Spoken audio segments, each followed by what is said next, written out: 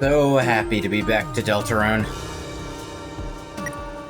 Look at this goddamn disparity. Almost a full day spent. A full uninterrupted day spent in File 3. Is yapping. Like 20 minutes off of how long the total game time is if you do everything.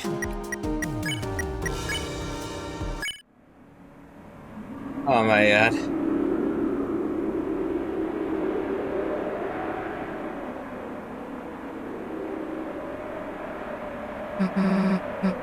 Night.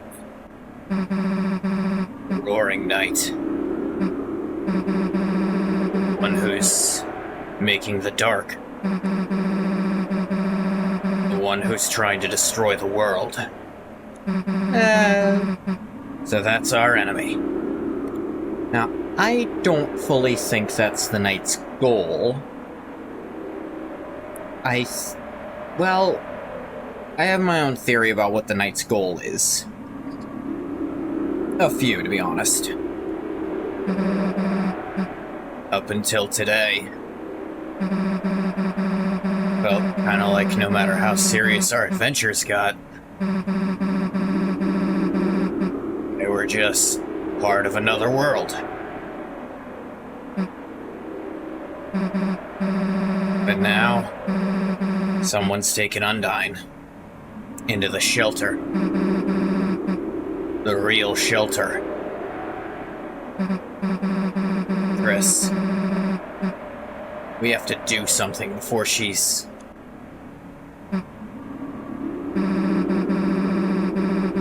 There's no point talking about it. Chris, hurry up and seal the fountain. It's time to wake up. Chris, are you listening? It's time to... wake up! Take a quick second to look at how Chris is sleeping there. Face first, legs up in the back. Lengthwise across the unnamed chair.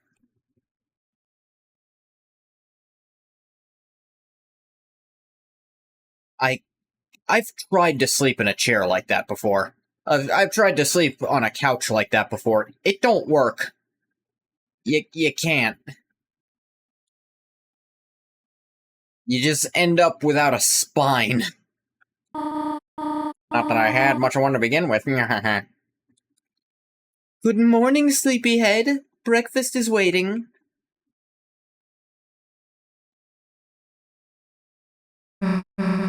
Chris, hurry up or someone else will eat it. God, Chris, I'm like, yeah, you're not having my pancakes, Susie. Look at Susie. You could go back to sleep. However, if you did, you might end up missing the entire day.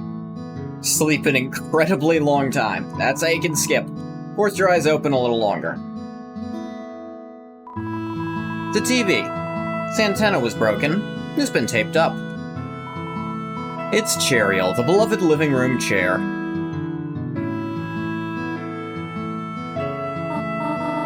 Oh, Chris, you were sleeping like a puppy.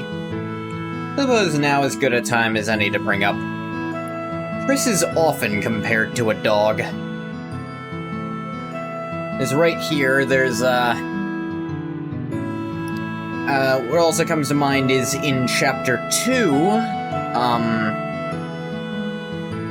if you step off the switch, Noelle will just very... easy, down, doggy, down, stay, Chris, stay. Like, absolutely talking to them like a dog, and offer a dog treat to get them to stay. People refer to Chris apparently howling sometimes.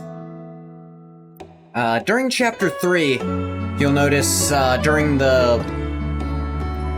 when Tenna is, like, switching everyone throughout all the mini-games, briefly you can see Chris's, potential Susie Zilla outfit, which is a dog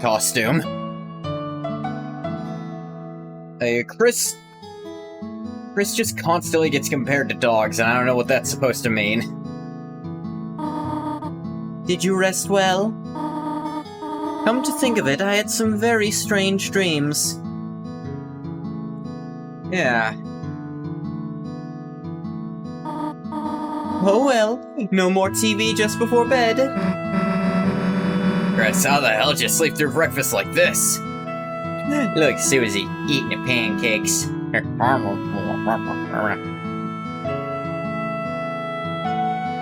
The image of Susie with a fork and just a big ol' smile on her face. Butterscotch pancakes, infinite omelets. Like, this has gotta be a sin. Oh, sinning, that reminds me. Your church doesn't really have a concept of sin, though. Susie, how would you like to go to service with us today? Just pause mid-bite.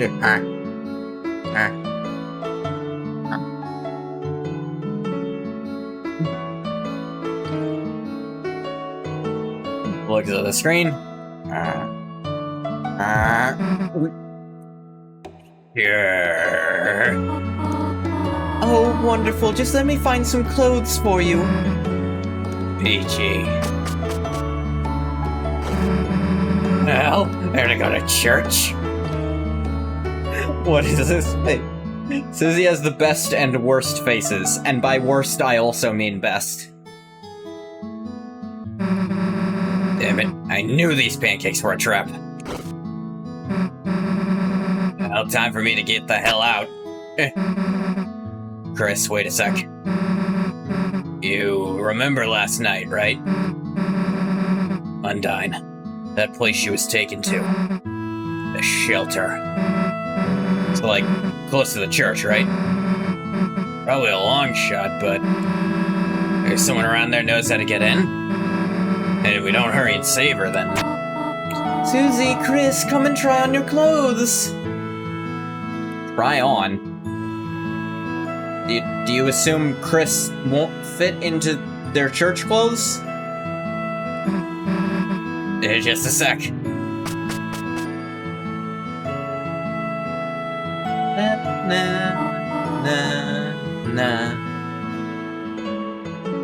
Of course, the choir outfit is Toriel's old robes from the ruins. Here, try these on. Slide. They're old Sprite too. Sorry, Susie, all that fits you were Azriel's old clothes. I mean... Susie is pretty tall.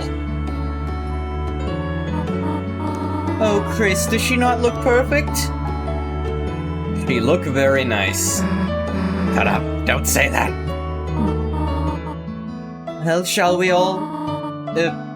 walk over together? Well, let's just get this over with. Well-watered flowers are blooming inside the trash can. Gingerbread monsters and gingerbread humans. Let's see. Send me batter caked on the stovetop. Oh, there's already white fur stuck in the drain. Gross. Is anyone gonna clean that up? There are many photos on the refrigerator. Old family photo. Those little horns you're wearing. It's almost like you were trying to...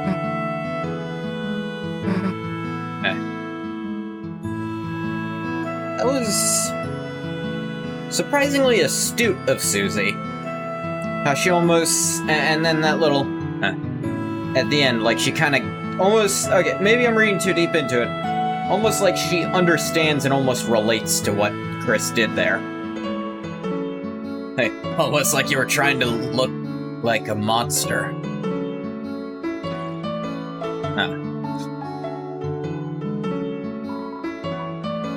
Azriel photo. Why'd you Photoshop Ralsei to be? What? That's your brother? Yeah, now that I look at it, he looks, different. I said I get it, you can stop pointing out the differences! Anyway, this proves not only that Susie, that Ralsei definitely does look like Azriel in this universe, Or at least how Azrael used to look. Also, kinda shows Susie probably never saw Azrael before. Maybe she arrived fairly recently, like, we're to understand she's the newest kid in the class. It's very possible that Azrael was already at college when she came to this town. Wait for me, Pancakes, I'll be back for you. No amount of church will save you from wasted pancakes. I got you though, just bring me your leftovers. Don't show either. I'm hugging the fridge, freezer freak. Hell no, wash your hands at church, Chris. No time to read random, unimportant text. It's a cactus. Loves you, but mainly shows a sharp side. If only there was a word for that kind of personality. A word you liked. You open the drawer that contains how to draw dragons. Chris immediately regrets this decision, just doesn't even think. Whoa, what the heck is... You shut the drawer as fast as humanly possible, just... the heck is... I imagine Chris just... breathing a little faster than usual, still holding the knob, shaking a bit, just... Not opening that again. Chris, hey. Chris, hey. Can we see that again? Chris? Now for possibly the sweetest interaction in this entire chapter. Or one of them. It's hard to put into words, but for some reason, seeing Susie next to you, it felt like, whenever you were, just for right now, it might be okay. Susie's staring into the mirror with the two of you in it. What was I thinking? Nothing. I think she might have been thinking the same thing Chris was. What's interesting is, because I returned the chocolates to the store, I really don't have to take Azzy's money to get the $5 needed. What is this computer wallpaper? What age did you and your brother draw this at? Well, we didn't go to this side world. What the hell? Maybe, like, toss some of your brother's CDs? No, I mean like a frisbee. For fun. Come on.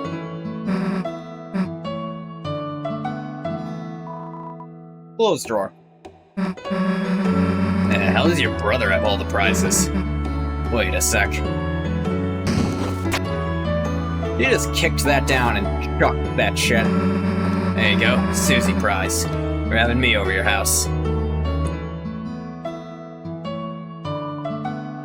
Your bed. Yeah, that's a prize Azzy can never obtain. Hey, didn't know you owned a bird, or, something. I like how you nodded at or something. Yeah, that's me, Susie. Hi. Chris has a me. Whatever the fuck I am. Not fully clear from your perspective. The hell is this giant blood stain? They use vinegar, dumbass. Vinegar and hot water cleans it up. Look, we don't have time to... Somehow you and Susie made time to clean up the stain. Damn, we're gonna be late. Damn it. Which one of them insisted on doing that? Foreshadowing? It was a bit of foreshadowing that Susie knows about blood. Or knows how to clean it up. Also, hi, Green Ghost.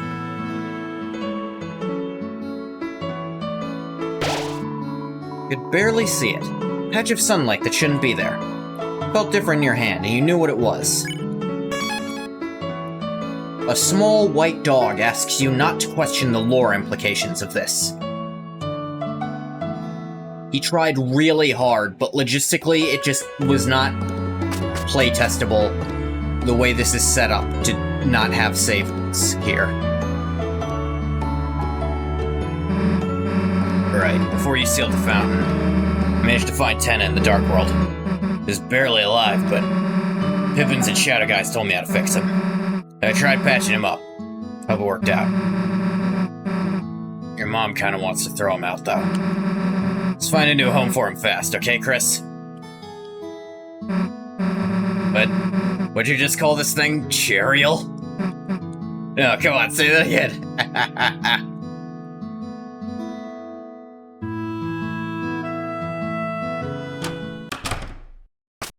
Toying around with Susie is fun.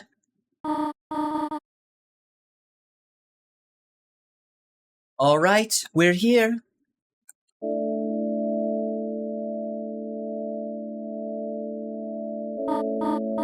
Now, Chris, Susie, I have to prepare for choir now.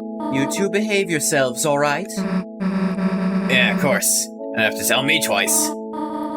Chris, show Susie where to sit down, alright? Guess we gotta go through that big door. Unless you want to look around first. An altar full of hope candles. Each one has a person's name on it. Azrael, Asgore, Chris. Your mother must have lit those ones. Susie pretended to blow out your candle. Happy birthday, loser.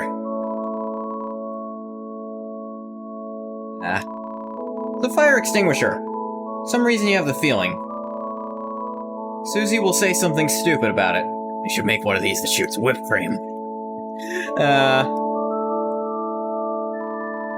The door to some sort of office. Seems like a decent place for clues. Let's not break in when your mom's around, though. She's probably got a sixth sense for you doing something wrong. Susie has probably some kind of idea about what kind of person Toriel is there. Bookshelf full of hymnals and scripture. Some copies of Lord of the Hammer. Chris, go get jugs. We're keeping this. Actually, stop. There's a motion sensor to stop free drinks. Damn. At least we get the free milk. Yeah? Every day, Alphys fills up that milk, and Susie has some. It sounds like she'd share it with Chris, just not with anyone else. Hear various people rehearsing inside. Damn, we don't have to sing too, do we? When I was little, I remember being somewhere like this. I had trouble for yelling the wrong song. Like, I was supposed to know the melody the first time. Or where the song starts. Or ends. Or whatever. Okay, so Susie probably has been to church before, but didn't really get how to behave at one, and maybe her parents just didn't bring her back.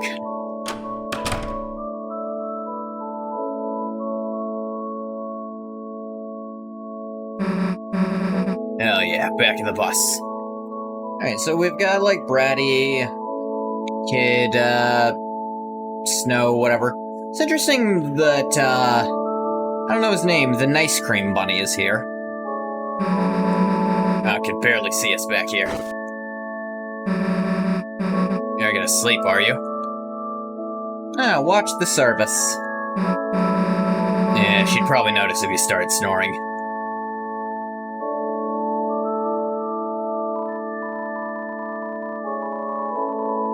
Welcome, everyone.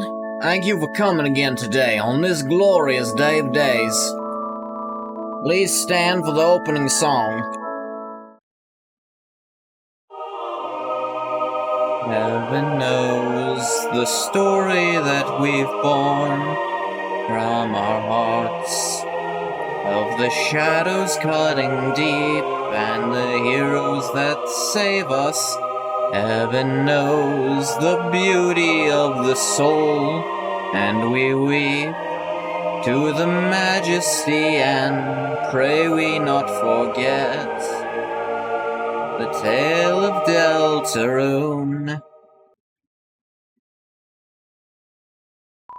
Don't forget, you may now close your hymnals. Yeah, Caddy's mom with a foam finger. She's very supportive. Yeah, I didn't know Noelle was so good at singing. Kid and the bird noticing Susie behind them, freaking out a little. Damn, let's wave lighters next time. Now, for the reading of the holy words. Everyone please welcome Caddy Kattenheimer to the stand. Hey everybody, what's up? Is this thing on? Wow. Caddy, do you, have the reading papers? No, I'm, good. I, memorized it. Noelle and Shiren very... Oh, God, this again. Toriel, too, actually. But her dad seems to not care. You, memorized it. Yeah, so is everyone, ready to rock? Boo! 3, 2, 1, goesies! Chris, you didn't bring anything to do, did you?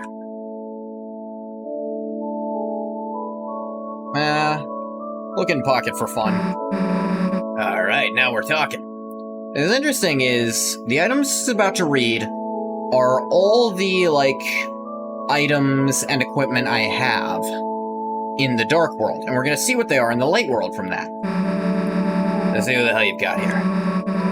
Smellable stickers, peppermint, crunch. The smellable stickers, I think, are dark candy, maybe? I don't remember. Peppermint, probably all the revivements. Glass shard.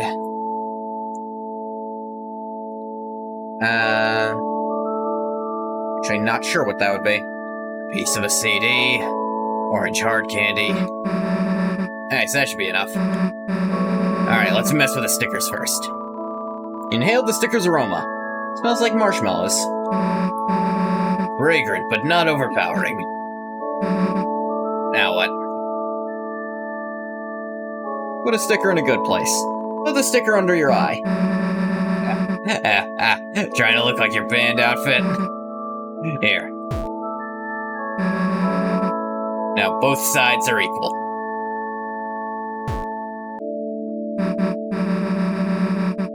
We believe weird crap, we're totally welcome. Yeah, Caddy's just going on about... Hey, who said you could put stickers there?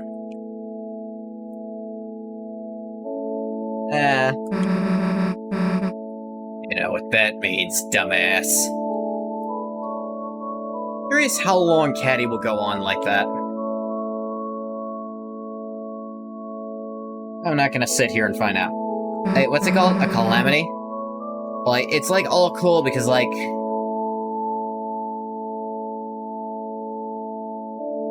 actually, I don't remember what happens.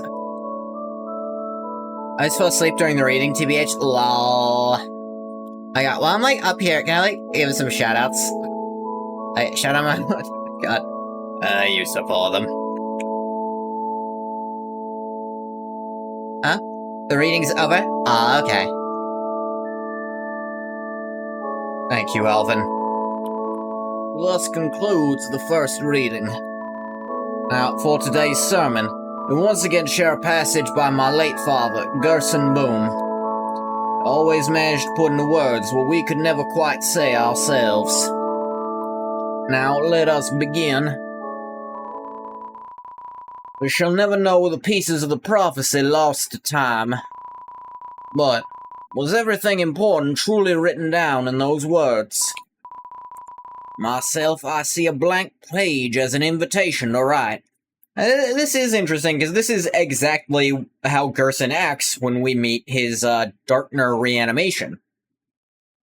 Yes, the pieces of the prophecy that are missing. Maybe they're not missing. Maybe that's the blank area you can do whatever you need to in. Whatever to affect the outcome. To take the future and... Listening to this, your eyes became heavy. Now, I don't know that Chris can fall asleep on command. But if they could, wouldn't this be a great time to try to limit our information? Try to make sure I don't hear too much about how the prophecy potentially works.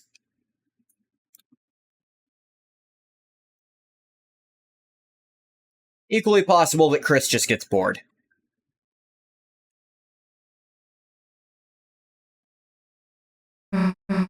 Chris, Hey, Chris, get up. Boom. We don't have any time to waste. We have to get to the bottom of this. One of these two sweet, sweet cups of juice. Clink. Yes! They are the same fucking person. Ah. Church flavor. Anyway, you go ask around about the shelter codes. Me? I'll make sure there's nothing hidden.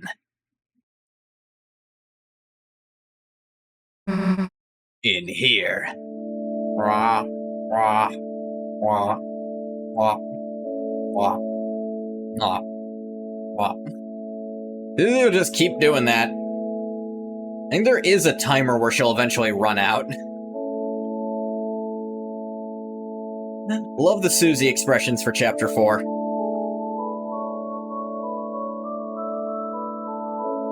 Those two sharing one.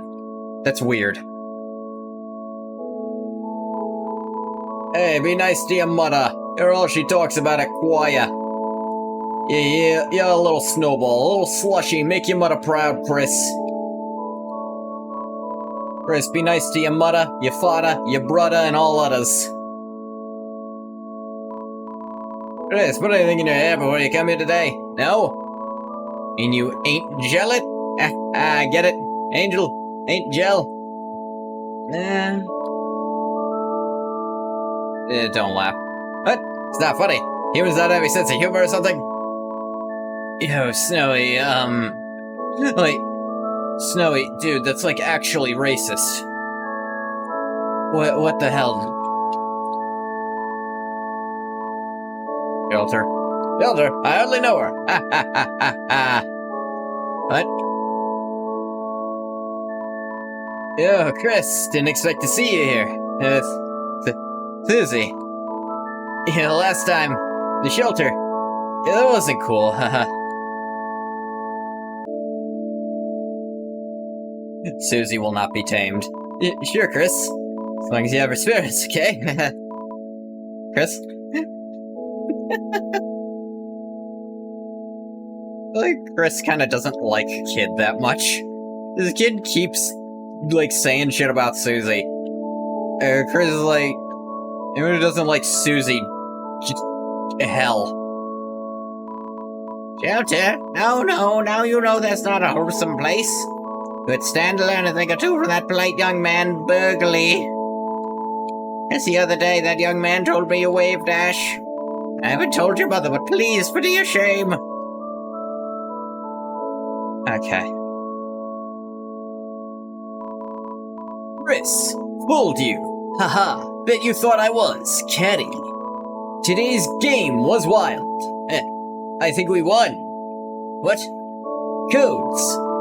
Sorry, don't know that. Never will. Been real.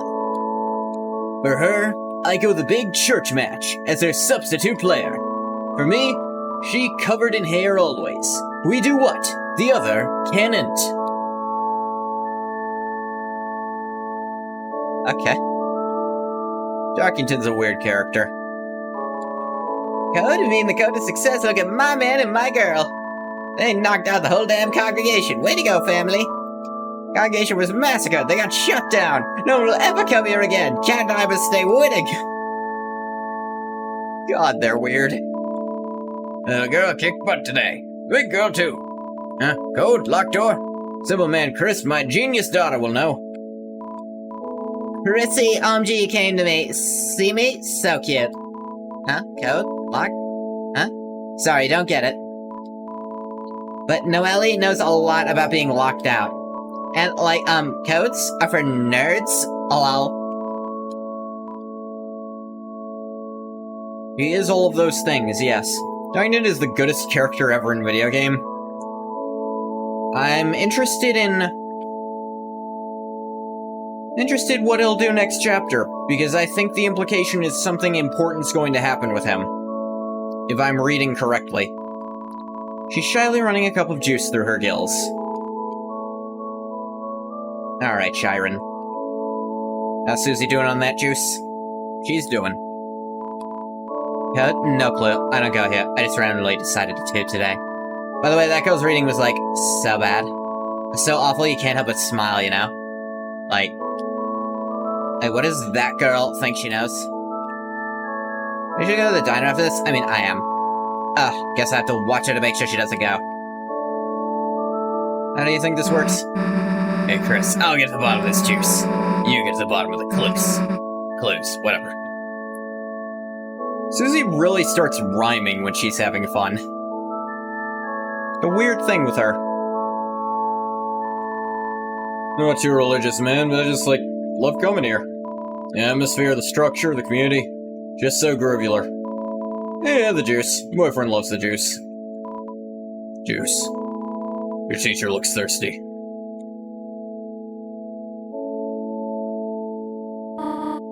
Sorry, honey, I'm still catching up with Rudy. You and Susie can go home earlier if you want to. Hey, Christmas! Look at decide to crawl out of their igloo! How's it going? I'm grateful for your wife's... Girls? Your wife's financial support to him. Yes, in Chapter 1, you can find, from C, which we're to assume is from Carol, that Asgore is very late on rent. It looks like she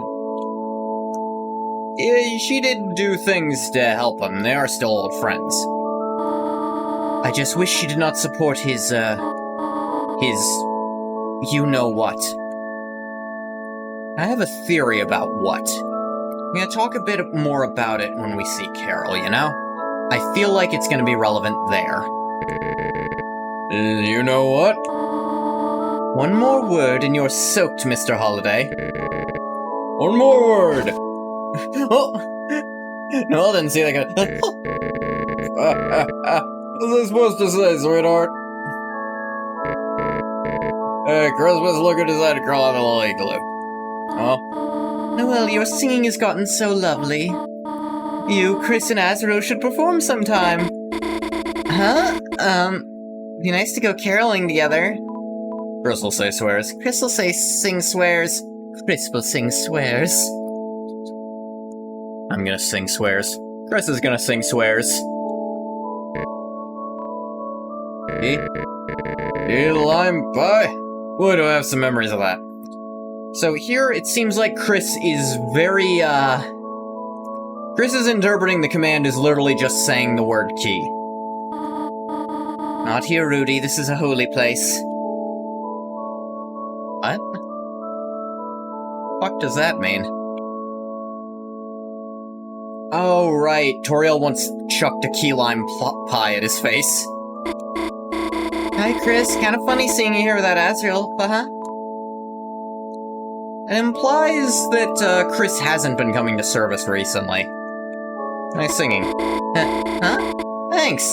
Where'd that come from? I don't think you've ever complimented me before. And if you wanted to join the choir, you could. I always liked hearing you play the piano. Yeah, come on, Christmas, you could play the organ. You know damn well you can do it without me interfering. Giant organ. There hasn't been a reason to play this in a while. Do wonder why. Ah, Chris, it is most wonderful to see you worshiping here today. With a friend, too. Did you seek something from me? So this has to be Chris's own words. Banging sermon, my man. Thank you, Chris. Although I did see that it put you to sleep. I know, I do not exactly have a flair for entertainment. It's more Chris's fault than yours. That's why I don't write my own sermons or anything anymore. I think my father could rest well knowing I was tarnishing his legacy. Oh, then. Asgore. Ah, your father? He typically comes here at night. It prays much for you, Chris. For Azrael, Toriel, Rudy, and his flowers, too. You should join your mother in praying for him as well. In the shelter? Chris, I don't know what you're experiencing recently, but Chris, please, look to the angel for guidance. I'll pray for you as well. You believe there's a solid chance the angel is guiding Chris as we speak. Assuming it's right and it's just fucking me. That it's the player.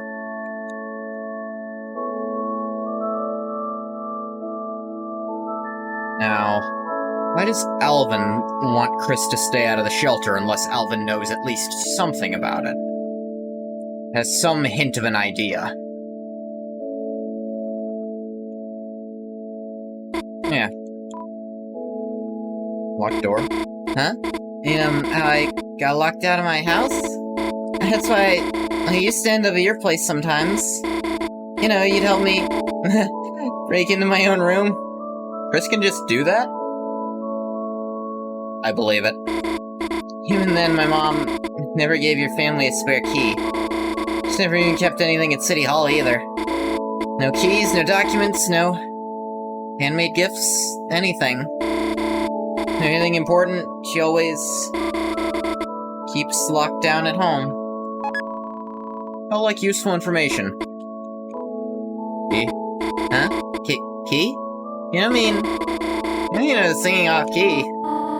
Chris, don't tease Noelle. Yeah, or I'll kick your ass. Dad! Rudy! But he's right, Chris.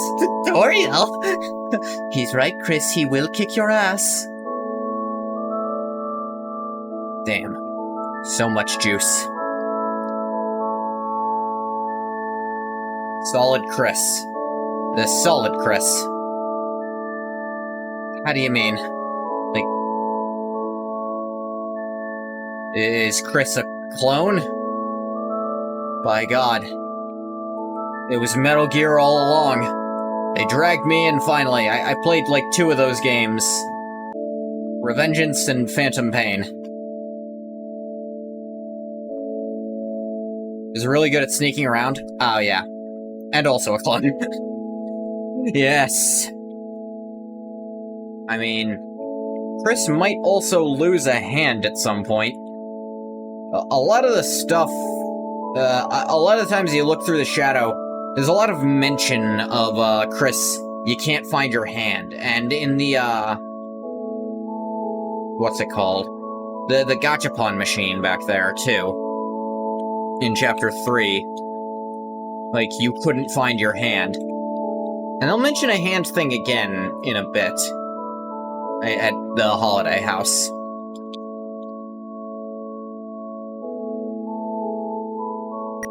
Speaking of... doesn't seem very useful. There's a small shard of something in your pocket. Feels like glass, but...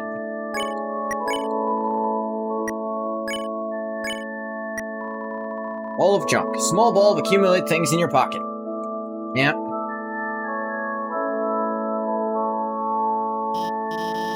Chris, nice surprise seeing you here, Yeah. Alright, I ate a drink, but this is over there. Chapter 7, you finally found your hand. Could have been. So you only make 25% red, 75% yellow juice combo. I know she'll make fun of me for it somehow. You finally found your hand. Too bad you lost your other hand. Toby Fox-ass thing to do. Carefully titrated the juice.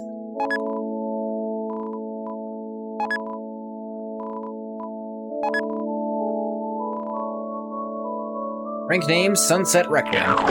Return the drink to the cycle of Susie. Curious about some of the combinations.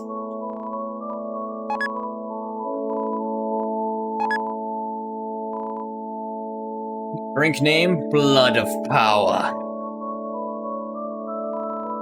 I already have 100% juice. This is the limits of your power. Damn. Return the drink to the cycle of Susie. What if it's all yellow?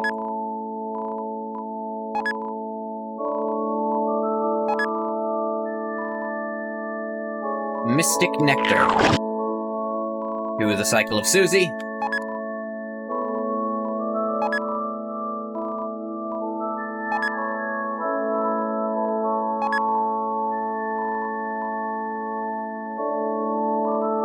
I forgot to read it. Drink name, try this, it's orange juice. Now, there's only a few combinations. There's 100% red, 75% red, 50% both, 75% yellow, and 100% yellow. So there's only 5 actual combinations.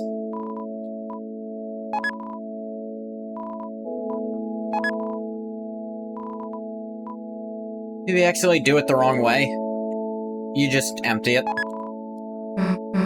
Whoa, nice juice combo. Looks cool. This is such a good, subtle joke. It's like, you know, if I make my special one, she'll make fun of me. You make it, whoa, awesome. Juice, there's no reason to get more. Yeah, but what's the special name of this one? Hey, the road is parched. Chris, is that my special combo drink recipe? This is for thinking the worst of Susie. I didn't tell Chris to do that last part. I think Chris actually just doesn't like Alphys as a person. She is kind of annoying. Do you want to talk about something? I mean, the other way, Chris does just kind of stare at her after giving it. It's like, no. Hey, the enthusiasm, Chris. I think Chris is afraid Alphys might actually have info. Undyne. Yesterday evening, Officer Undyne actually invited me here. He said, you know, I've been in town a while. I should make some more friends, you know? It's kind of awkward. She's not even here. I actually can't even reach her at all. Did you tell you about something? Shelter. Hey, shelter? Why'd you want to go there? But hey, inside, new house for Susie. She's some kind of horse? Didn't she just eat the hay? No, Susie's not really into hay, would you believe? According to Chapter 3. Wait, let's not seriously go into this topic. That being said, Chris, I don't think you should try to go in there by yourself. The shelter, it's a place for people to survive an emergency, right? And ever since I moved here, it's been closed for some reason. Makes me wonder if, you know, there was some disaster. Whatever's inside there might be worse. Of course, maybe that's just my paranoia speaking. It is based on the information you have available, but there's something wrong with it. I mean, I will say, I've only ever seen a couple of people head over there. Undyne and the mayor. If you ask the mayor or Undyne to chaperone you, I'm sure that might be able to help you with your project. But, by the way, in the process of asking Undyne, you could tell her to call me or just text me back. Or I guess just otherwise find out if she hates me. It really helped me out. She's sort of not answering my calls. Yeah, phones don't really work in the dark world. I feel like you gathered enough clues to tell Susie. Yep. And there's still some in the ladle. There's still the yellow juice, Susie.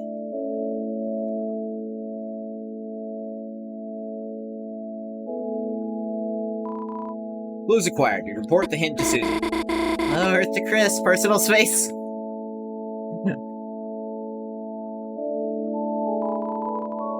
Tell Susie the info. Explain the clues. Cool, let's hear what you got. Despite Chris's efforts to try to sabotage us, still got the clues out, because I think that's kind of guaranteed in the prophecy somewhere. Explain the situation to Susie. The only two leads we got are Undyne and the mayor, huh? As we think about the three symbols on the shelter, pretty much tracks. One looked like the church symbol. I don't got that code yet, but it could be here. One looked like the badge the cops wear. Undyne probably knew something too. One looked like a pine tree, and the mayor likes trees, right? I mean, there's one in City Hall. Maybe that's why the Knights captured Undyne? Wanted to take their code so they could get in. In that case, they have to know the other two codes too. One who goes to church, who knows the mayor, Also has something to do with the cops? Who the hell could that be? Now, Chris doesn't bring it up, but that sounds exactly like the Knight. Blah, blah, blah, blah. Like Asgore, Chris's father. I said the Knight. I'm freaking... Of course we're talking about the Knight. But I wonder, I have thoughts about that. Yes, City Hall's our best bet for now. What? Noelle said Mom keeps everything important at home? Yeah. I mean, now that I think about it. Mom's the mayor, right? The front of their house, it's got pine trees all over. Only the holidays just got frozen in place. Frozen in place. Good one, Susie. But, don't worry about it. Maybe we could sneak in there ourselves. Might be able to find a clue in there. I got an idea.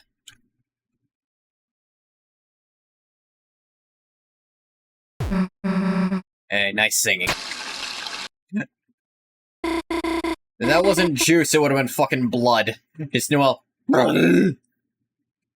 Busy? Yep, leaning out her mouth. The stain on her thing. What brings you to church, Susie? You know, juice. Oh, right. Sure, that's why I come too? Right. Yeah. It looks like blood. Definitely. That's why I'm always drinking it? She has it bad. Yeah, too bad they just ran out of blood. You going with this? Like, was there, like, a point? I get straight to the point. Yes? Look, Noelle, you wanna work on our, projects together? You know, at your place? Huh? I mean, I'd have to ask, and my mom, I'm not sure if she'd... Look at her confident Noelle face. Yes, I mean, yes. Yes, we can do it, yes. Being a little rebellious, huh? Really? Damn, that was easy. Boom! High five! Huh? Cool, we'll see you later. Oh, Chris is coming too? I mean, of course, right, it's for the school project. So, did I invite Birdley then? Oh, hell no. Okay. Well, feel free to, come over anytime. Sure, we gotta go to school first anyway. This is the best Knight contender, because everyone else don't look tall or thin enough to fit in the armor. This just doesn't exist right now. It's like, they could be perfectly Knight-shaped. Well, that's not even the limit to it. Being tall and thin, sure. That figure does not match Asgore. On top of that, there's plenty of other things. The Knight having antlers, God's sake. All the, there's also the ice skating poses that, the Knight does. Jess's apparent closeness to Chris, apparently they were relatively close.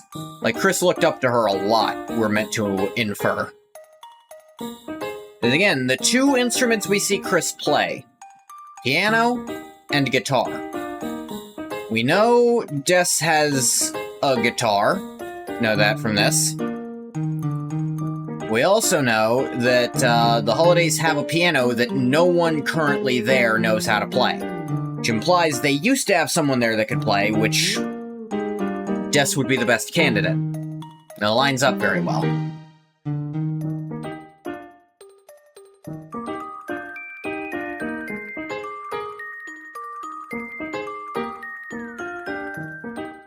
Jess also gets brought up a lot during Chapter 3.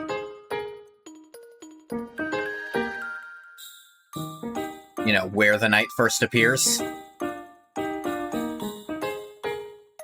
Like, as someone who...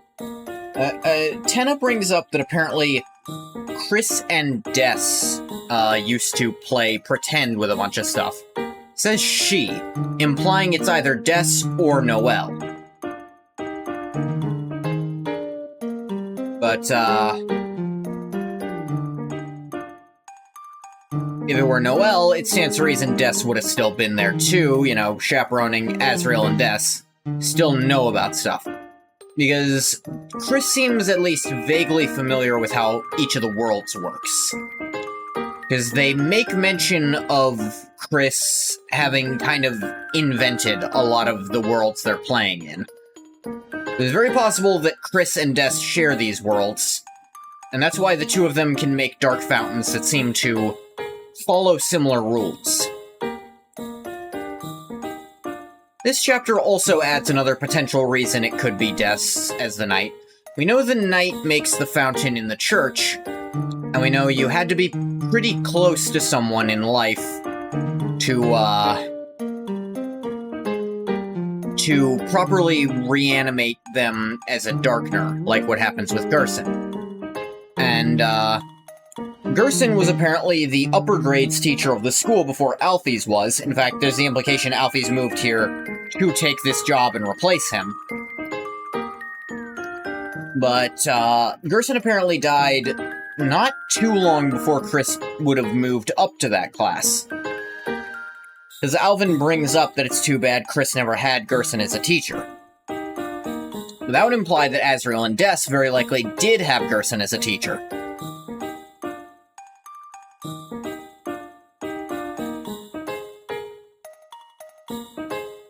And, Gerson's teaching style, how well he manages to teach Susie? I think there's, you know...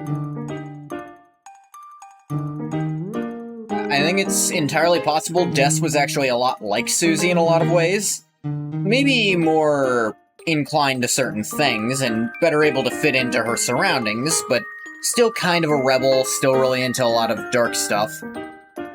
Which, again, would explain why Chris potentially got along with Des really well, because Susie and Chris are a lot alike. Also, maybe help explain why Noelle's got such a big crush on her. Reminds her a lot of her cool older sister. That part I'll go more into a little later. Here, we gotta go to school first anyway. On a weekend? I mean, cool, sounds normal. See you later. Yeah, see ya. Hell yeah, that went perfectly. Let's ball. Is pushing Chris across. Oh, Chris, Susie, how about going to the diner? I have to come back to church in a few hours for choir practice. It would be nice to have a little treat before then. Ah, there he is. Oh, Tori, what a coincidence seeing you here. Just after church ended, too. Oh, hello, Asgore, Oh, Tori, would you look at that? Seems I had some extra flowers lying around and... Asgore, I think I have to go. I'm sorry, can we talk later? Of course. Yeah, Asgore's not doing great, but... with doing this, but, like... Trail, I don't think this is the way to deal with this. Well, little blossoms, we tried our best. Just hope Azrael will be able to see us all back to normal. That line implies that the divorce happened while Azrael was away. Which, that could not have been fucking good for Chris. Huh? Oh, Chris, how are you doing? Would you like some flowers? Here, share with your friend. A little wink. See you later, alligator. After a while, in denial. Hey, let's change the hell out of these clothes. Now what? What check up on Ralsei at school. Probably catch him up on the plan. Or I guess we can go to Noelle's first. Whatever you want to do it. It's the weekend. It's interesting the flowers aren't added to Chris's inventory. Her clothes have returned to the earth. His clothes hold no power over you anymore.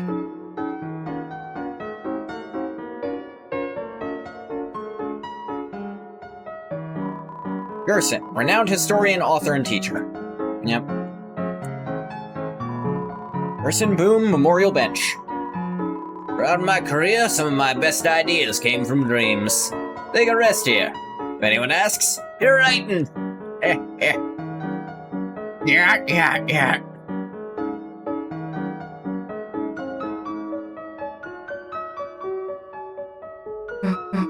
So, is your idea hanging out, Chris? Going to the graveyard? Works for me, I guess. Mutler, big bone for the leader of the pack. Hey, take me to a fucking graveyard? Yeah. Awesome.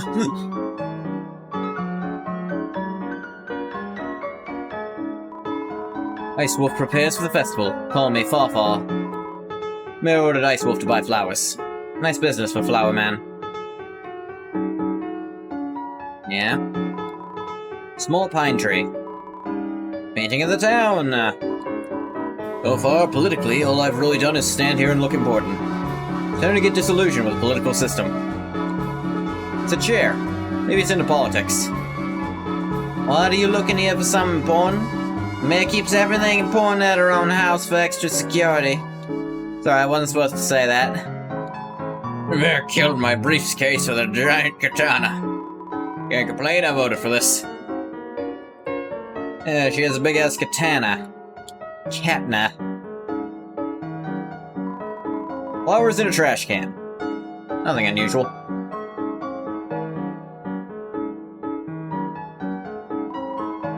Chris, remember me? Sorry I was too strict when I babysat you and Noelle. Since then, Noelle's always seemed so nervous around me. Till today, you were complimenting my outfit. Wonder what changed. She was muttering something like, mice are cute? Yeah, a little something she learned. Chris, I see you always, with Susie. Maybe Susie is like a caddy to you two. You two share one lizard's brain. I like. Yeah, they share a brain cell. Which one of you can unhinge your jaw? Probably Susie. She opens it pretty wide. Susie, can you unhinge it? Can you rehinge it if you do? Chris, you walk with the accursed beast. I warn you, you believe you are holding her leash, but you are the one being led into the dark. Caddy. Chris is on a leash. Susie's not the one holding it. Don't forget.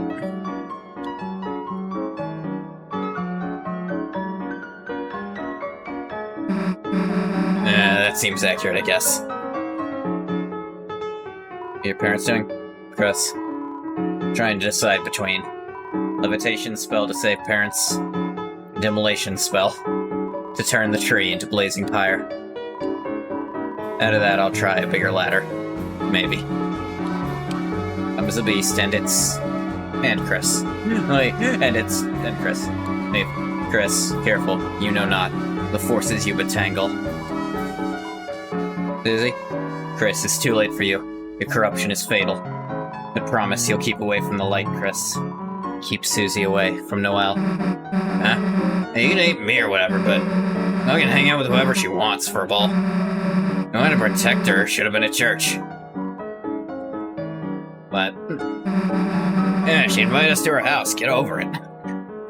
Like, Susie is actually being completely normal about this, like, 100% reasonable in what she's saying, and Caddy is being weird and choony about this. Chris, for long we have been distant. Never imagined we would be enemy clans. Talk to me no longer. Goodbye. Chris, we were never close, but now we are far. To be Susie's friend is to be the world's enemy. Which is sick. I respect your game, Chris. But if you hurt Caddy, or Caddy's feelings, you'll be up a ball without a court. Don't tell Caddy, but I will neutralize her hex with my sports' blessing as a mercy. Run, Chris, while you still have legs. Noted.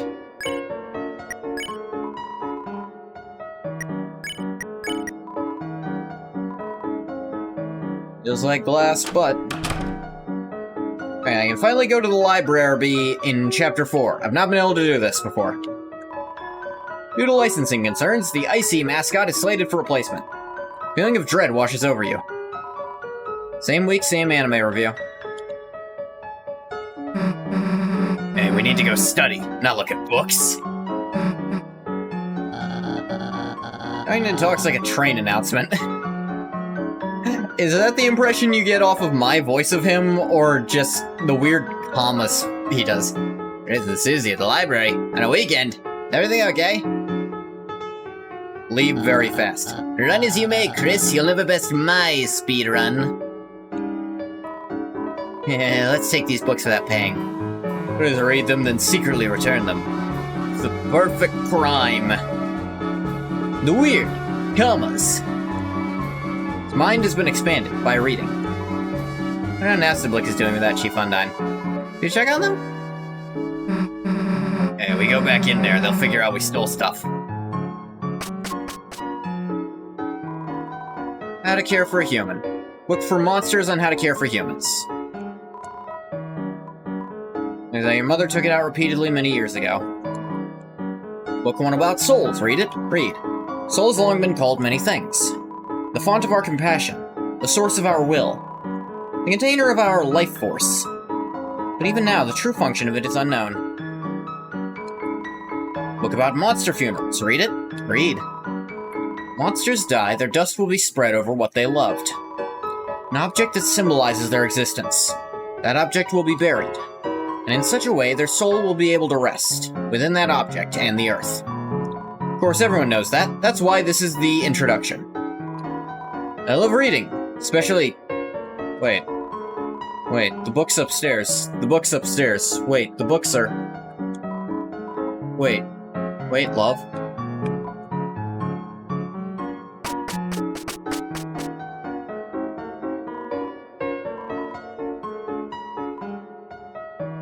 This guy's crashing out.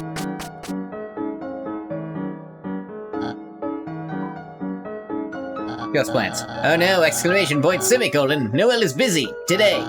That means, oh, spare me, sweet goddess of education. The of us will have to study group? No. Look, we get it. You still hate us in real life. We'll leave. Leave? Yeah, that's what you want, for us to leave you alone. Yes, exactly. Alone. That's how I study best. A genius. Alone with his thoughts. And being alone is so good. Ridley has almost as many weird expressions as burger pants, or pizza pants, I suppose. They're like goddamn... That is impressive to do.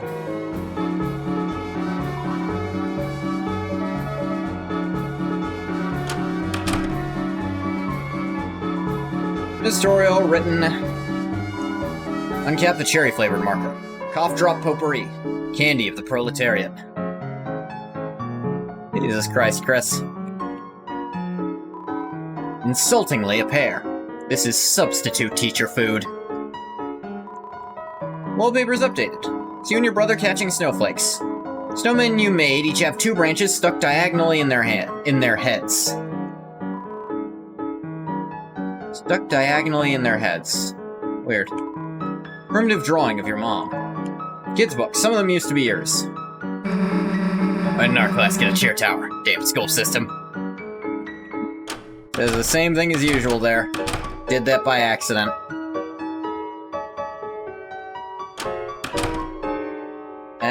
Four eggs. 4 eggs.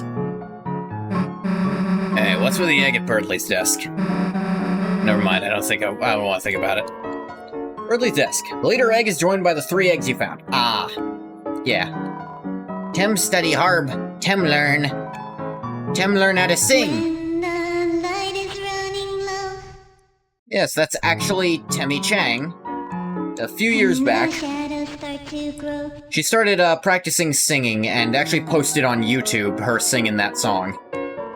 And the places that you know. And these are, I believe, sound bites from that actual video.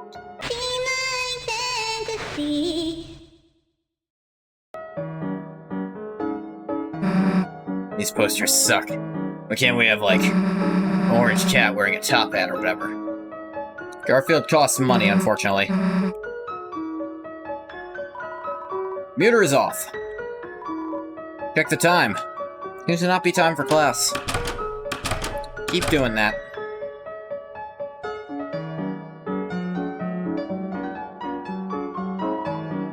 Door is locked. I wonder what that room is.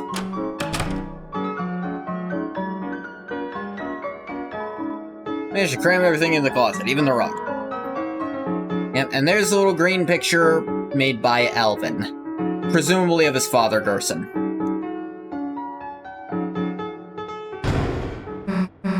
Chris, wait a sec. Let's go get Tenna. Meow. What does Susie think of the eggs? Still thinks they won't hatch? No idea. She looked it up. Trying to find out, like, I think she was curious.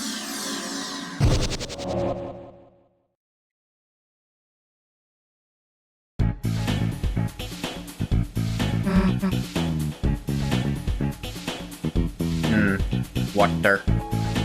Or I'll say... Susie, Chris, welcome back. I missed you. Yeah, hey, let me talk about something. Remember that cop last night, Undyne? I took her and locked her in the shelter south of town. You can get her out, but Door's solid steel. There's no way we can break in. And now we're looking for the codes to the lock. I know Noelle's mom might have one, but... Are you worried about her, Undyne? Hey, cop like her? Hell no. No, it's just that... Don't worry, Susie. One strong like her will be okay. I want this place to be a place, and you can forget about the real world for a while.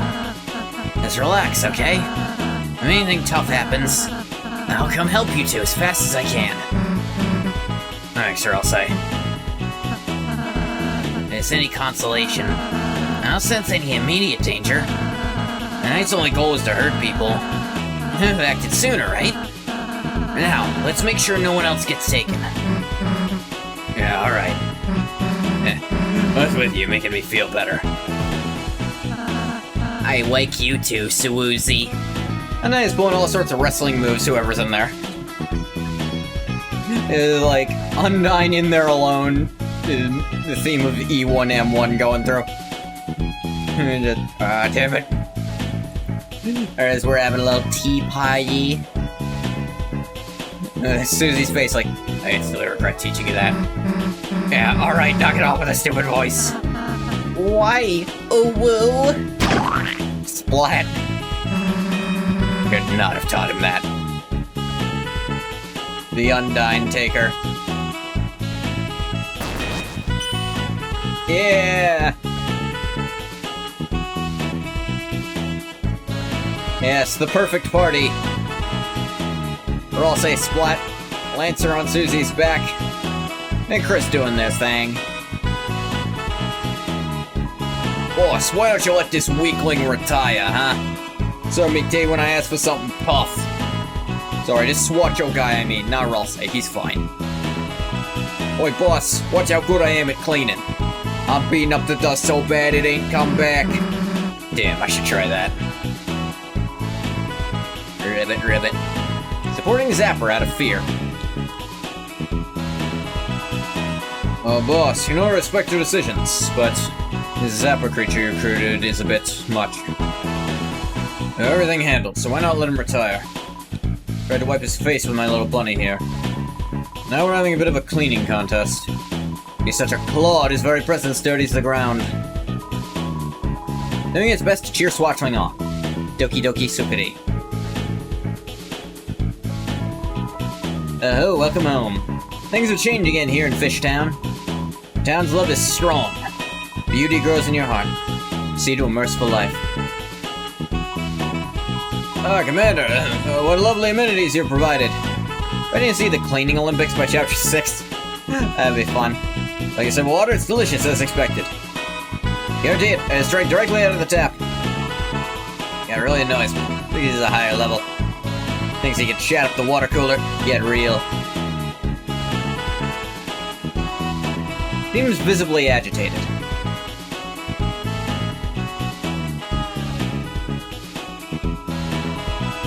Manual, read a topic? No. No time to read books. There's plenty of time, but funky music emerges from the cafe and fills the town. Filled with the power of Funky Town. Won't you take me to Funky Town? Won't you take me to Funky Town?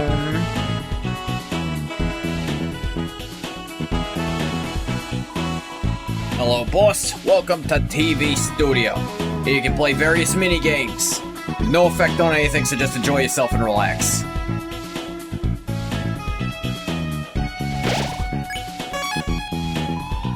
Mike's room. Seems to be locked with a code. Enter it? All zeros? I don't know. Wrong combination.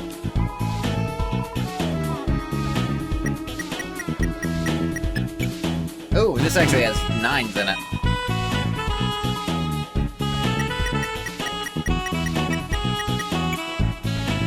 Try it? Okay. So I actually don't know how to get into Mike's room. I'm gonna look it up. I'm not gonna look up the code.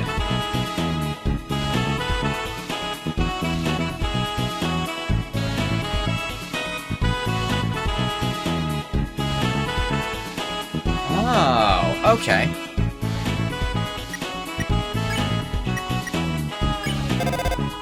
Try to call on the cell phone. You get the code later? Okay.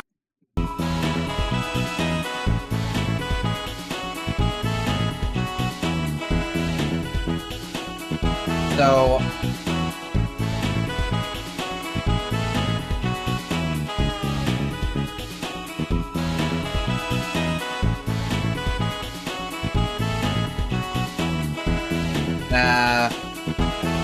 I'm looking this up. It looks like...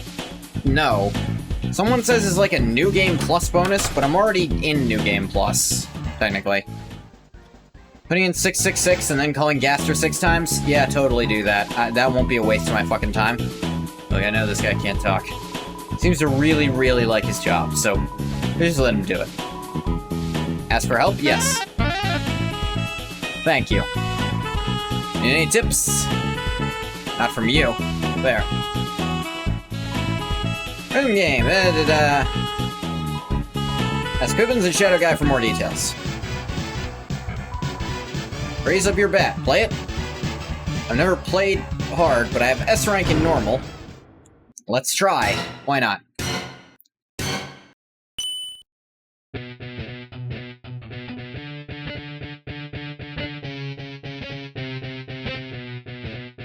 Whoa.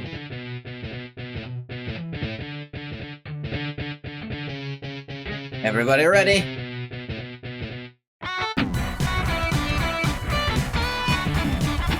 Ow. Jesus. Are you kidding me? Are you fucking serious? I think hard just means they give you way less leeway to get it right.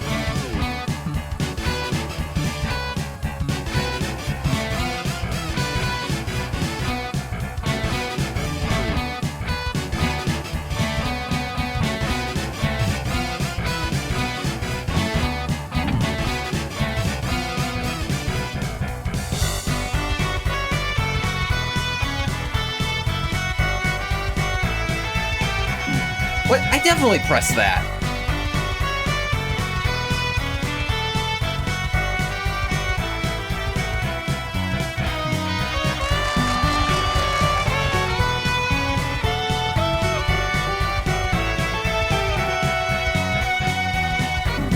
What? fucking... Something wrong with my controller, actually?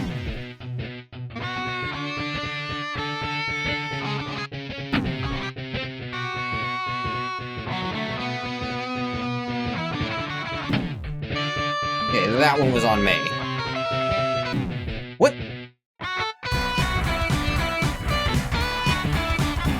Some of these, it's like...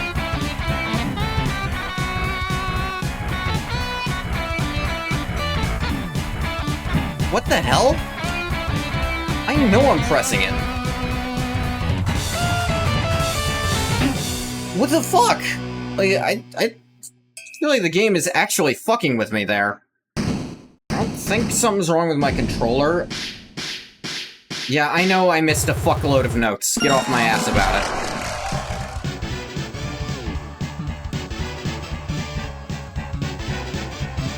Let me try keyboard, I guess?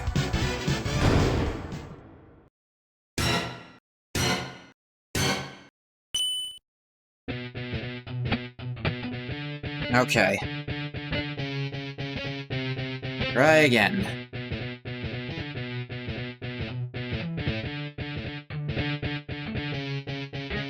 It's like load up takes forever.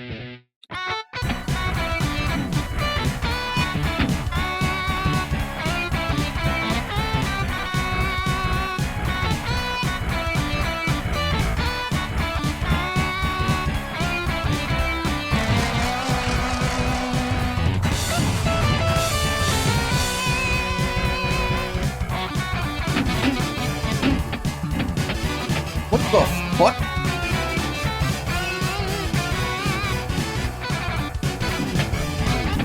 What the? This is not what it was doing before.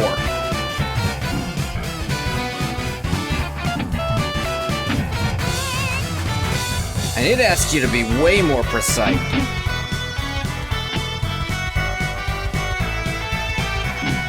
What the fuck?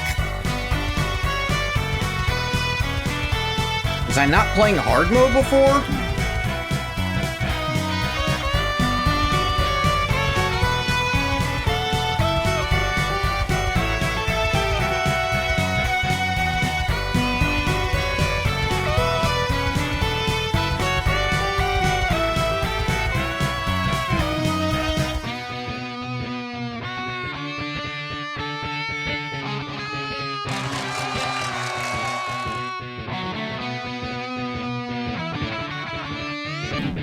What?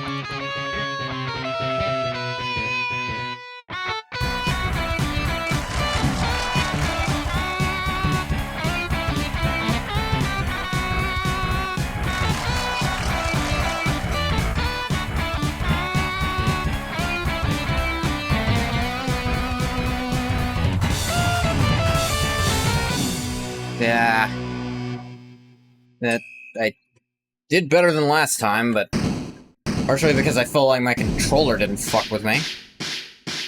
And definitely better, but was I even... S rank? Sure. What is this? TV time. Play it? Play normal. What is this now? I never went in here in the...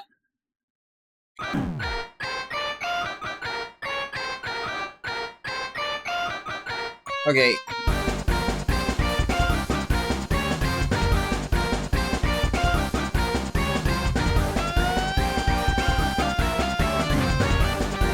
Okay, it's the song. These are all songs.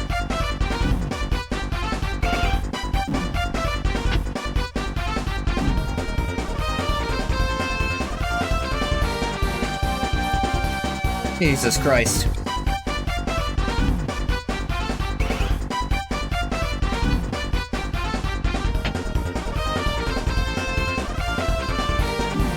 Ah, Jesus. Repeated lefts are not good for me.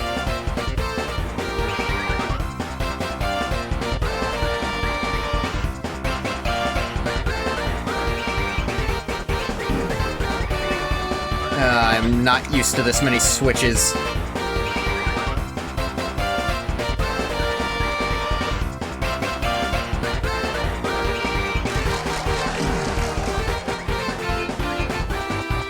Oh.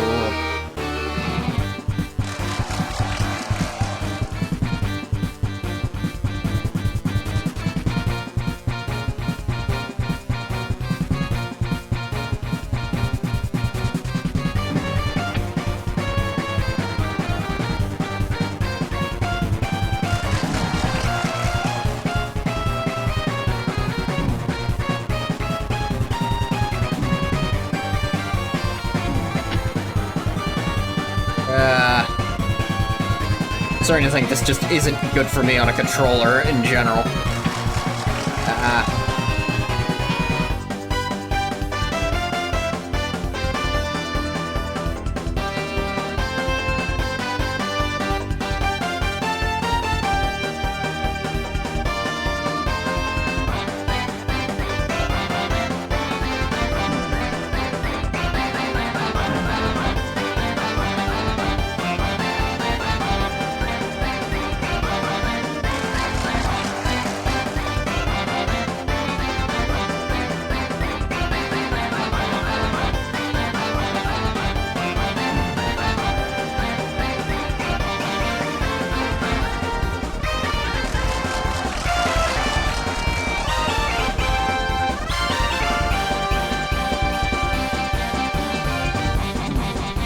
How am I playing on controller? What do you mean, how? Wait, what on earth? How would I not be able to? B rank, jeez. Yeah, I expected as much. Do you mean, how am I using a controller on a PC? I plugged it in. I think this is all the music minigame. What buttons am I pressing? It literally tells you right at the bottom of my thing, but... Or at least, so... You can either use A and B on the Xbox, which is the bottom and right face buttons, or you can use left and right on the stick to do it. I use left on the stick and B because assigning those to different hands makes it a lot easier for me to do that. And when I'm playing on keyboard, I'm actually pressing right on the keypad and Z over on the number, because again, assigning them to different hands makes that a lot easier in my brain.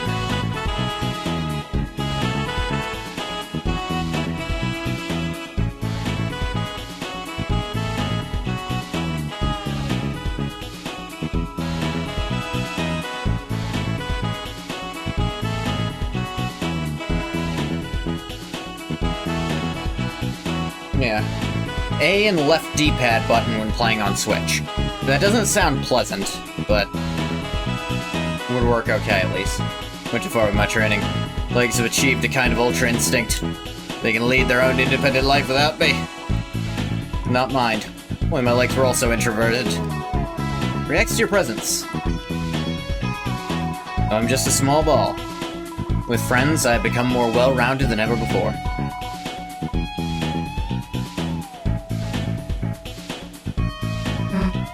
Damn, nice outfit, I'll say. Ain't have anything to do with this. The next ad is a commercial for Tenna. We're gonna be big shots. Finally, can't see this one going wrong. You get a lot of fucking nerve. Wow, I can't believe this original flavor. What? You say it contains 10% real liquids? Talk about all natural. 10% real liquids.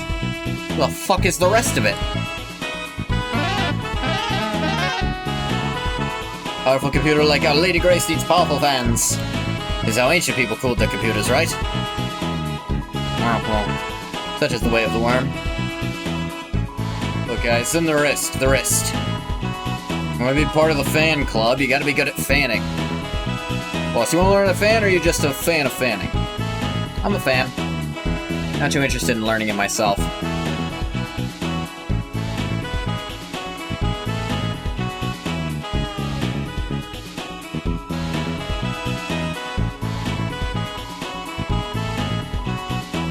Okay, so... Code to the mic room, I'm supposed to be able to have already gotten it, because I've beaten this chapter before. But this is some absurd shit you'd have to do, so...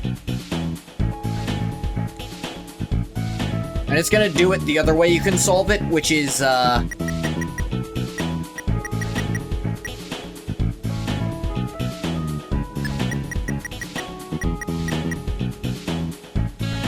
mic on a keypad. Later in Chapter 4. No, you really don't later in Chapter 4. You really don't. You have to load a completed save, which means I wouldn't be able to come back here. And that just lets you find the code. It doesn't let you actually come back to play this now. So I have to do this if I want to actually go into this room. Enter the numbers knowingly. I've never done this before. I want to be able to actually be allowed to do it. It's a statue. I can tell. Are we supposed to be in here? The door was locked. What, aren't you curious who the hell Mike is? You're gonna mention a hell of a lot. Hey, just a peek? The statue. It has cat ears. Had it. It's a very tall statue. It has cat ears. That it? Surprisingly, you can't reach. Damn.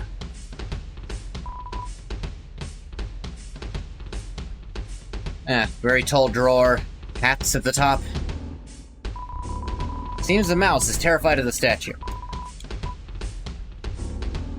Hat. You save the mouse from the cat statue. Considers you its hero.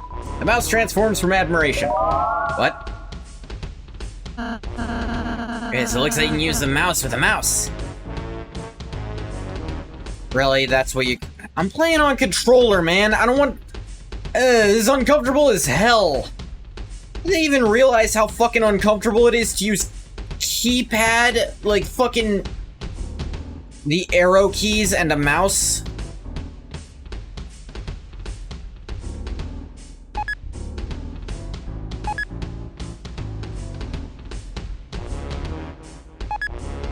No, on roll say. There.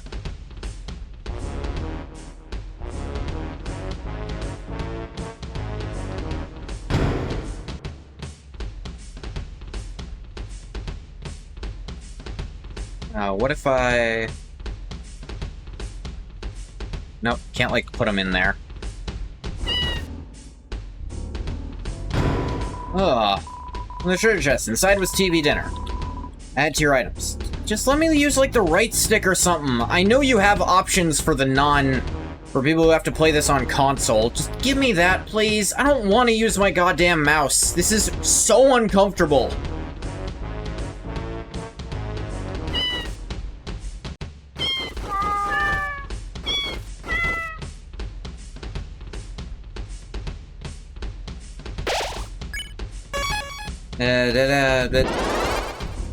Oh.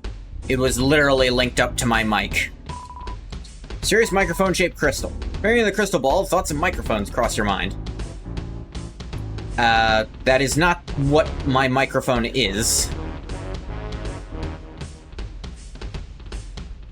But I already got through, so it doesn't matter. Hey, the heck are you doing in here? Didn't you read that door? Yeah, it said Mike. And you still went inside? Hold up your save and an exit to the Dark World showed up. What do you mean, your save? The cutscene, so you see it too. Well, I didn't do that, and that doesn't let me play it now!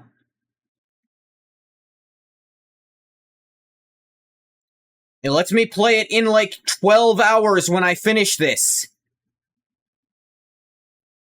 And at that point, it's very anticlimactic. So I could have already gotten the code. I'm just gonna put in the code. Okay? Get off my ass about it. And your mic or something? Your mic. Me? Hi, heck. You figured it out, did ya? Me, Ike, that's right. There's only one real mic. And that's me! A microphone. No, really? You're gonna make me... Are you going to make... There's a mic thing, and I have to use the fucking mouse?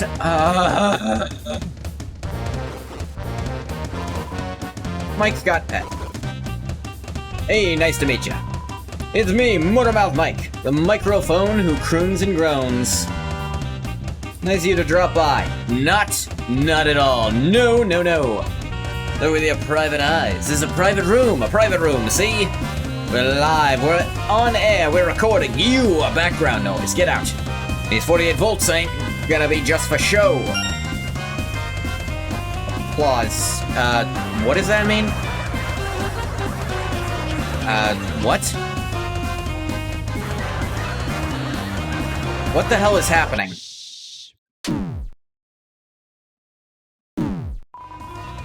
Oh my... Turn the sensitivity down so it can actually tell when I'm being quiet.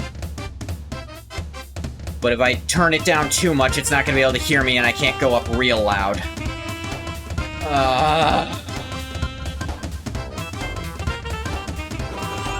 I'll say got pet. That tickles. That's right, it's me, Mike. Always has been, always will be. Call me Motormouth, because I never stop talking. You heard me. You did, didn't ya? You tuned me out. No siree, yes siree. Always on the air, in the air, all around you, even without you. Now get out. Ba-da-da-da-da-da-da.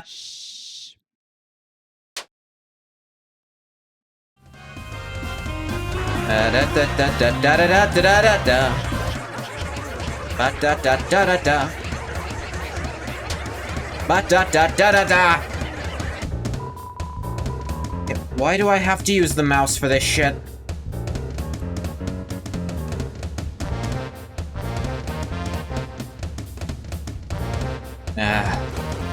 Mike keeps talking loudly, as he always does. The mouse was bitten. That should mean you lose a finger, dumbass.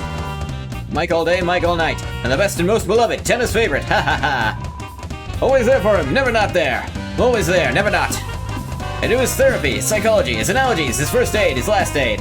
His lemonade, his grenades, his eye drops, his nose drops, his cough drops. I tuck him in at night, I play his bedtime programs, I sing his theme song. Most of all, I record everything he ever says. And even some things he never says. Now get out.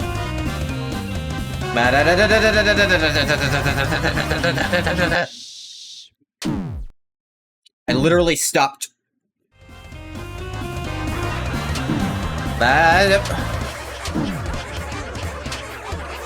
Okay, talk.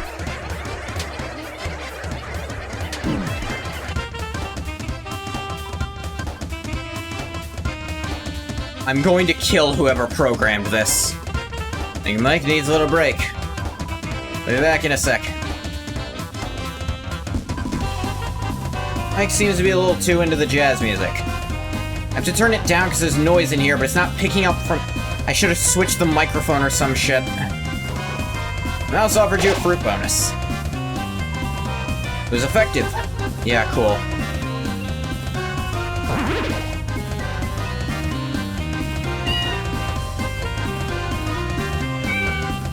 Mike is a cat to,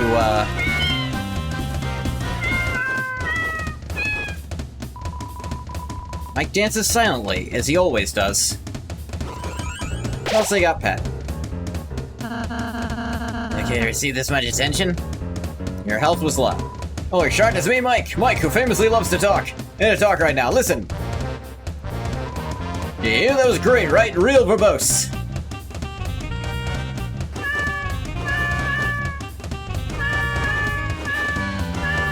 Nah, but it.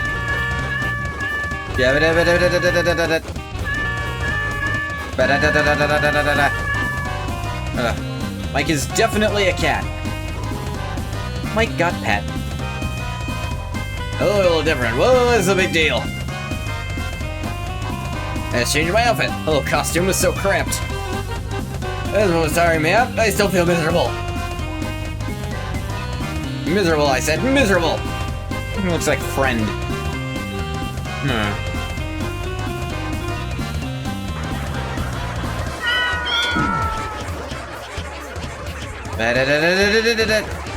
Are you fucking kidding me?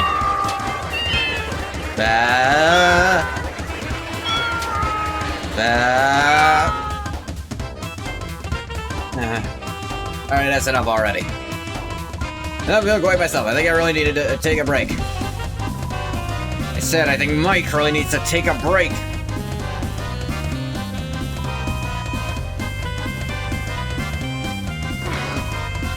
Mouse was bitten.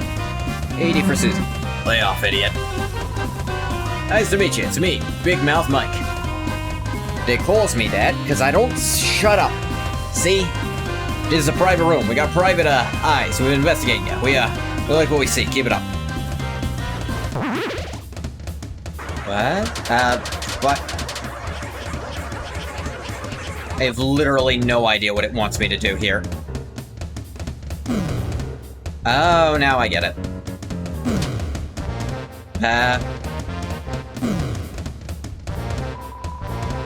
Mike considers manipulating the volume. Mike got pet. Nice to meet you. Some more. Still Mike. Big Mouth Mike. Alright, I mean Motormouth Mike. My name's Motormouth Mike. Yeah, Modern Mouth Mike, you know. Bah. Bah. Yeah, I have almost no control over this because they didn't account for what would happen if someone's room was noisy and the noise counselor didn't work with the game. I can't imagine any of this was a good idea. Nice to meet you. Some more again. It's me. Modern Mike. And my mouth is big because I talk a lot. Motormouth Mike. My name is Motormouth Mike. Yeah, that's what he said. Motor Mike. Motormouth. Bah. God fucking damn it. Bad. Yeah, that's not something I can really control, game. I don't know how you think microphones work, but they don't work in a way that lets this shit happen. Does Mike say next? What is that, idiot? You're Mike. Oh, yes. Why can't I say whatever I want? Alright, that's it. Look, I admit it, there's more than one Mike. More than one. Okay. Are we all dancing? Now you know, there's no way we can let you out of here alive. Mike is definitely... Mouse offers you a fruit bonus. This is sort of effective. Usually we split this all up. One Mike does all the talking. One Mike is the muscles. And one Mike listens. Gotta have a Mike that listens.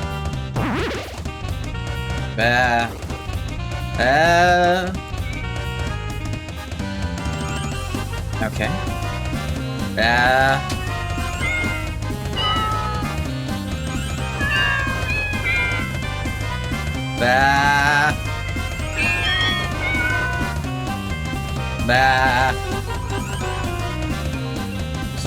Sounds like feedback. But also got pet. Squished. Okay, so the healing becomes less effective over time, but I have to. It's my only healing. Everyone thinks there's only one Mike. One! Alright, there's two. Three! Sorry, I forget him because he doesn't talk. Bah! Bah! Bah! Bah! I am in no control over how much damage I take, and also I have to talk because this is a fucking show! Bah! Bah! Bah! Bah! Okay. Mike's getting ready to turn it up. Please don't. Mouse was bitten? Yeah, sure. Yeah, let this get out. No! People knew there was more than one Mike. Everyone would want to be Mike. Oh, we're not letting that happen. Boys, it's time for our ultimate attack. Oh, God. This is already terrible. Bah. Bah.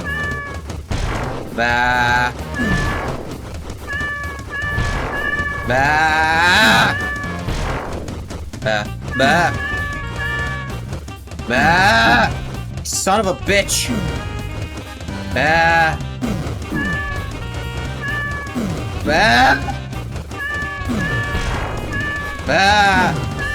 Just scream to move.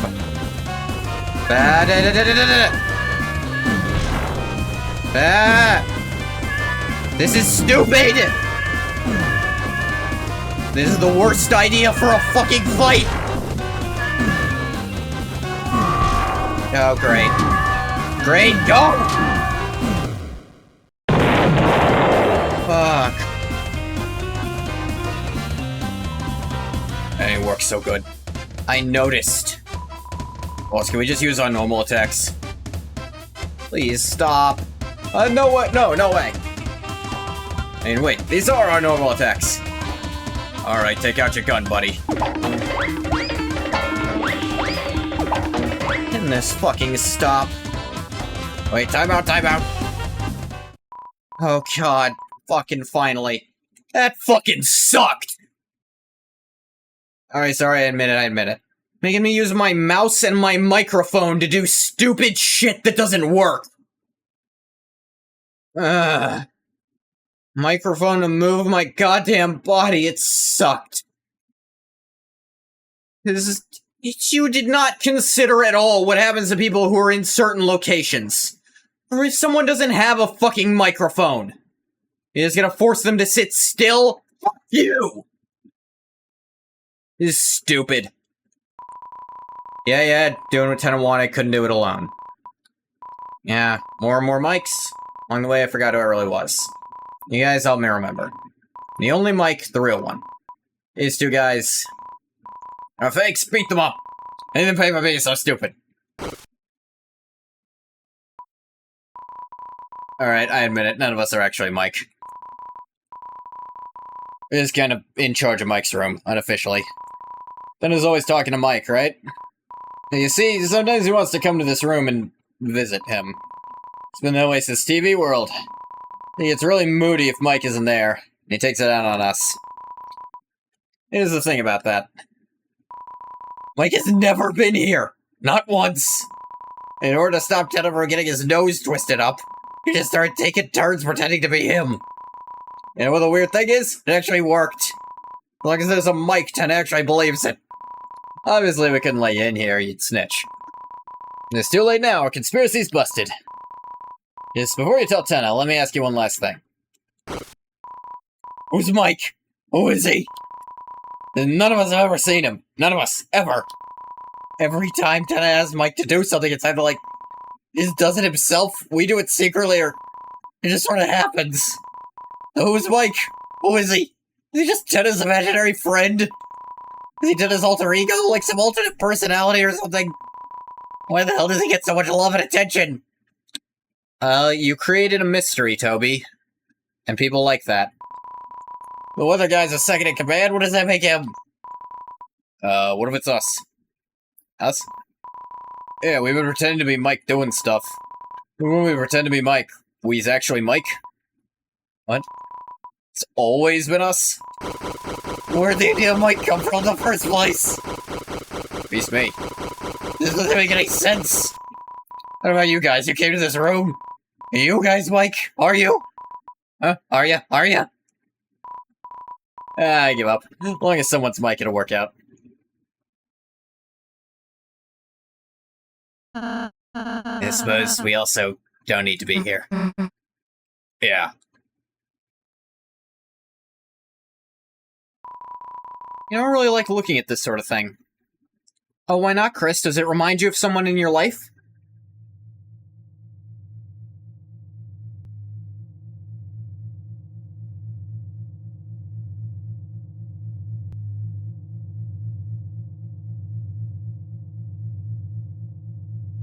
Huh. Wonder what that was about.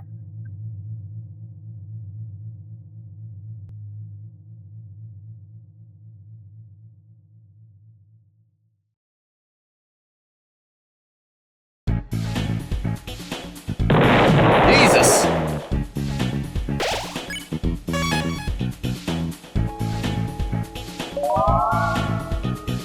Oh, this.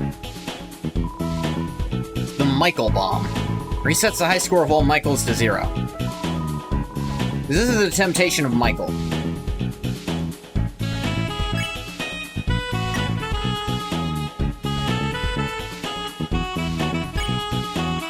Hey, mouse right click, not recommended. B, also not recommended. Okay, I guess that's what they'd do if you didn't have any.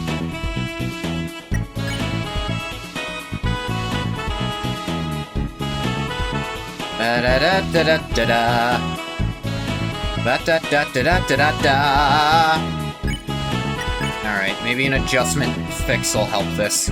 Though I still don't like having to pull out the mouse when I'm playing with a goddamn controller like I'm supposed to. Michael Room is...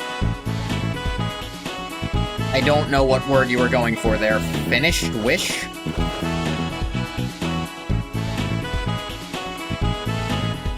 Is finished with. Okay.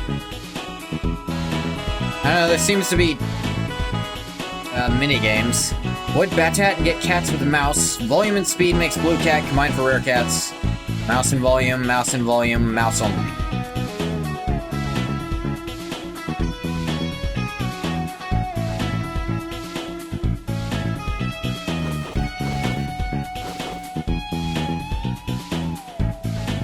Bluey. So this is Bluey. Jongler Batat.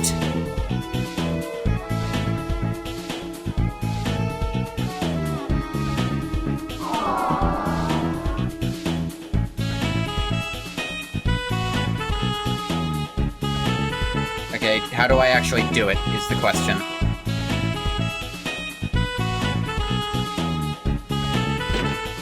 Oh, I slot them into that.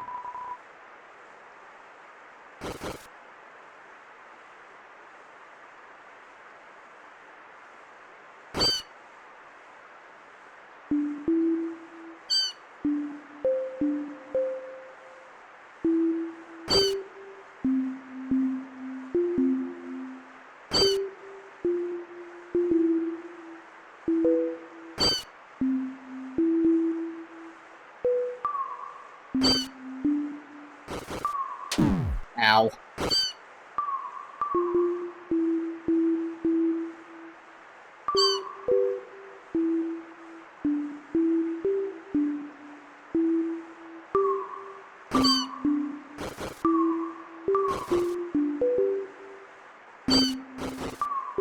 Ow.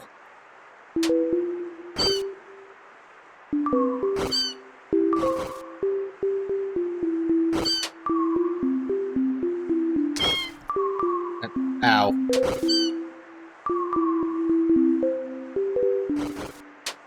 Ah, damn it.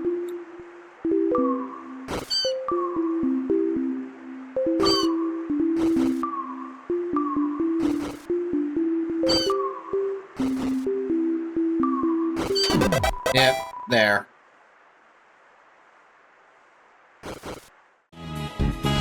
Yeah, I don't want to keep doing that.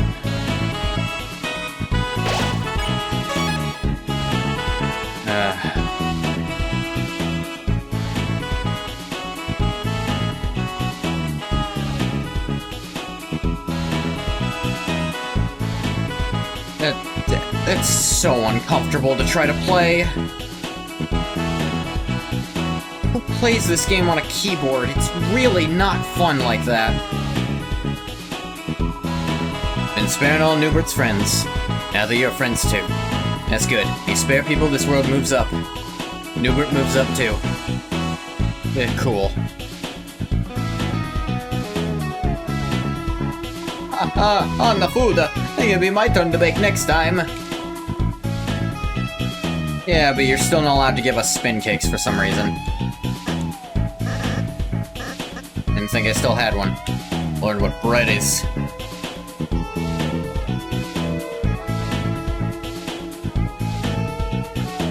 Yeah, still didn't learn any new recipes, which I found really disappointing for this.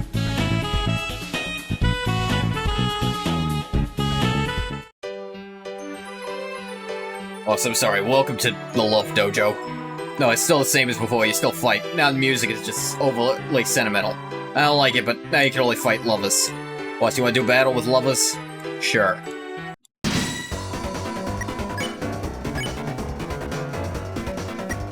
Okay. Shines with a soft, romantic glow.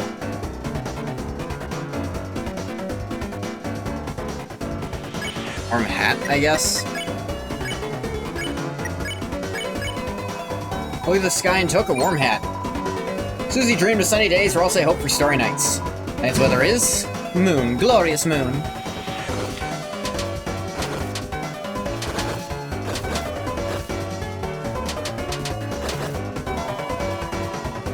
Burns with hot passion. Sunglasses. SNR actions. Night's weather is sun, brilliant sun.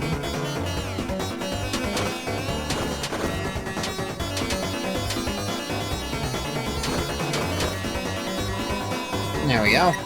Soft romantic glow.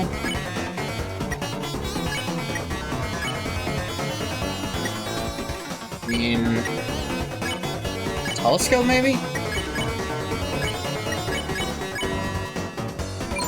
Telescope. Moon, glorious moon. Ow.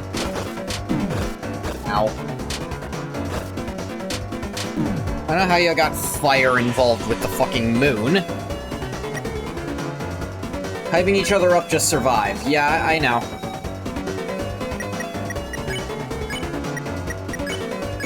You'll be able to just... Here's sunny days, or else I hope for starry nights. Barely need it. Ow.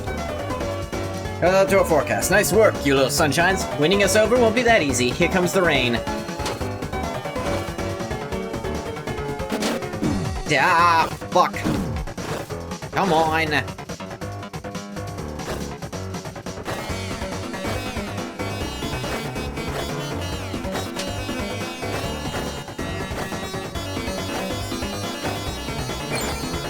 There. Hype each other up, just survive. Yeah, sure. Phil Pericris. The weather's only warming up. I need to tell them what next. Wait, can I just say, we're doing so amazing right now. Amazing, amazingly cool it is. Love the romantic music they have in this dojo. Me too, me too. Anyway, here's our last attack. Two celestial bodies, perfect forever couple.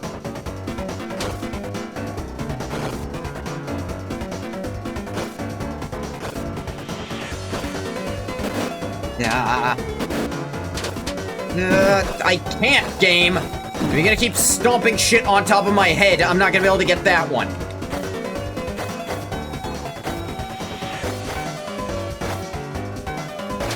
A lampshade was thrown in. What's that about?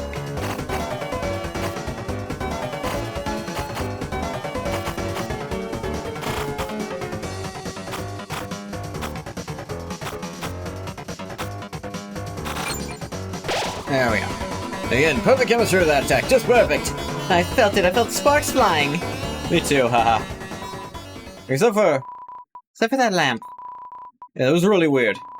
Yeah, I didn't like that. Did make the attack stronger. It did. But it was weird. We didn't like it. I think. What?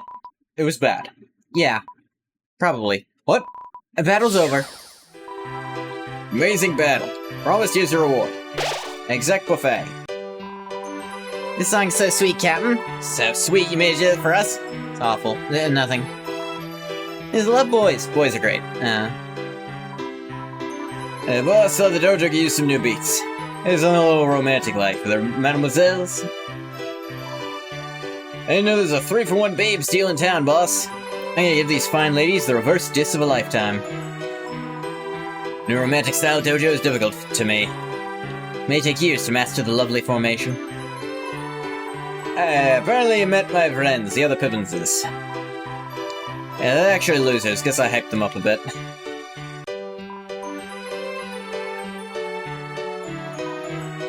Love master. Don't ask me about loves. Ask.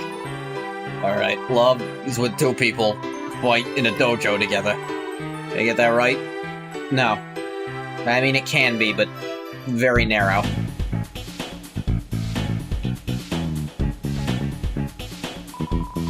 I'm the hacker.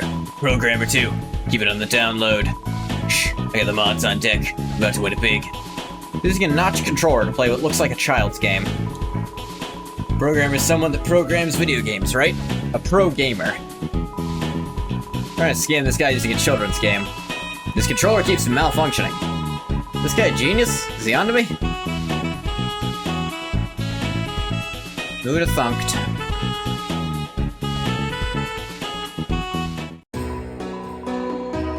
Welcome.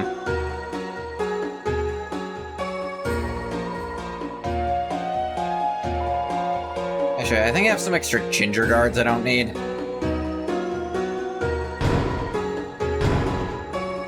Thanks for that. I know what you're gonna say. No, there's no shame in it. You fought the knight, didn't you? We all know there's no winning there. What? You got the Shadow Crystal? I see. You're able to recover the Shadow Mantle. That's odd. Chris, where did you find it? Well, never mind that. You got the crystal, that's all that matters. I've got 3, only 2 more, and we should have enough. Make something I think you'll quite enjoy. Good luck, and I'll be taking that Shadow Crystal. Take your time, ain't like it's better spent. Strange, by all reasonable means, strength of your next opponent. You may enough to already ring the bell of your defeat. Ring the bell, you say? For some reason. I can't help but think you may win. What is this feeling? Hope? Whatever it is, it's quite funny. Yeah. To be fair, if Gerson were genuinely trying to stop us from getting the crystal, I don't think there's a damn thing we could have done about it. That's not what he's here for. Funky music emerges from the cafe and fills the town, filled with the power of Funky Town.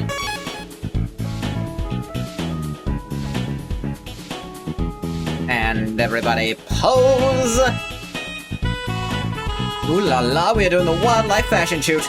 So adorable, so admirable. Photo pose!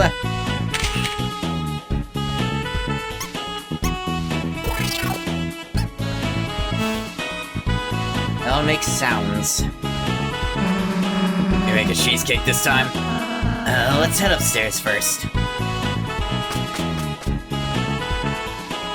Doing an absolutely reprehensible job protecting the jail. Golden Sam. Gonna leave soon too. Hawk, the other kings realized you could just go out the back of this thing. Fish and Posh, was I really the only one serious about being imprisoned? That's fine. Golden Sam, Kate whose head you can talk to, and I are fine. I'm the only one serious about dressing up as an animal too. Kings and animals left to seek their fortune. What a drag, what a drag. Only a single crown remains.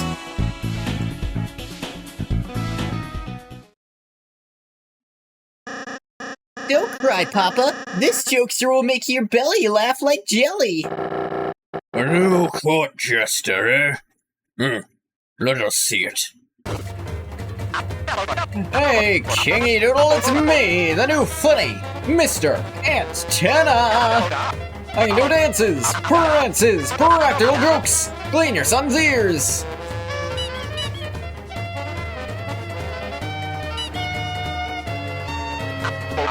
Hey, what did the playing guard say to the television? Leave. He did, huh? Don't want it today, hoax. It was too modern, too relevant. Oops, I dropped. Hey, don't laugh at my misfortune, Good work, son. I like this one. They like me. They really like me. Bow for the crowd. Hey, King. What? Jester? It was he, the clown, that told me the night's brilliance. About the fountain's glory, and how I would rise to power. Funny little man, how his jokes and dances made us chuckle. Shame he had to be tricked away by his closest companion, the magician Sham, whose smile has gone empty since that day. The knight? Soon you will meet your demise by the knight's hand. We lived, idiot. What? You met the knight? A rare show of mercy, I suppose. With the first strike you'll be splattered. What? What are they like? They seemed a little... A little? A little what? a little, What? Drop exchange. Be on. He's pouting.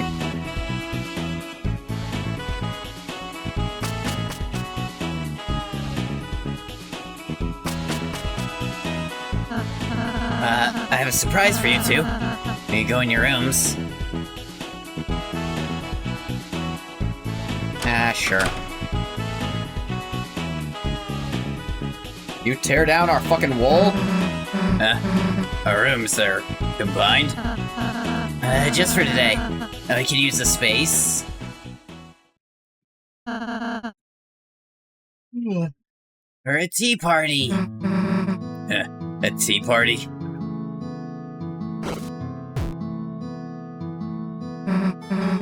Hit me, I guess. It's interesting, Susie sits on Chris's side, Chris sits at the head, and Ralsei sits on Susie's side. I don't know if that means anything.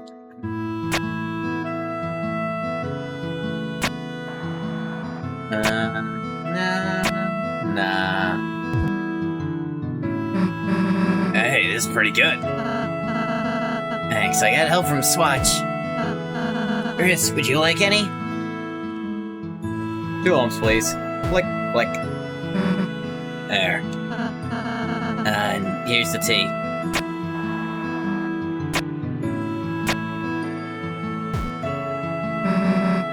Kinda funny. I always thought tea parties were for wimps.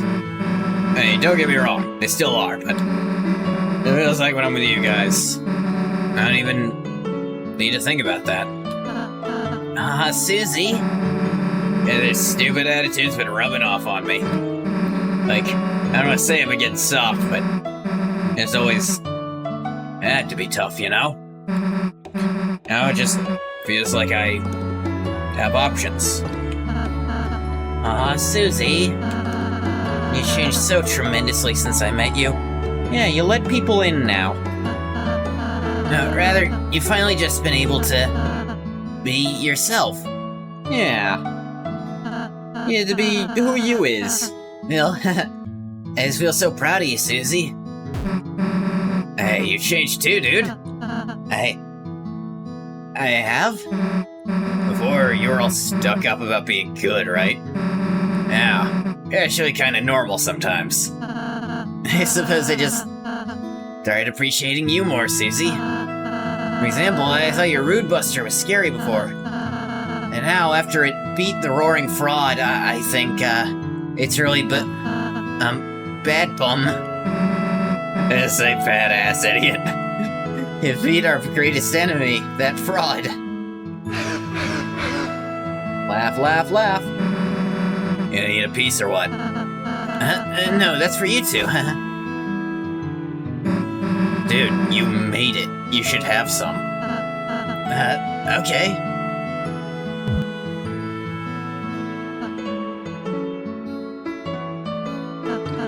Oh, this is really yummy. You're so surprised. I actually never eaten cake before. And it's incredibly shocking that all the ones you've made haven't been dog shit. It's really important to taste your own food, dude. And I was making it for you two, after all. I don't believe it tastes this good. Dude, you're such a weirdo sometimes. Have the rest. No, I couldn't. Ralsei ate the cake, or it's my cake. Ralsei ate the cake. Okay, just, later. I'm a bit embarrassed how much I liked it. Anyway, that was kind of fun. Thanks, Ralsei. Chris, we should do something for Ralsei sometime. Hell yeah. It's a drawer, full of green crayons. The ones Chris probably ate. You got tons of awards here. Now the best one though, right, Chris? Huh? What's the best one? That is a super cool one Chris got today. Really? Congratulations, Chris. Yeah, congrats. If you want any kind of award, I can add it for you. You can't, though.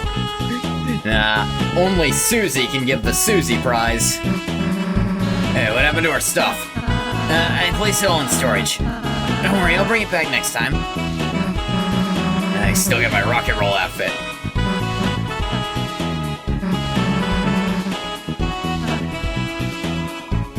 Susie's fridge, perfectly stocked by someone else. Susie's bed, perfectly made by someone else. A chair, has not yet been given a name.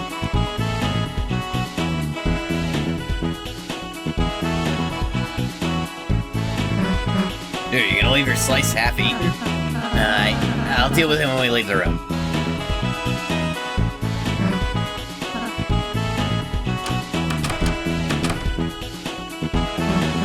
Hey, your cake slice is full again. I don't want to leave half-eaten food around. So you like, what? Regenerate it? Dude, you should fix it by eating it. I will. Later. That's fucking weird, I'll say. Do you think you're only allowed to enjoy something if it makes Chris and Susie happy? Holes have been organized in the corner to save space. Seems like an Evil Laugh Greatest Hits compilation. Bouncy bed for a bouncy boy. You're receiving enrichment from tamping the soft soil. Ah, yes. Stimming. Pissed. It's me, da hacker. Gathering gweens for a secret life sack.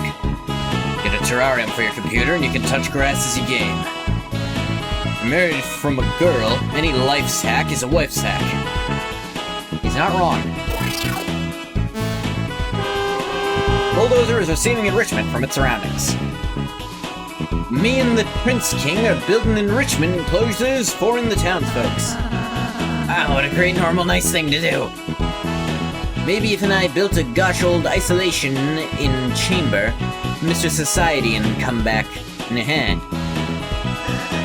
Careful.com, pretty boy. This room site is a work zone. What happened to the wall? I don't know, but we're not stopping till we hit buried treasure. Good idea. Susie. What treasure? You'll love the guy with no meat or fruit in his castle walls. Ah, yeah. Hey, I'm sorry, I'm new at this. I'm new. It's his first day. Susie, can you enrich my enclosure? I can punch a hole in drywall and hide toys inside. Thank you. Someday I will do the same for you. What am I doing, boss? Just gathering worms, you see. Don't tell anyone, but I kind of want to work for that rules card. It's weird. Won't tell anyone, but I don't expect to hear that again, sir. Like, I'd better not.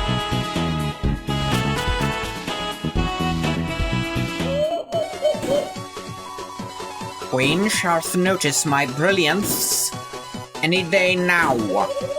Something about that lamp's brightness level. It seems low. Has she not noticed a lamp's bounciness, Boutier? Wow, this tune is banging. Who made it? I made it. Chris, Susie, how do you like my new room? Do you want a sip? That's acid. We'd die. Oh dear, first you don't want to swim in the free pool. Now you don't want to drink the free pool water. More for me, I suppose. And look on the right, check that out. I built a new city with the free space I found in the wall. It's not free. You're free.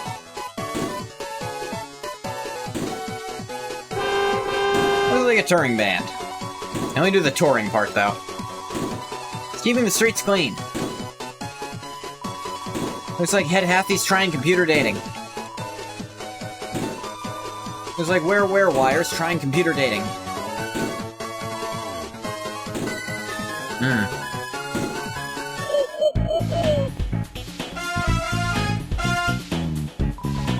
The TV guy shall notice my brilliance any day now. Hey, what a stupid looking lamp, folks! Like, the lamp itself is stupid! It also has a small ass. What did thou sayeth about more? Rules. Don't loseth it. Keepeth your eyes on the prize. This room is funky and funny. May not be my forever home, but for now, wow, you're a great host. Not as great a host as me, but what can you do? Aren't you normally way bigger? Everything's bigger on TV, kid! Please find someone to adopt me! Oh, Prince Ralsei, look how many hats I've racked up. Your original hat? Oops, I seem to have lost it forever. Acha, don't touch that podium, folks, or TV Time Season 2 will begin! You don't want episodic content that deteriorates equality over time, do ya? Do ya? My sweet frozen sundae, our relationship has never been more solid. Except I think the lamp put its hand on mine. And it made me feel funny. We'll ignore that for love. My hot-burning meteoric hunk. I feel so on fire with you. Almost as hot as the lampshade when it caressed my hair. I don't know how I felt about that. I want to forget it, I think. I don't think they're fully sure how they feel yet.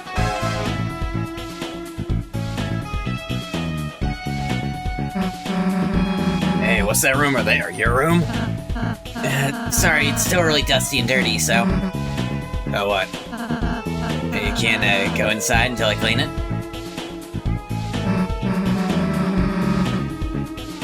Come on, what are you hiding inside embarrassing? Well, that's where there's a fresh egg. Susie, wait.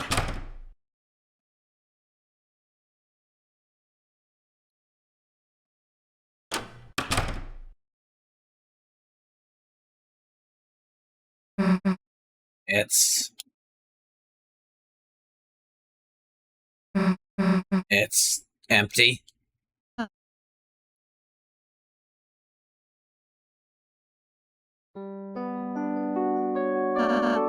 My own room? I don't need a room. At least, that's what I thought. So I never... You live here. Why do we have rooms and not you? Making you two happy is my purpose. If I think about it, there's no reason for me to have anything. That's the stupidest goddamn thing I ever heard. Hey, this stupid excuse for a room? I don't care what the reason is. Me and Chris are gonna fill it up, wall to wall, until you have the most badass room in the castle. Susie? Look, you can't be the only one with an empty room. It's too sad, you know? Wherever we go, we'll keep an eye out for furniture. Right, Chris? Come on.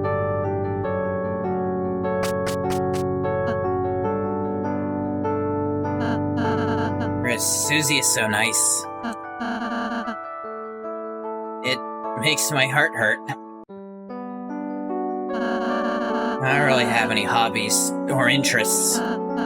Baking, sewing, singing, those are all just things I thought to do for you two. Recently, I'm starting to feel like I'm developing my own opinions. Oh, my own likes. Yeah, I saw it too, Bathwater. My own dislikes. My own desires, my own fears. Hi, Bathwater. I know Ruka just went live, so... Please, tell me. Should a Darkner be feeling like this? Please be yourself.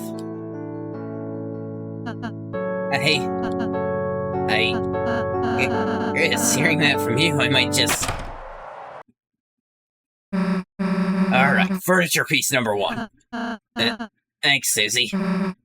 Let's go, Chris. Can you please take this back? Curtains are fluttering. By process of elimination, this is the best thing in Ralsei's room. Dropped like a rock last night? Oh, wow.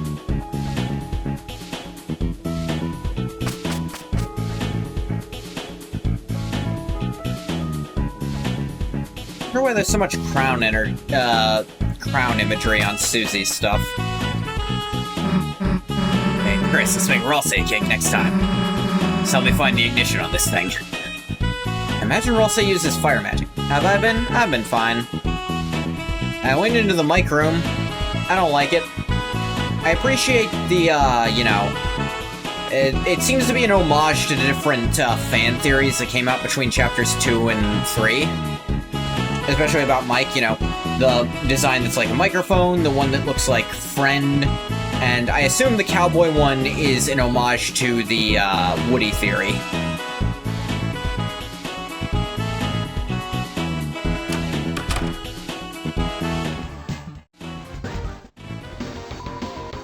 Knock you down. Play it? Sure, let's do a little bit of this on keyboard. This sums up with my controller trying.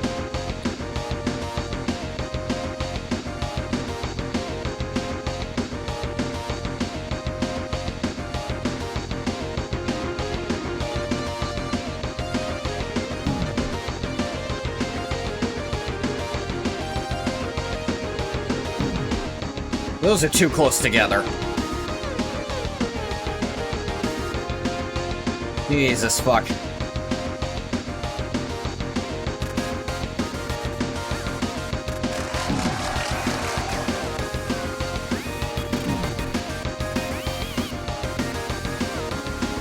Oh man.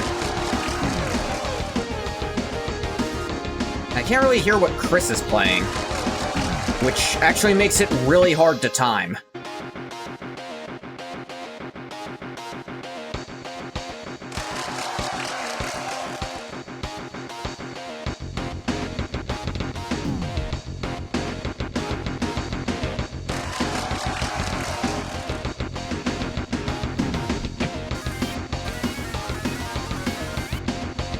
Like, have you ever tried to play a rhythm game where you can't hear the music?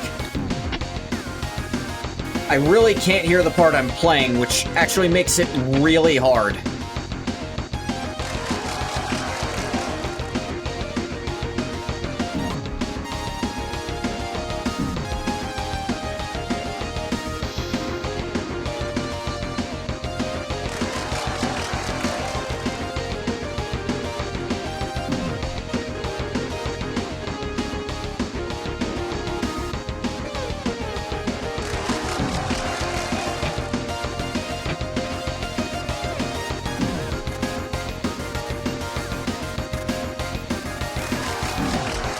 Jeez, and that's...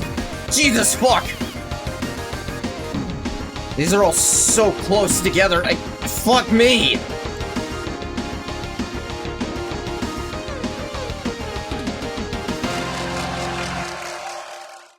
Very few places where I could hear what I was doing and know what's going on fairly. Yeah, I know I missed notes, shut up about it. C rank. Fuck you! Now, my longest combo isn't great, but that's better than a C. Song's not... Can't hear the part I'm playing. I feel like... I feel like this shouldn't need explaining, but the part I'm playing should be the part that's most audible to me. Like, I know it wasn't originally, like, written for that, but, like, then pick a different song. If the one I'm playing, I can't hear what I'm doing. That makes rhythm games really fucking difficult.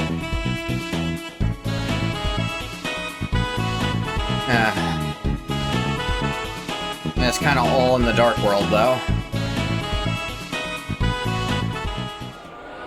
Meow.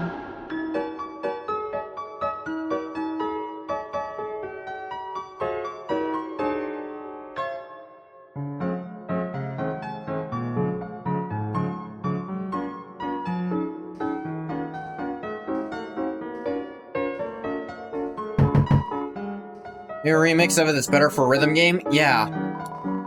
Hear nary a bone, no rattle nor trousle, nor xylophone tickle. Damn. Knock, knock, knock. Hey, human, doesn't monsters scare you? Like if that girl bited you? Chris got nothing to worry about. I like to eat little rabbits. Mom!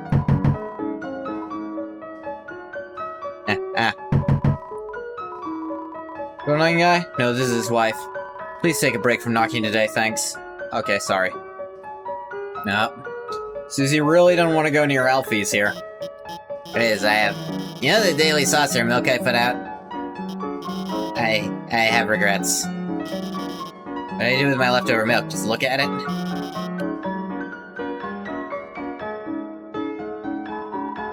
Don't drag me into this, I'm just looking at milk. You're dragging me into it, stop. Oh gee, Chrissy, do you, want some of my free milk? That's my free milk, you furry freak. Hey, don't be shy, it's my milk and I love sharing. I'll bury you, you goddamn milk pirate. Milk pirate.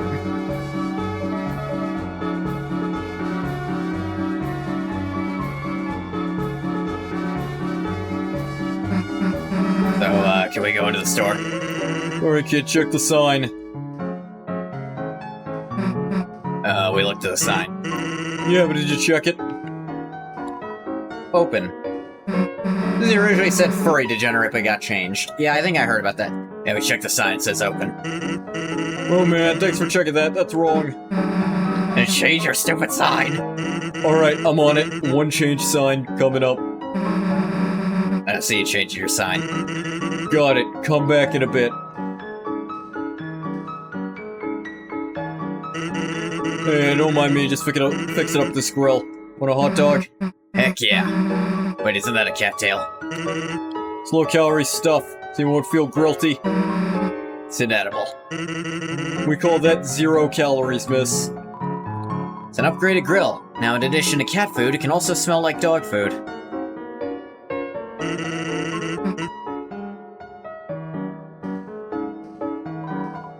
Open. Can we go in yet? What does the sign say? It says Clopen. How's that mean? Beats me, I just work here. Oh, change it again! Alright, you're the boss. I see you change your sign. Got it, come back in a bit. Yep, there's the warrior. Temporary pizza stand. Sign is closed for repairs. Store. Oh, buddy, my date's about to start. And is it in the bag? Alright, I'll bite. $10 flowers. Heart-shaped pizza. And my secret weapon. The old duct tape suit I made for prom. Little buddy, it's the first date, you say. I'm overdoing it, you say. Defeat Serena?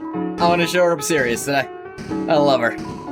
And she may be a little late to our date, but, I mean, look at these memes. A frog? Riding a bicycle? Oh god, pizza pants. And she's bringing out the vintage like this. She's gonna be making out with me in her mind, little buddy. Oh, it's another new text. Sorry, little buddy, talk later. Yeah, it'd be weird if you were here.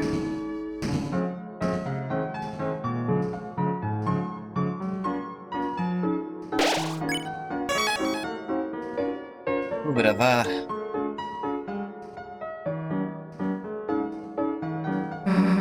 The heck does that sign mean? Seems to indicate some kind of sans. Does it say the door's open or closed? It just means there's a skeleton in front of the door. The door's locked, right? It's closed. Locked? No, it's been unlocked this whole time. So it is open. No one's in there. It's not closed. It's an in-between state, like clopen. Kinda makes you wish we had a sign for that. Chris, we're done with this guy.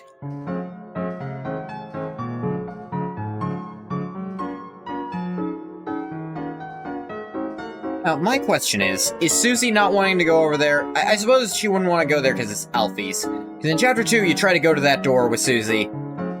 She'll say, "Are we staying at your house?" Or maybe at the end of Chapter 4. Implying she might live in that apartment building up there. Various cat-themed junk is piled up inside the house. It'd be a bit of a cat sty. The cat flap. It's locked. Somehow.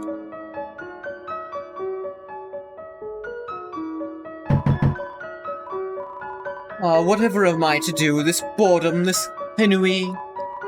Oh my, is that you again, darling? My only fan? Offer a TV. What? You want to give me your TV? I don't understand. Is there some kind of catch? It's scuffed old and the colors are kind of messed up. But it's, really good. It's a really good TV. I see. Could you bring it on by? Yeah, of course. Wait a sec. Susie actually goes to the Dark World, gets Tenna. Oh my, it's a handsome little thing, isn't it? What's the brand? I don't know. His name's Tenna. Your TV has a name? No, I mean, yeah, but just like a nickname. Like antenna? How cute.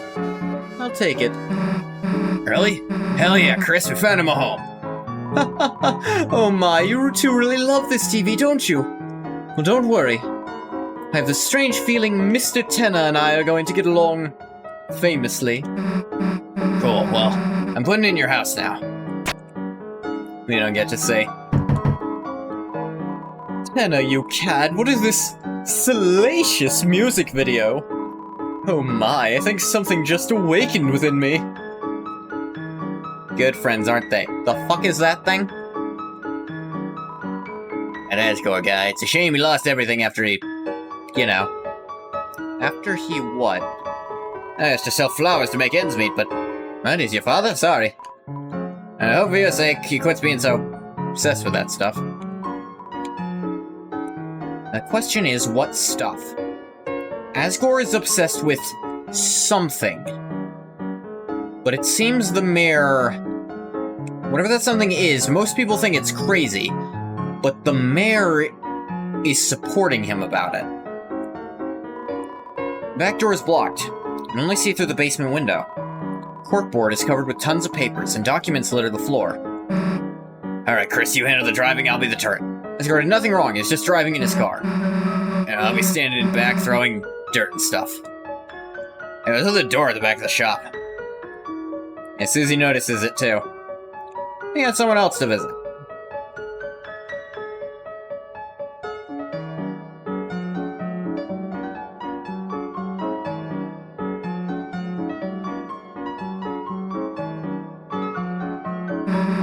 Looks like your weird friend is busy today. Let's go already. What? No. Come on. Well...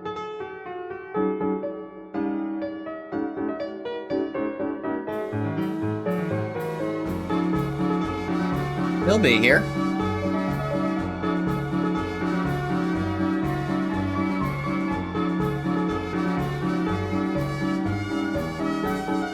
Ah, water.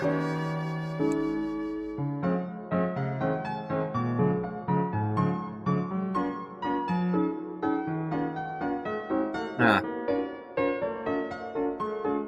You leaving What? Don't wait. Especially the don't. Wait, don't. Fucking what?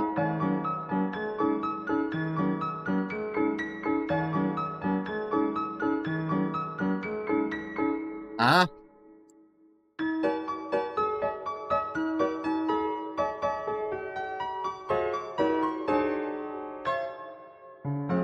I'm gonna. This goner out of here. I want onion sand.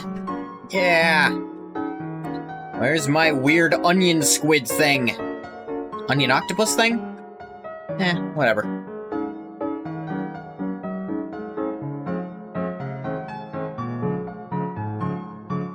Come on. Glad it's gone? He said he heard that music.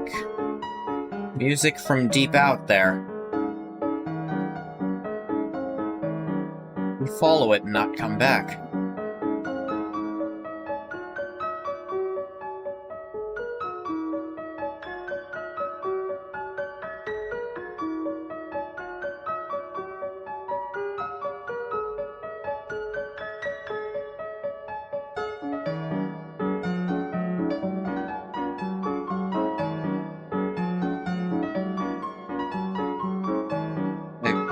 Come on. Guess Onion Sun will be gone for a while? I guess so. Nothing else happening there.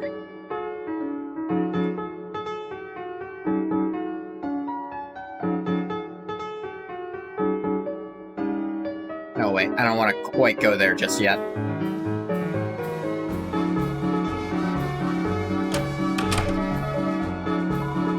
Raise me up, Chief. Working here all day just makes me hungry for diner food. I think the new guy's letting me take a break. Come to think of it, did we hire a new guy? This guy just kind of shows up places, and this purple guy, he just kind of shows up and does shit. Garçon, some mineral water, please, and hold the water. Notice anything different about me? Is your hat bigger? I didn't think about it. I never noticed anything about you in it, either. Ribbit, fly in my soup. Ribbit.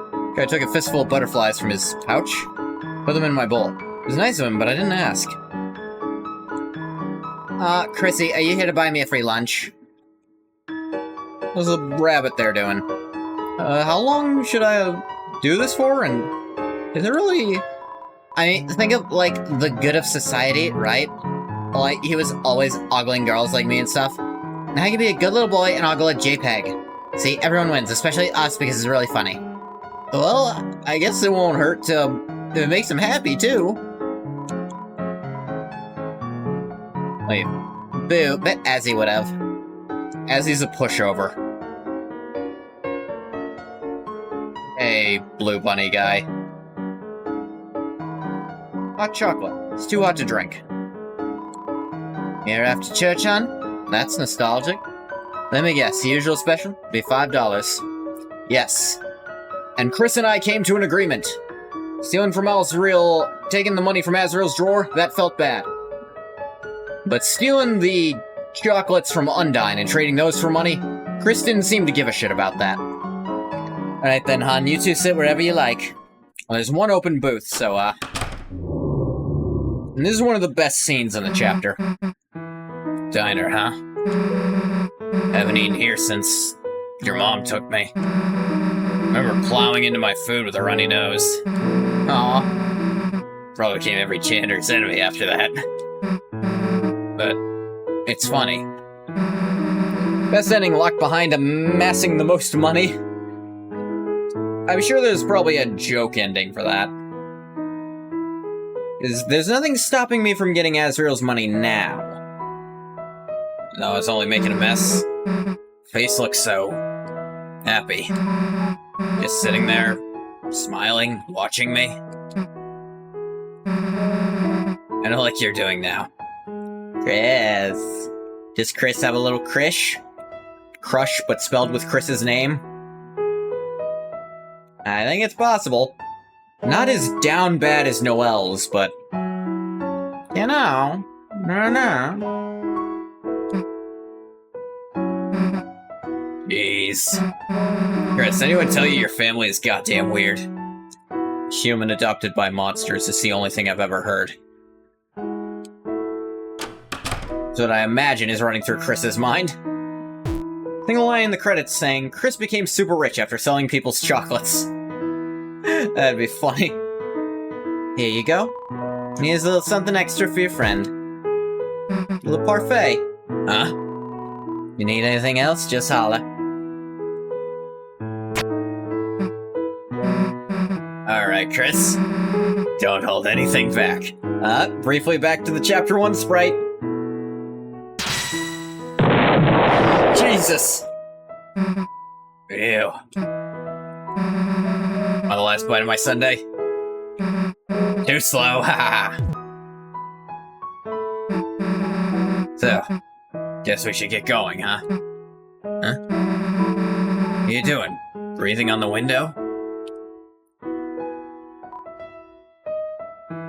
Draw some, Chris. I know what you're thinking. Is that me? So this is something Chris used to do with Azrael after church. Azrael would come by and pay for them to have stuff.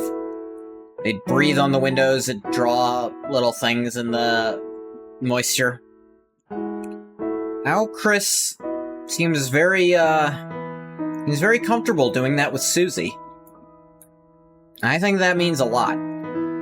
This thing Chris kind of relegated to their brother, it's possibly been years since this has happened, if depending on how long Azzy's been away at college. Chris finally feels like they have a friend that they belong with, and they can share this experience they love so much with this person. Not bad, you know? Here, let me draw something. It's you. What do you think? Looks bad, Chief. That's because I'm drawing for life, dumbass. Anytime I see, like, weird afflictions, I assume that's what Chris wants me to pick. Like, the basic thing versus the thing that seems to have some spin on it. If there's some spin to it, I think that's what Chris likes. Look, I made you talk. Susie rules, with a Z. Make Susie drawing talk. What are you... I wouldn't say that. What did Chris make Susie say? And the rain fell down and Wipes it all away. washed everything away. Write something in the corner. That little corner you can't quite get with a sleeve, you know? When you do it with your sleeve, there's that little corner missing. Huh? You writing something? Chris. You never tell when you're messing around. What did Chris write here? I wonder. Well, let's get out of here. Mind cleaning your place up a bit first, hon? Yeah, sure.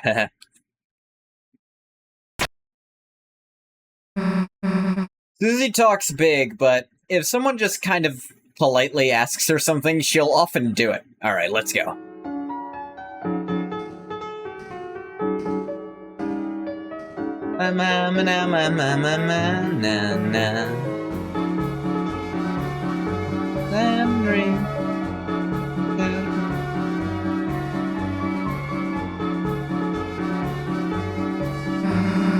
Your mom mind if we street raced in her van?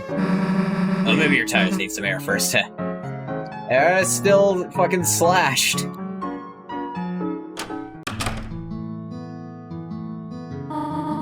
There you two are.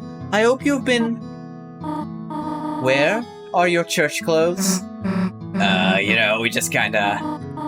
Chris, Susie is the guest. Make an excuse for her. Alright, close. It's not helping, dumbass! Chris, do not be a bad influence on Susie. By the way, I'm leaving for choir practice in a little while. You need anything, just come by the church, okay, honey?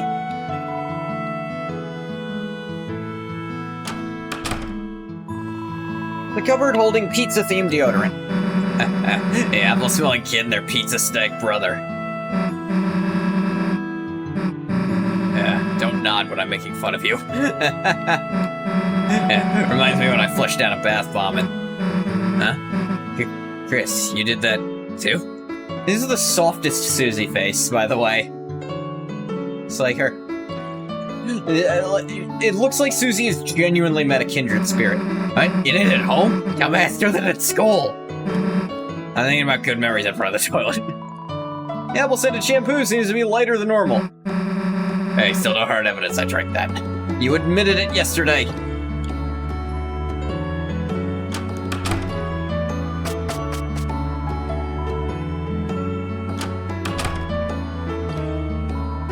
$5 in your brother's drawer. Take it? Do not. It isn't yours, after all.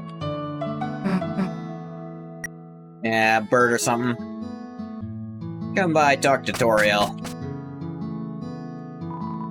Oh, there's already white first starting the rain. Gross. Is anyone gonna clean that up? Not be a bad influence on Susie. Can feel a pressure gradient from the absence of entertainment. Yeah.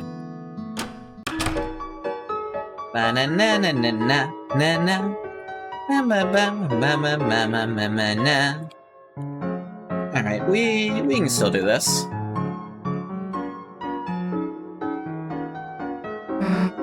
Alright, we made it. Where the hell's Noelle? Where the Noelle is hell. Damn, I'm getting bored. Chris, got any snacks? Flour. That works, I guess. Susie, Chris, hi! Sorry I'm late, I just had to... Yeah? Is that a rose? Are you late? You're not too late. We're just about to get here. You did miss a little bit. You missed the diner scene. And you missed me finally finding the mic room. That pissed me the fuck off. So yeah, sorry.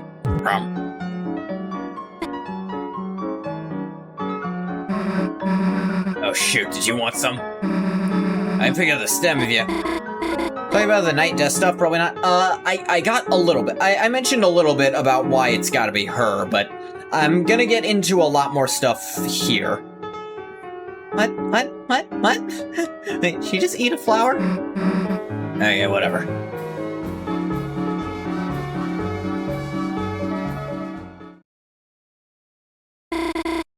On time. We were AFK for 2.5 hours before I came. Yeah. I guess you also missed, I went to the shore and Onion Sand didn't show up. I was like, oh, maybe if I leave and come back, a new thing will happen, and the weird hanging goner guy was there, said, don't wait, don't wait. Wait, don't. Wait, don't.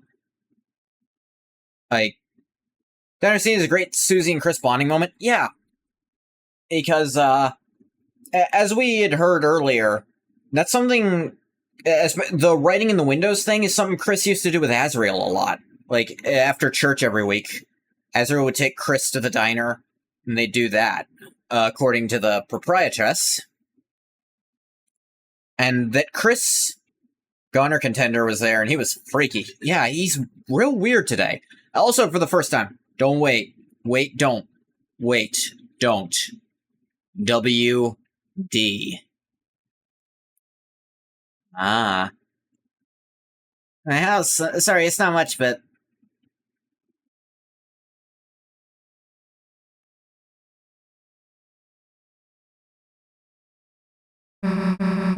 Oh, it's huge. Yeah. I mentioned the idea that Chris is so comfortable around Susie, kind of willing to let her in on this thing that was previously relegated to just their brother. No indication Chris has ever done this with anyone else. At least with Susie and having parallels to older Dreamer and Holiday siblings. I mean, Susie just kind of is the missing link in everyone's lives. Oh, it's huge. Already getting lost just standing here. Oh, really? Then here, I'll show you around. Noelle joined your study group.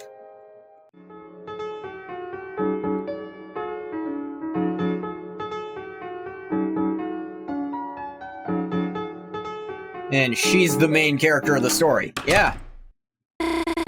Welcome to my ho-ho home. Chris, let's start searching. Okay. Need the couch when you're done searching? The heck is this? My mom collects them.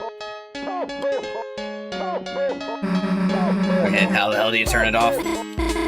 Just hold down the button. Though, for some weird reason, turning it off takes power? So it takes forever on the low battery ones, haha. That is weird. The heck is this? It's a holiday tree catcher, you know? Anyone want to tell me it's normal to have one? Nobody? I'm a level with you, Noelle. This is just fucking weird. This one was my dad's idea. It's a thermostat. The only option is cold. Good hint for the Chris vs. Soul Closet battle? I guess. Wouldn't be so many Santas with dead batteries. Chris hadn't glued the cases shut trying to starve them. Or text size changes so much of that. Yeah, just like, anyone want to tell me that's a normal thing to have? No?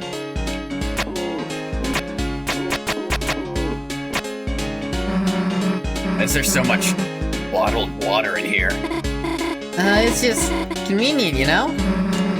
Wait until she learns about the free water from the sink. I usually bring an icy bottle with me to school, too. I swore I saw you using the bubbler after me before. Yeah, I must have been extra thirsty that day. Yeah! Yeah. Do it right after Susie. You must have been thirsty.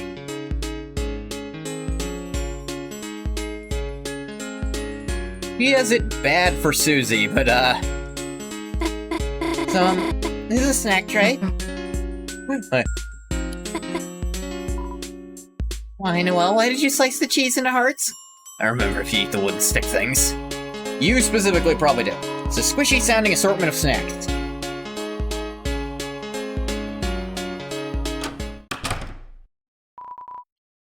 Empty gift box. Empty gift box. Empty gift box. Empty gift box. Chris, you need to check all of these? I mean, gotta admit, this room is kinda sus. Especially that vent. Freaky ass dear. She is a bit of a freak. She goes into a weird, horny hallucination in chapter 2 about Susie pounding her into a locker. It's like, damn, girl. Nice reference, Susie. Reference? I'll stop talking now. Na na na na na na na na na na na na. Chris is staring super intense. This room has gotta be it. Alright, Noelle, we gotta go in here. To the bathroom? Damn it, Chris! It's a tree that would potentially fall down if you climbed it.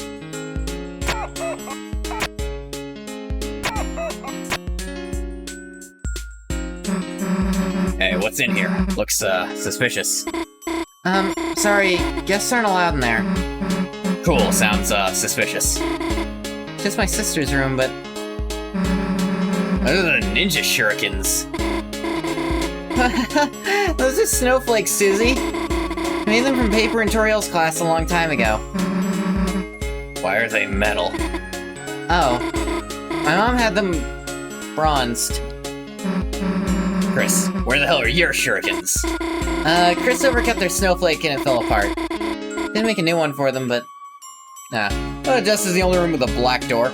Jess and her edgy self. Yes, the edgy teenager. My mom just collects heart pillows for some reason. When Chris was little, they'd take one of these and pretend to rip out their heart and chase me. I just love the red heart-shaped objects. Chris, is that something I need to be aware of? Like, can you give me some kind of warning about if your friend's mom is gonna do stuff to me? Because I feel like I deserve a warning. Yep, it's locked, alright. Oh, you give it a shot. Okay. Are you trying to open my parents' room? Chris, where the hell are your shurikens? Wait, 2 more chapters for my boss fight. What? What? Wait, what? You and Susie continue to try to open the locked door in front of Noelle. Someone had it where Susie's using Chris as a battering ram, trying to knock the door down. It's pretty funny.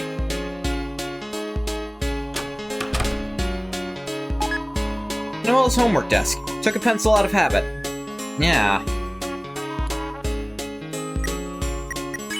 Like I said. Holiday pencil. 1 attack. Festive candy cane pencil. Do not eat. Weapon black shard. Armor bandage. You equip the holiday pencil. Yep, holiday pencil. Black shard. Small chip of extremely hard glass. Oddly, it's nearly opaque. Equip the black shard. And that actually has 6 attack on it. Which means it's a functioning weapon in the real world. Which explains why it's so strong in the fake world. The dark world. Great hiding place, although it smells like detergent and deer. Are these little, wings in there? Oh, this is great. Those? I had those since I was a little kid. They're from when I was the angel in the holiday pageant. You were me in the holiday pageant, Noelle? And I liked them so much I just kept wearing them. So we had a little angel hanging out with a little devil. Close wardrobe. Pair of small angel wings are inside. Worn out and tattered. Shard of weird glass, so it makes sense it's effective. Yep. It's a couch for watching the TV. It's a Christmas cactus. Remember, it's named Christmas. This cactus, Birdley calls it Soon Soon. It's Cactus that apparently got poorly renamed at some point. Foreshadowing Noelle being the prime vessel for the Angel. Maybe. State-of-the-art high-definition TV with old game consoles on it. Why do you have a flat screen in here? Yeah, Bradley keeps saying I should get a CRT, haha. See, that line made me think it would be possible to give Tenna to Noelle. Chris hates anime. I don't know if Chris hates anime. Chris just hates the word tsundere. And hates the idea of reading anime reviews. And doesn't seem to like Alphys as a person. Noelle's bed. Under it is a metal CD with a photo of Noelle in dark makeup. Whoa, what the hell is this? Caddy wanted a custom cover for a mixed CD, so... It's cool, you should, do this look more. If you can get my mom to let me go grimdark. Let you? She's not looking, Chris. Let's hack your computer for clues. Favorites history. Alright, Chris, click quietly. We are ninjas right now. Okay, favorites, paranormal, crime, paranatural, grim dork. Hell, the friggin' skateboard game. Hell yeah. What are you two doing? Shit. Nothing. Upgrading your computer. Consider browser homepage, the skateboard game. A lot of people make cool fan art of that cover. Yeah, I've seen some of it. Cat Petters 4. Cat Petters? How do you have this? Excuse me? It's great. It's like a pet raising game, but... There's some awesome bug lets you get butchie pets. I have a save file with like 7 headless cats. Wait, do we see? After our project? Do not click. Yeah, barely dodged a hollow point bullet there. Hey, what's that green dog puppet wallpaper? Green dog puppet.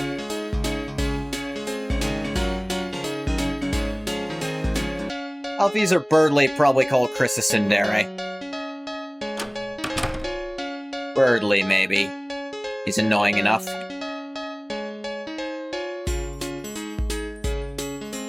Alphys hasn't gone through enough character development yet, so maybe her too. Fridge is packed with festive foods. And a jar of pickles. I wonder who that's for. I think it's sparkling clean.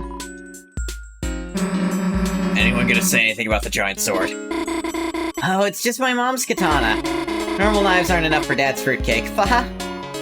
New stovetop, ancient katana. The cupboard are cutters for gingerbread monsters. No gingerbread humans here.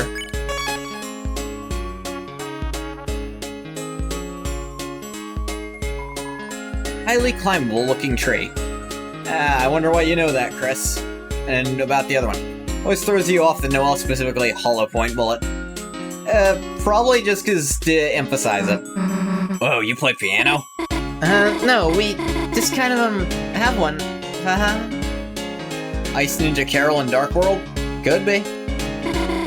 No one really plays it anymore. No one plays the piano, huh? No one plays the piano. Climbable tree. Took a pencil out of habit. The cactus named Christmas.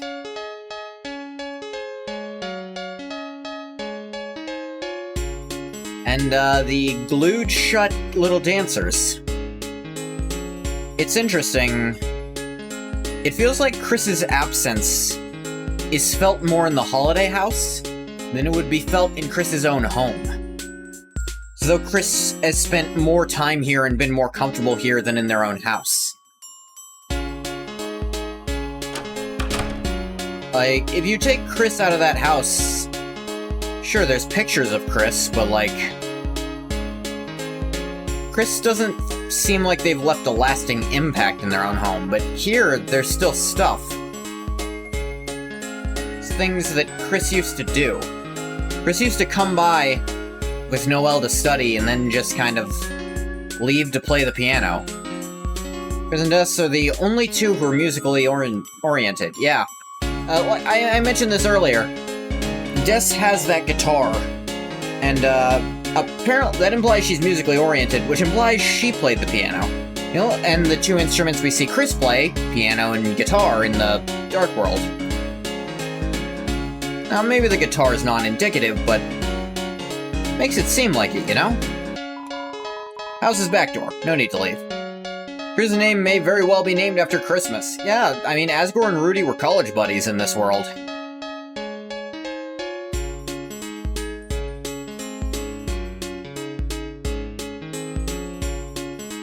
That's about everything here. Okay, should we, get started? Oh, yeah, sure. So, what are your projects about? I love this sprite for Noelle. She looks so soft. Oh, well, Sorry, phone call. I'll be just a sec. Hi, Birdly, what's up? Huh? Sure, of course I'm alone. Sure, I bet I do look quite servine this fine evening. Servine means like a deer. It's about the notes. I already highlighted them for you, so... What? You want me to go on a date to the festival with you? I mean, sure, I'd be glad to be your player, too. Give me that shit. You're not going to the festival with you, dumbass. Susie! Look, you don't really want to go with him, right? Some people aren't gonna get it till you scream no. Credit where it's due. Susie used the correct form of till here. You ever get that or something? Yeah, you're right. I shouldn't be afraid to tell Birdly how I really feel. That I don't really like him that much. Next time I should be honest. Next time I should... I should shake his neck and scream at him. So, apparently in Chapter 2, when she does the grabs him like, what? Apparently she's actually grabbing his chest. But it was so much funnier to think she was grabbing him by the neck and throttling him that everyone just kind of went with that. And this is kind of a reference to that misunderstanding. One moment while I turn on some lights. Because I'm with you in the dark, with your heart as my mark, which will show you.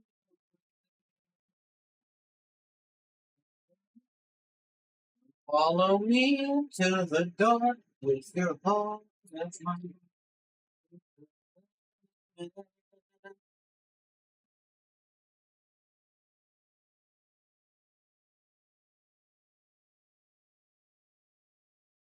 Don't forget, I'm with you in the dark. Do.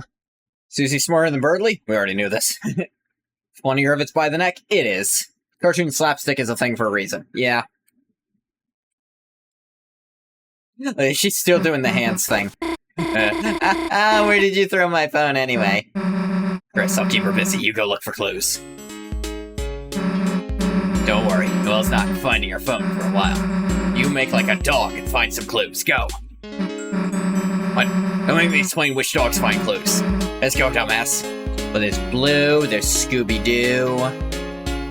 I'm sure there's other ones too, but those two come to mind. Chris, it might take a while to, find my phone. You don't have to wait around here. You know, you could, go in a different room? Chris, are you getting the hint or not? It's Noelle's phone. You still hear a voice on the other end. Answer it. You still hear Birdly distantly talking to himself.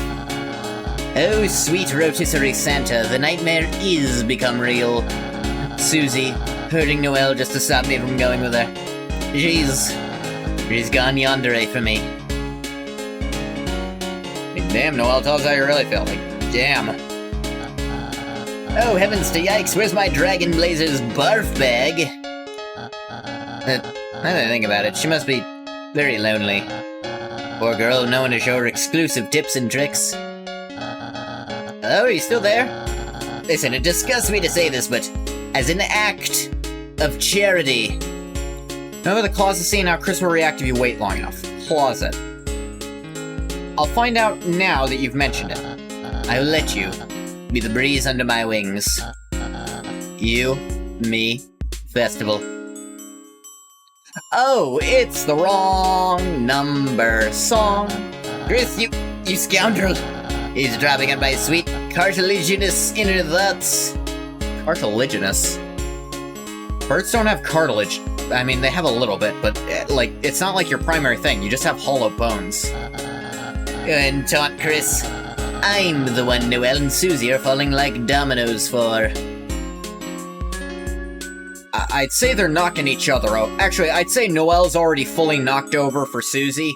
Susie's tilting, and Chris is somewhere nearby. It's confusing. Burley will be able to act in Chapter 5 theory. Burley's gonna get a rude awakening in Chapter 5 theory. If he wakes up at all in the weird route, And you know what dominoes means, Chris? You're next. Click. Noelle's phone.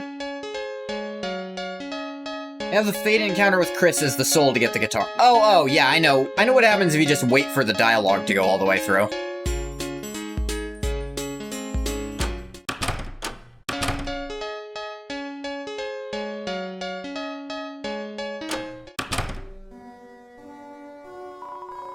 The computer. Monitor's unplugged. The shelf. The front are all the holiday-themed games and movies.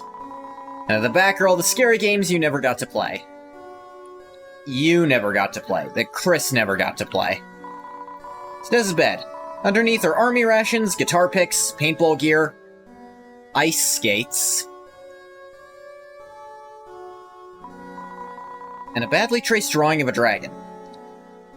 Now, that last one makes me think the reason Azrael took out that book might have actually been on Des's behalf, or to make Des stop taking it out.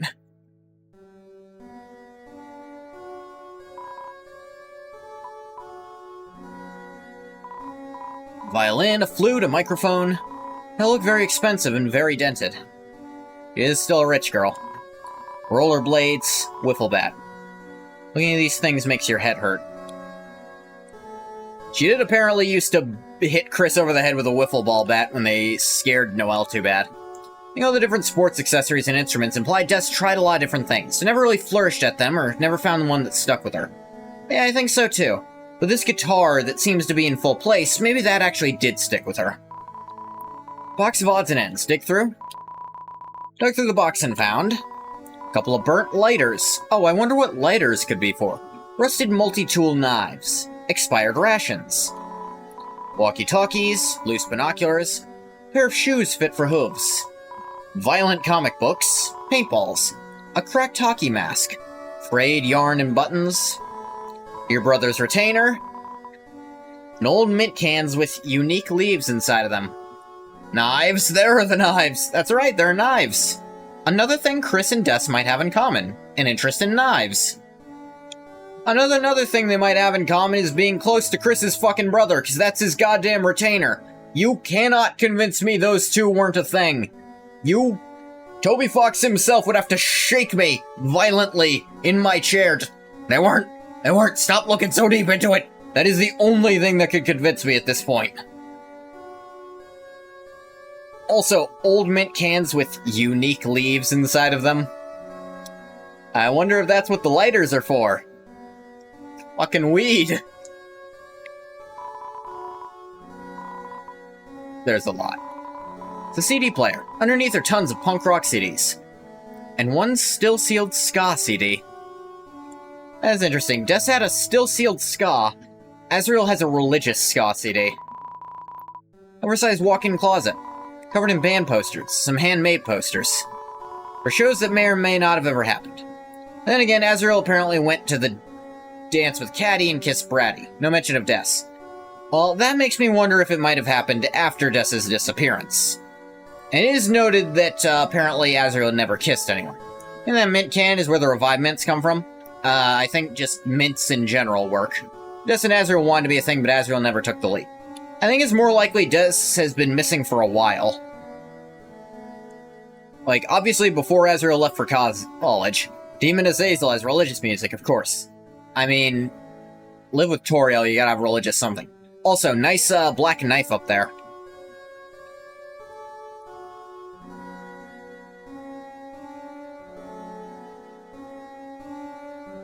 I personally find it more likely they were a thing, then Des disappeared, then Azrael kind of got browbeaten into doing more dating afterwards, but that Des was a lot more respectful of Azrael's boundaries than Bratty or Caddy ever were. Those two just seem to be... Bratty especially seemed to have been very selfish as a person. Red guitar, huh? The code taped to the inside. It says shelter. Take it. Come on, Christmas, let me have it. Lean down to look inside the guitar. Begin to read the numbers in the passcode. 1, 2, 2. Does Jess have a poster of the Rescue Ranger from TF2? Which one would that be? I don't see a thing of that. Oh wait, I kinda see it in that middle one. It kinda looks like the Rescue Ranger. Azrael tried to rebound with them, but it never worked because of how they were like. More like those two, but I think Azrael might have tried, but it sounds like they were really the instigators. Top middle. Yeah, no, I saw the one. Owie. Yeah, Chris really shambling here. Woo-de-doo.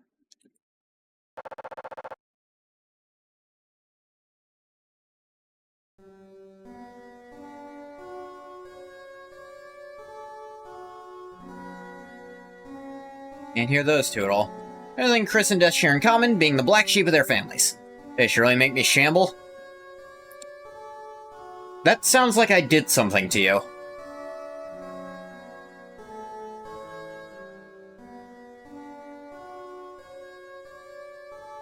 Know about the secret Asgore scene? Yes, I'm aware of it. And I want to go see it to talk about it a little. It's involved with my theories.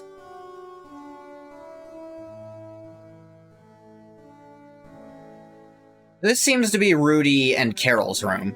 Apparently everything you can't see is literally just, like, black squares, like this place isn't properly designed. Yeah, they have, that looks like the, katana next to the bed, that's cool. Distance between the two, this theme is so good. Hard to hear it, it's a very subtle song.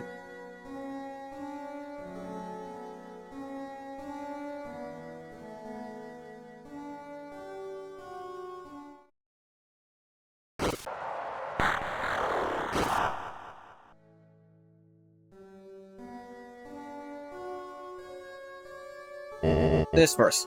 Dum-de-dum. Slower rendition of Lost Girl. Ah. You, cleaning up sure works up an appetite. I wonder if the kitchen has any treats for me. No, not now. I can't afford to take a break. Now, more than ever, I need to concentrate. To settle this once and for all. I've got to go look again.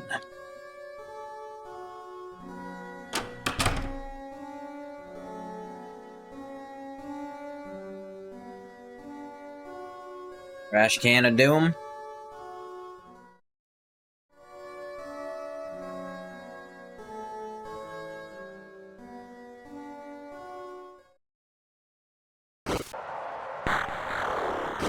Alright, we'll listen to this now, and then I'll go find Asgore. Dark Fountain next. Susie. Must not get guitar. Oh, the Chris making their own chocolate milk, of course. So used to the house. Need soul. Without soul, Chris will... In some kind of danger without me, little guy? Little buddy? Susie, guitar, code, stop.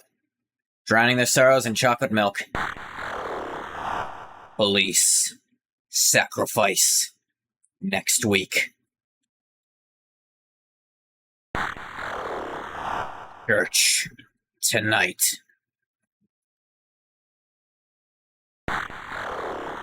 Chris.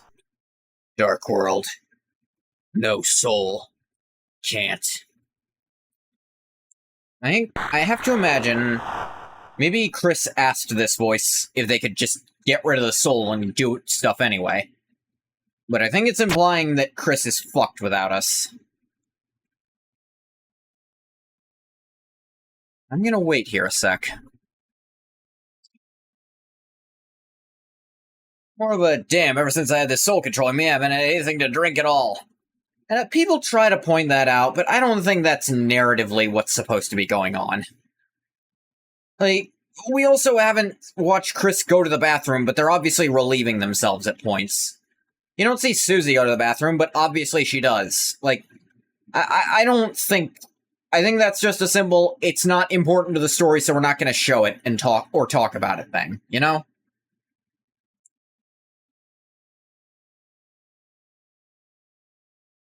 I really don't think it's fair to try to apply that to this.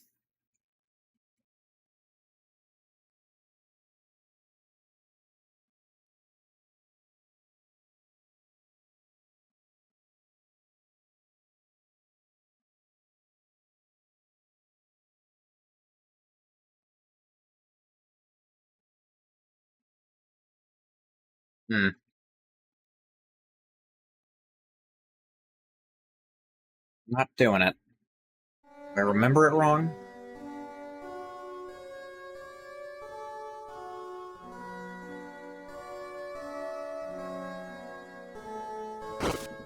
Damn it, I didn't mean to come here yet. Fuck! Son of a bitch! God fucking... Damn it. Missed showing off all the secrets. Alright, Asgore in the other bathroom or somewhere, you can find him, and he talks about how he's got the other black shard. You go back to the room after that cutscene to get them to play the piano. Reset? I haven't saved in a while. Yeah, reset. Fuck! Hate that they do that shit. This is why they had to put save points in the light world, because they do shit like this sometimes.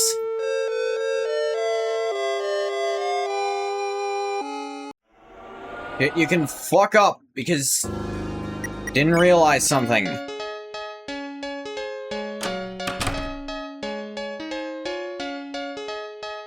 It doesn't matter. Yeah.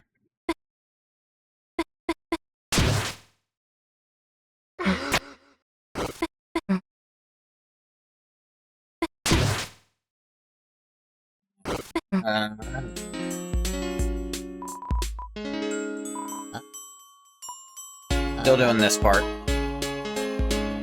Fuck you, Burgley.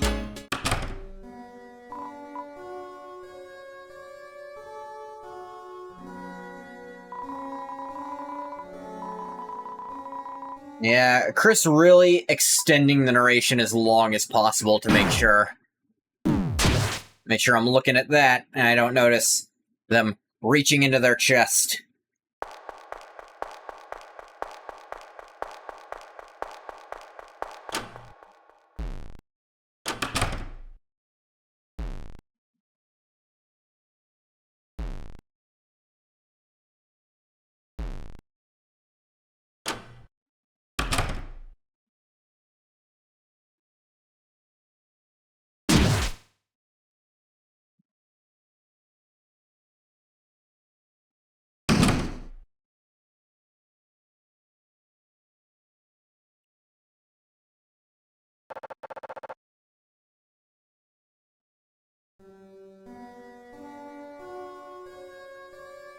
We'll lean towards the Chris and Deaths of the Reverse Undertale, Azrael, and Kara idea.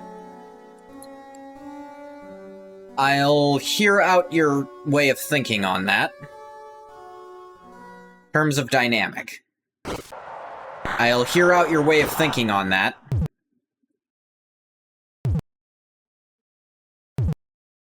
And I'll let this play.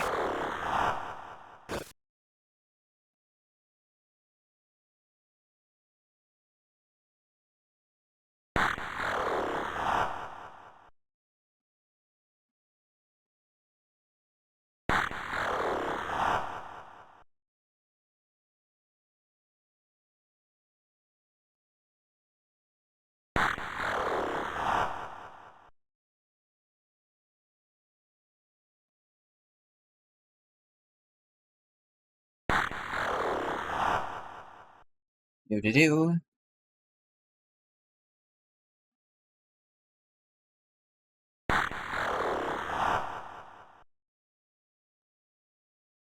Church tonight. Course. A horse is a horse, of course.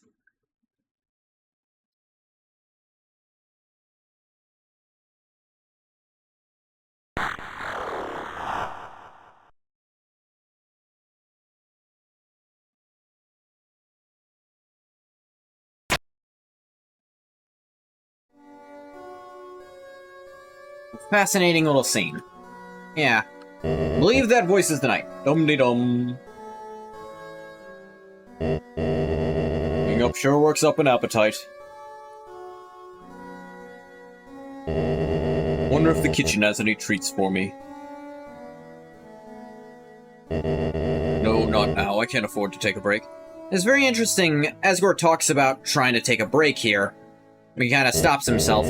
But on the weird route, when he finds out Chris is seemingly having a terrible time in the bathroom, he actually does stop to make a little treat for Chris. Like, Chris is very clearly important to him. When you get the Chris secret, you gotta get caught first, then come back. Maybe, we'll check.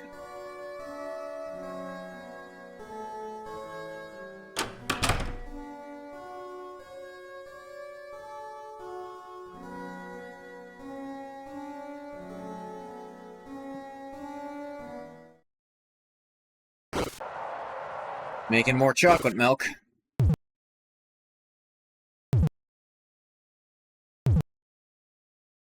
Down it.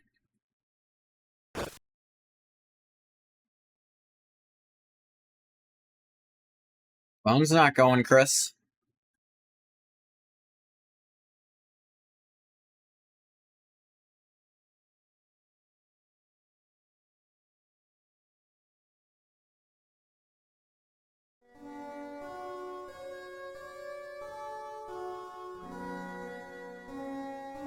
No, not that way. I gotta go this way to find the other Asgore thing.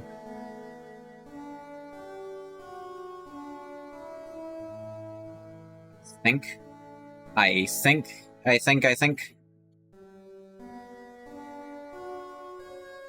Not in here. Although, can this lead anywhere, or is this a dead end? I forget. I think this is a dead end. Yeah. Which is weird for event system.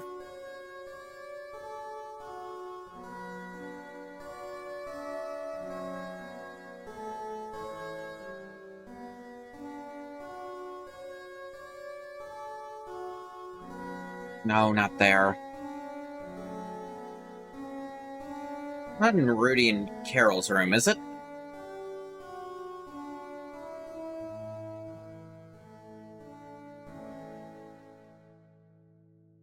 I think Chris was close to and looked up to Des as a fellow outsider as a kid. Well, Chris loves Azrael. I think they're related more to Des. In that sense, I think Chris was able to be pressured into doing a lot of stuff by Des. Caddy suggests that Chris tried to do a lot of stuff to appeal to the cool kids. Maybe Des saw Chris a similar way. Don't know if that makes sense how you're explaining. It makes sense, I just don't see that being... There we are. Almost there, aren't we, old friend? This time for sure. Tori will finally see. See what really happened. That I just wanted to protect everyone. And this time, she'll have to believe me. They all will.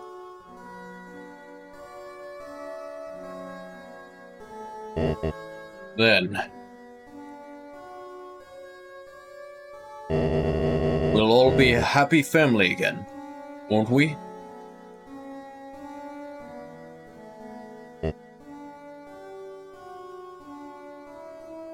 It sure is beautiful, isn't it? this black shard. So, worth noting, he didn't say shadow crystal. The black shard is the name of the item we chipped off of the knight's, well, the black knife. So my theory is, Asgore somehow stumbled into possibly the Shelter's Dark World some time ago, and actually fought the knight in there, maybe chipped that piece off of that, and that is the only proof he has of that. But he became obsessed with it, and no one believes him about it, about anything there. He keeps trying to go back, but he can't anymore. Something about what kind of fight he had with the knight led to him being kicked off the force, and even to Toriel, leaving him, divorcing him. Secret Boss Lightner would be interesting? Well, maybe, but I think he's going to be the main boss of Chapter 5. Make yourself more chocolate, Christmas? Sans or Papyrus for Ralsei. So you keep saying. I feel like Sans would be an iffy choice, but so would Papyrus at this point.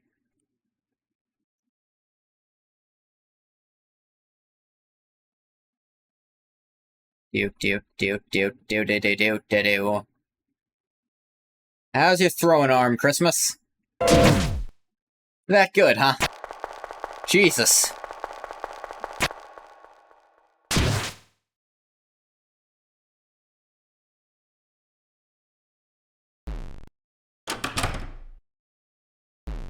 Oh, they've moved positions on the cap.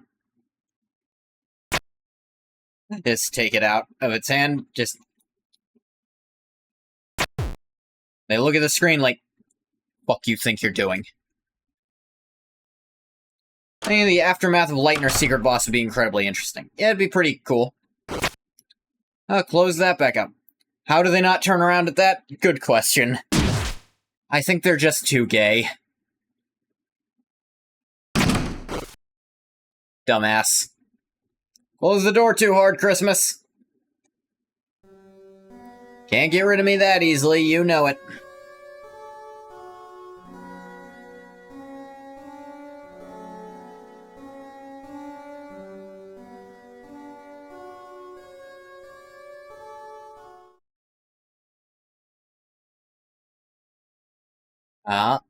And look, when Chris thinks we can't see them, sure are walking normal here, huh?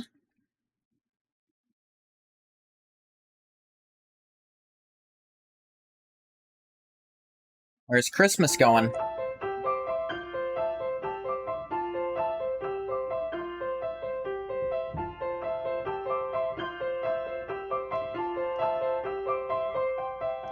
Having a moment of peace to yourself, Christmas? I'll let you. I never wanted to stop you from playing the piano. You're the one who refused to play when I'm around. I know why you're such a stick in the mud about that.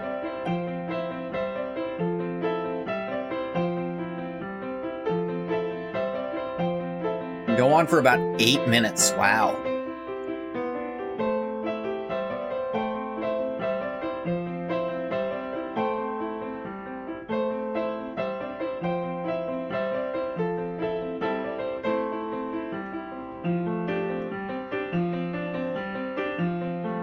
I wonder if there's any motifs you can catch in this song. Whatever music Chris is playing.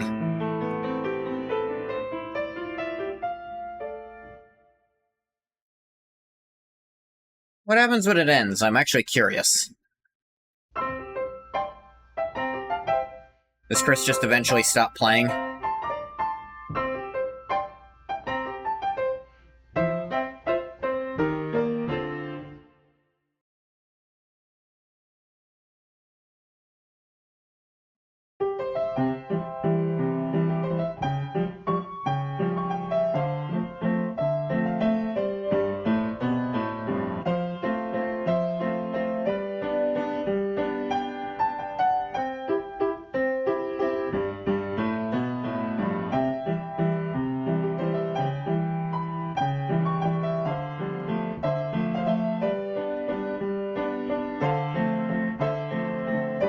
Chris has so many mysteries around their character, their thoughts, their motives.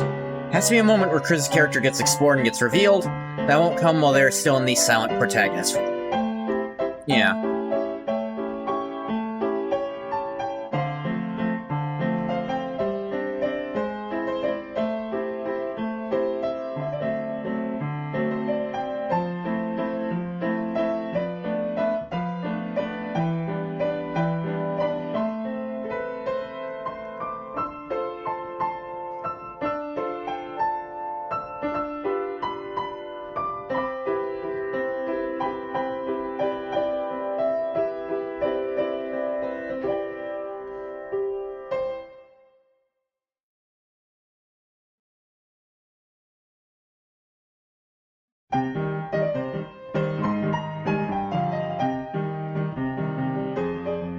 Oh.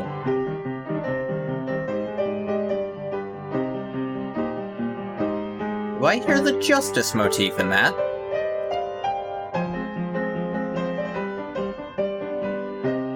A lot of the themes in the Dark Worlds, yeah.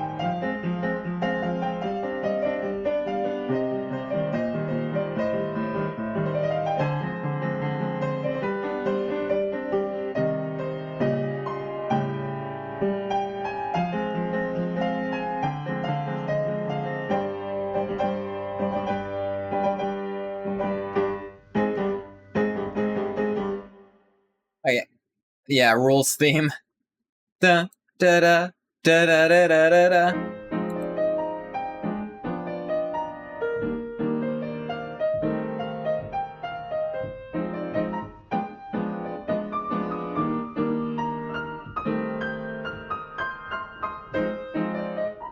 So, I feel like, Chris has a lot of personal problems.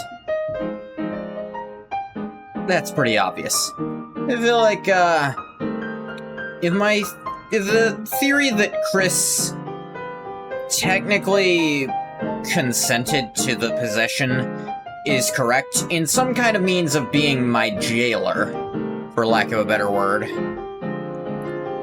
then Chris is kind of just taking out their frustrations on me a lot of the time. Backstage theme. Ah.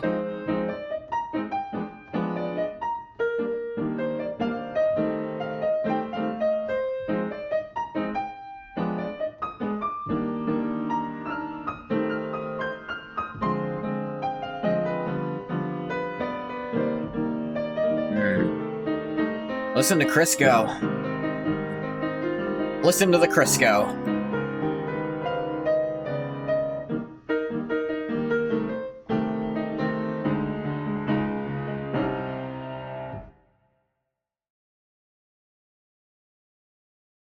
Possible part of Chris' motivation for taking on the soul is believing they would live their life better than Chris. Chris has a lot of self-hatred mentality. And I wonder if me living Chris's life, they resent it somehow. Even though they asked for this, if my theory's right.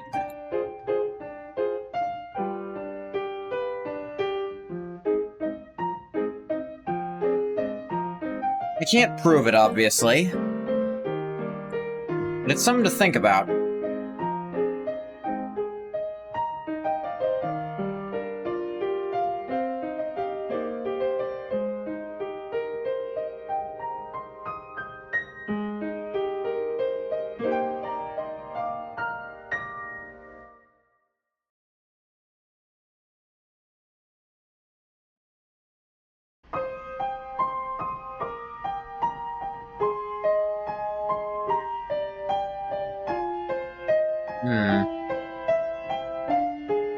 Gotta think. Chris is actually... Okay, so Chris sacrifices control of their entire life. Day one, they make the closest friend they've ever had, possibly outside of their brother. That's gotta be a real ego kick, right? Like, oh, it was this easy. Like, day one. Chris' association with piano parallels Toby Fox's own connection with playing piano and how it's difficult for him. Yeah, yes. I think it's more something you wouldn't I imagine it was picked because it's something you wouldn't expect of Chris from what little you do know about them from day one. And it's something that most people can't do. But it's something, if you know someone can do it, you have some kind of association with them being just very cultured and skilled to be able to do it. Or maybe it's more personal and I'm overthinking it. That's very possible too. In fact, it's more likely, I'd say.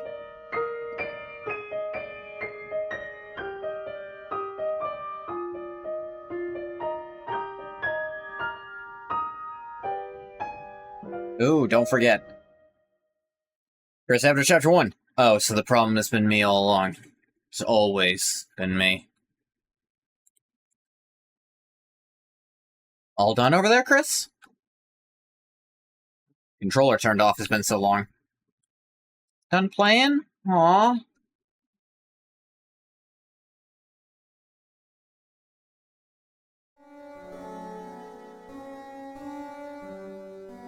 Alright. That should be everything we can get from snooping around.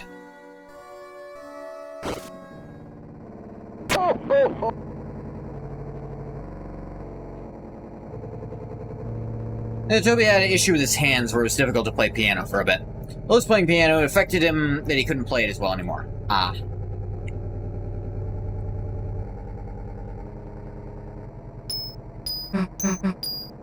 So,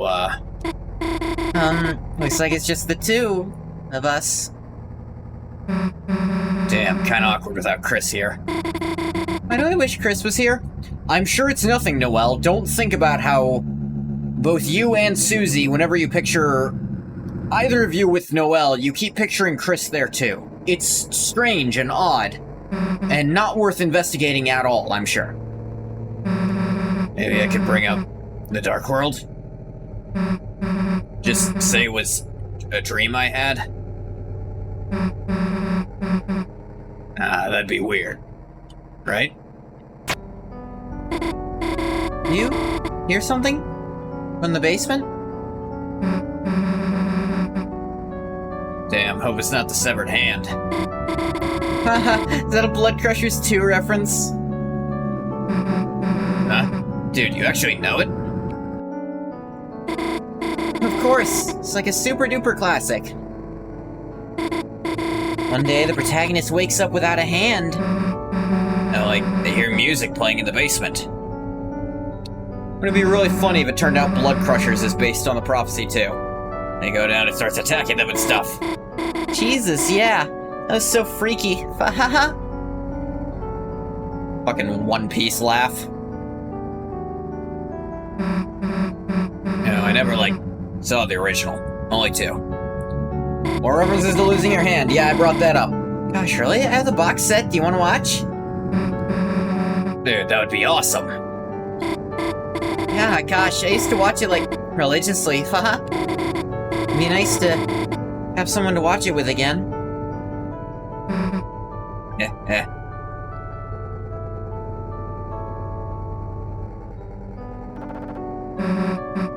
What about, Caddy? Doesn't she like scary stuff? Yeah, well, she just takes it a little serious. Analyzes all the magic and stuff. It's a little... That's wicked annoying. No. But yes, they do it during the movie a little. If they do it after the movie when you're talking about it, then I think it's fine. Oh, you wanna know what else this reminds me of? There's this guy that gets really mad about games. That could be anyone. She could be talking about me, frankly. I made this goofy horror series. Alright, now it's narrowed down. This bucket with Icy's face that tries to kill him? Have you seen that? No. Oh. I think maybe it's okay if you haven't. Chris probably would think Susie and Noel are better off without him. And I think Susie would think the opposite, without considering it. I have it saved on my phone, here. Hell yeah.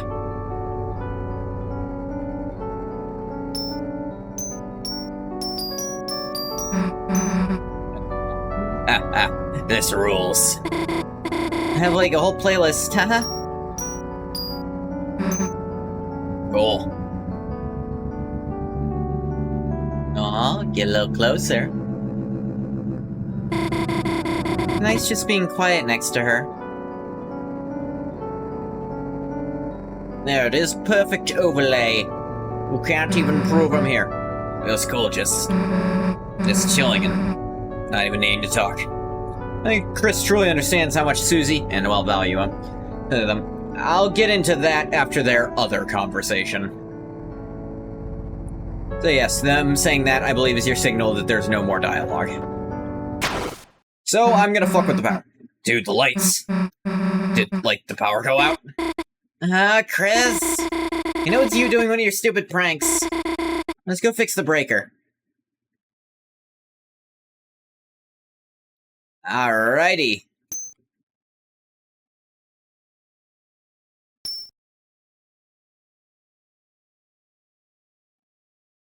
I'll go over to meet them. That seems like a good idea. Oops, that tree. I'll go over a whole ass tree, why don't you? I'm sorry, Dad didn't clean the basement this year. Anyway, the breaker's down here somewhere.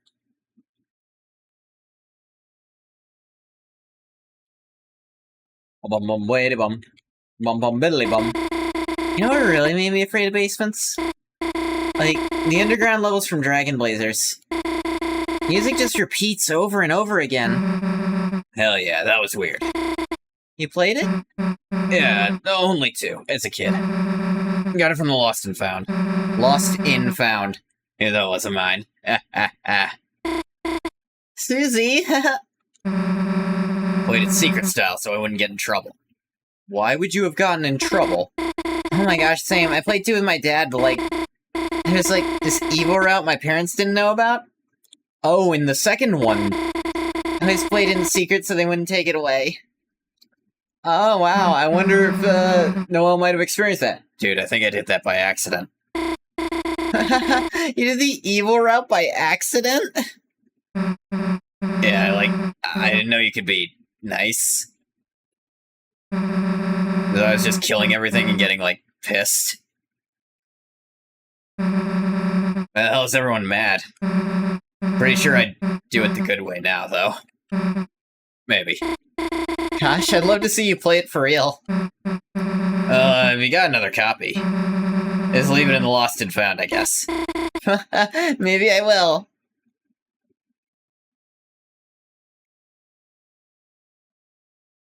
Will be funnier. So, the hell's the breaker? Oh, that, right. I'm, looking for that. Yeah, me too. Alright, Noelle. This is gonna be weird. Dude, what if it wasn't Chris? Huh? What if it was a severed hand moving around down here? And then suddenly it reached out and grabbed your hand. Hey. I would, die, I guess? You just die? I think if it touched me, I'd just be dead. Like, before it even, like, attacked? No, I think I would just, die of shock. Seems easier. Well, guess I would, have to protect you. But, you do, Susie. Thumb wrestling. I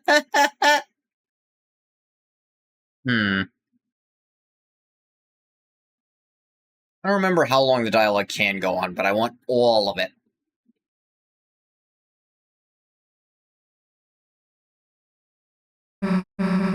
Okay, where the hell's the breaker, though? Right, if we keep taking so long. Severed hand is gonna touch us first. Okay, I think that's your hint to do it.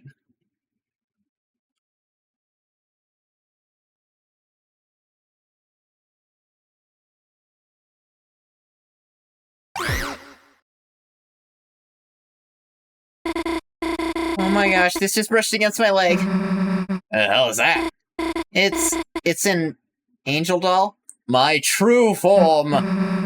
It's goddamn moving. What? No, I wasn't.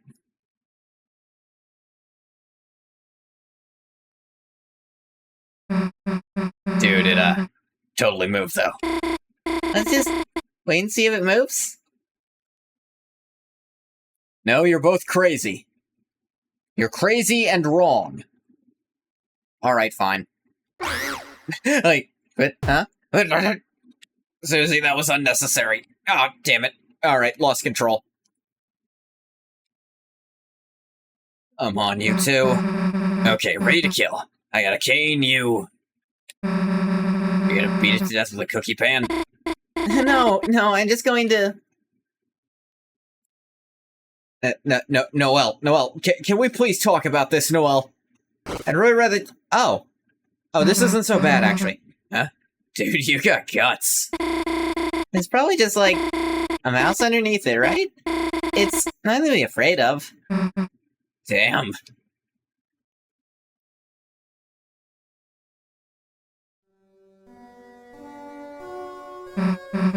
Dude, wait a sec. DELTARUNE, but Susie gets to you first and bashes your head in with a candy cane. It is like a plastic one. I don't think it'd do much. Huh? Nothing else followed us from the basement. Huh? What? The severed hand! Susie? You meanie? Same reaction to when Chris does it. How interesting. Gotcha. Okay, what do we do? Throw it out? Please let me out. God, these two are strong. Let's think about it first. If it's a mouse, it could be cute as a pet. Alright. If it's a severed hand, I'll keep it as my pet. Wait, let me raise it too. Sure, we'll raise it together. I'm your son? It's funny. I was so nervous earlier. I've never actually hung out with you, you know? So far it just kind of feels like I didn't even know why I was nervous. It just feels like I already know you. Let me out. Yeah, I feel the same. It's pretty cool.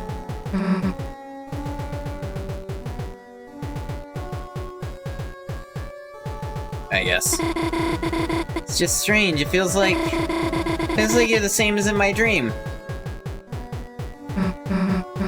What was your dream about me like? Oh, Hang on, I'm gonna stop shaking. I need this gossip. I mean, I think I have to... Oh, I actually can't shake anymore. I have to go find, my old hamster cage. Hey, wait, I want to hear about your dream. Don't move a goddamn inch! Susie, you know I'm not gonna do that. Susie and Noelle between the player / the angel. Two monsters are most signposted as being playable.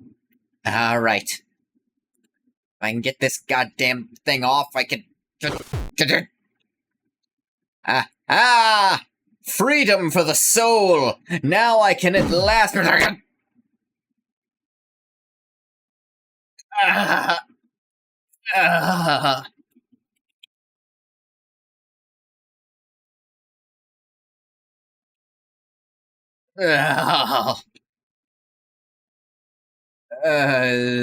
Soul's a little bit drunk today.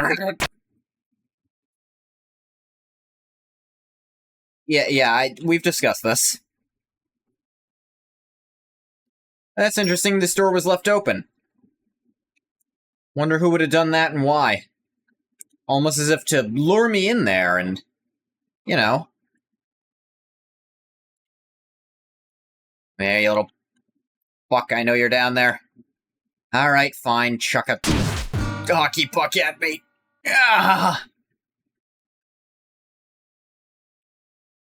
And I'm stunned. Yeah, do your shamble again. When you thought I couldn't see you, you walk normal. You just hear that? Sounded like a guitar. Probably just Chris, like the other stuff. Oh, hell. Dude, it's gone! The angel fell over!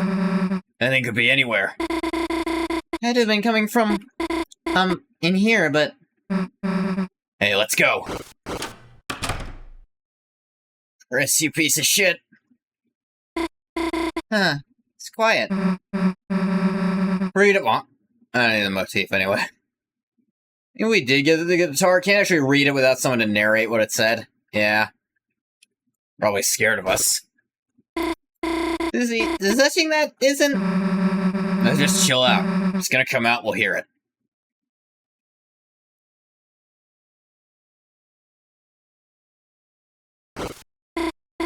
Yeah, you're right. We'll know it's there if it makes noise.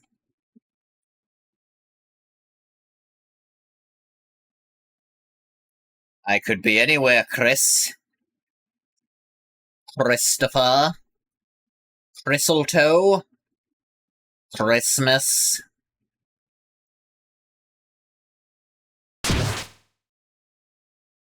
So, what happened next in your dream? Actually, Chris, I'm gonna listen to this. So we're all riding on roller coasters. You, Chris, and this boy was there. Chris noticed their name getting called. Chris's costume was kind of, I mean... My coaster cool? Yeah? It had, like, flames on it? Yeah. Honestly, the boy was strange, though. Huh? Why? He looked a little like Azrael. You know, Chris's brother, but not? Yeah, I mean, he does kind of look like Chris's mom. Huh? From what you just said, he would. Right, it just makes me wonder why. Yeah, people were curious about that. And I got so overwhelmed, I stopped questioning it. Also, hello, baseball. Does there have to be a baseball anytime these two have a heart-to-heart? Ended up being in a large city with Chris. What's interesting is that Chris just acted not like their normal self. Yeesh. They acted just like they do recently, I guess. Seems normal recently to me. Yeah, this is the only you Susie knows, Chris. Everything was... I guess it was... almost like a game or something?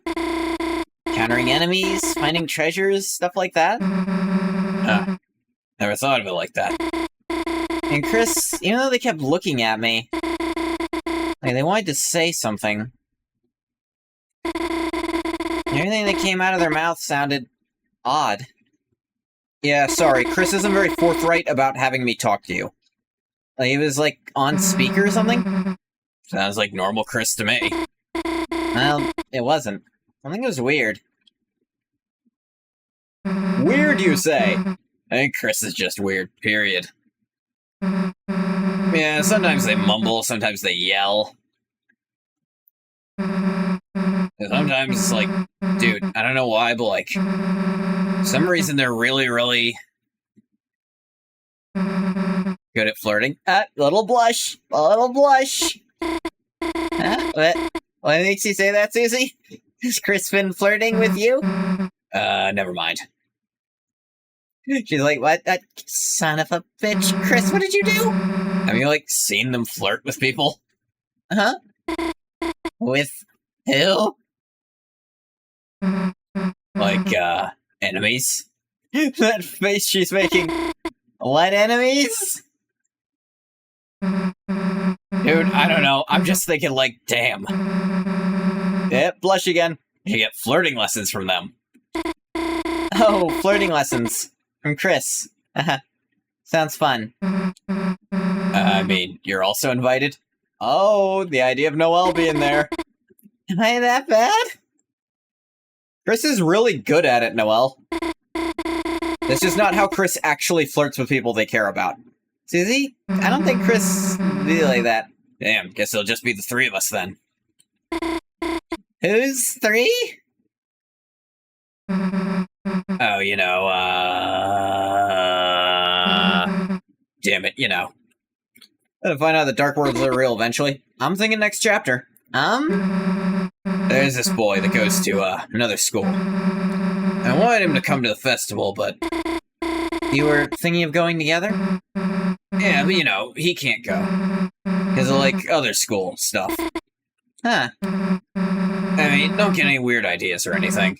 He just doesn't really get included much, so... Heck, that's really sweet of you, Susie. I noticed, like, there's, like... This photo of you and Chris on the wall? On this wall here? Oh my gosh, that's so old, I forgot about it. I didn't know you were, like, close, I guess. We're just neighbors, so I mean...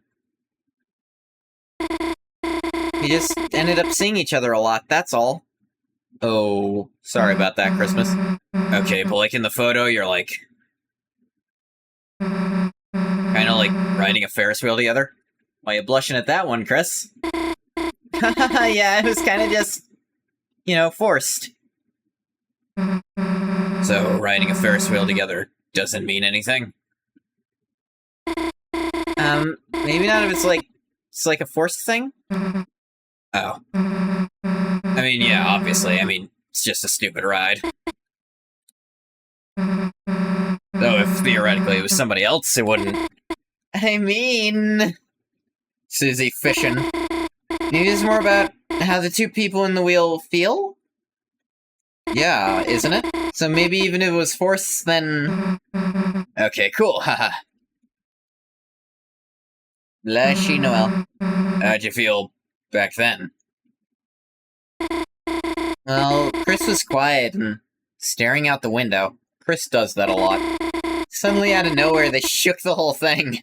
Chris does that a lot, too. And I screamed, and then they turned to me and smiled. An awful happy face you're making about it. So is that good or bad?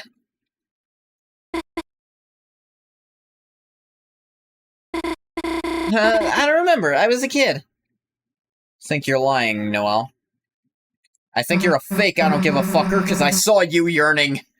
Anyway, let me ask one more thing. About your dream.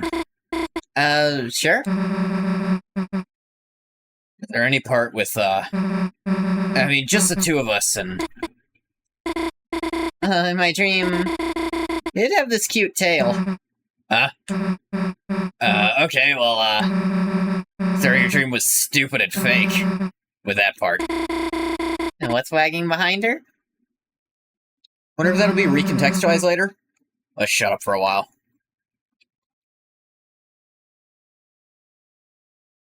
Maybe. I think the context is already there. Noelle actually enjoys being scared. It makes her feel safe.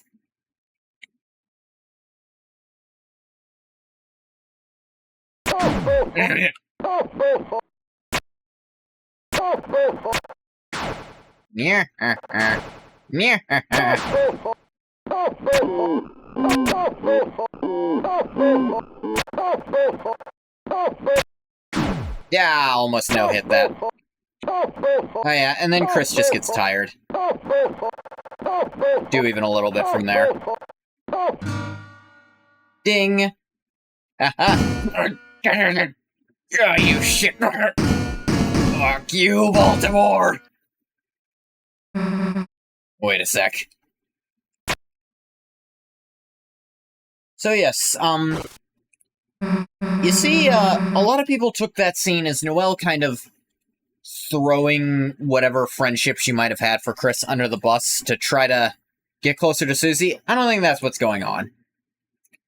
I think Noelle is lying there. She's lying about how that made her feel, because I think she does remember.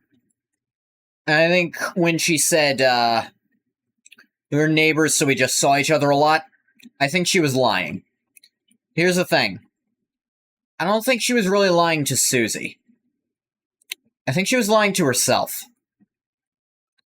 Trying to diminish that relationship so that she can better cope with it. Act like it wasn't a big deal, so that way losing it doesn't have to hurt as much. Because Noelle is a fake I don't give a fucker. We all saw her yearning in the weird route. She was going for it with Chris. You saw. I know you all saw it. Close the blinds, getting real close on that couch. Chris has to cover her mouth first. Like, yeah, she was talking, but the implications. You're supposed to be searching for clues, dumbass.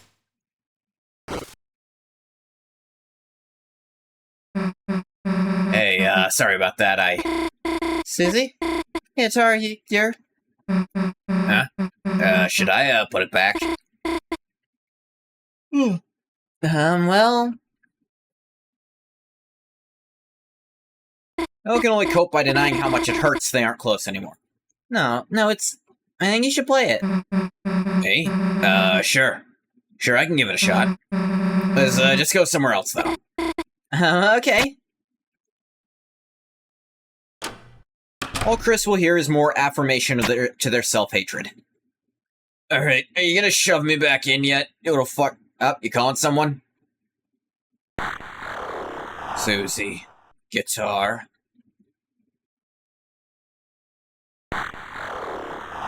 I'll be right there.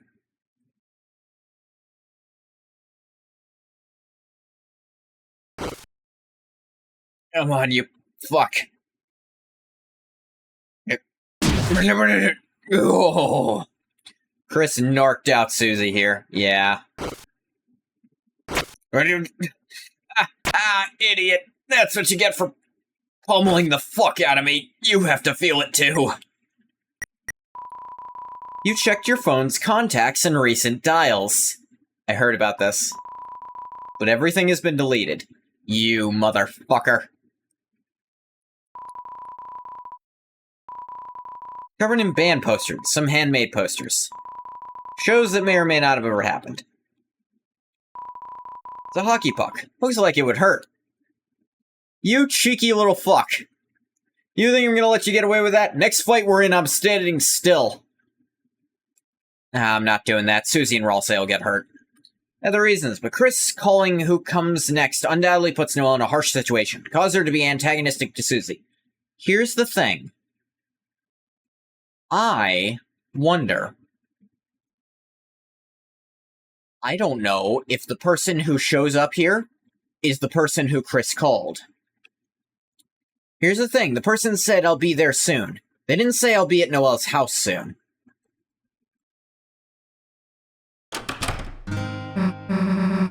Hey, just so you know, me and Chris were in a band. So don't be surprised if I'm pretty good. You weren't on the guitar in the band, though, Susie. Oops. Oh? Yeah. Here's the thing. This leads into my theory. Remember, if my theory of what Asgore is obsessing about, perhaps he fought the knight and got that, perhaps it's even possible that Asgore, when Asgore fought the knight, I think it's possible he determined their identity, is trying to find them. I think the person who shows up is a coincidence? I think it might be. I genuinely think Carol is a red herring. I don't think she knows a damn thing beyond whatever conspiracy shit Asgore's come up with, and that conspiracy stuff is what's leading Carol. It's the conspiracy that's making Carol, why Carol's kind of being very nice to Asgore on the financial side, because of that. Because according to Toriel, she also supports whatever it is he's also doing.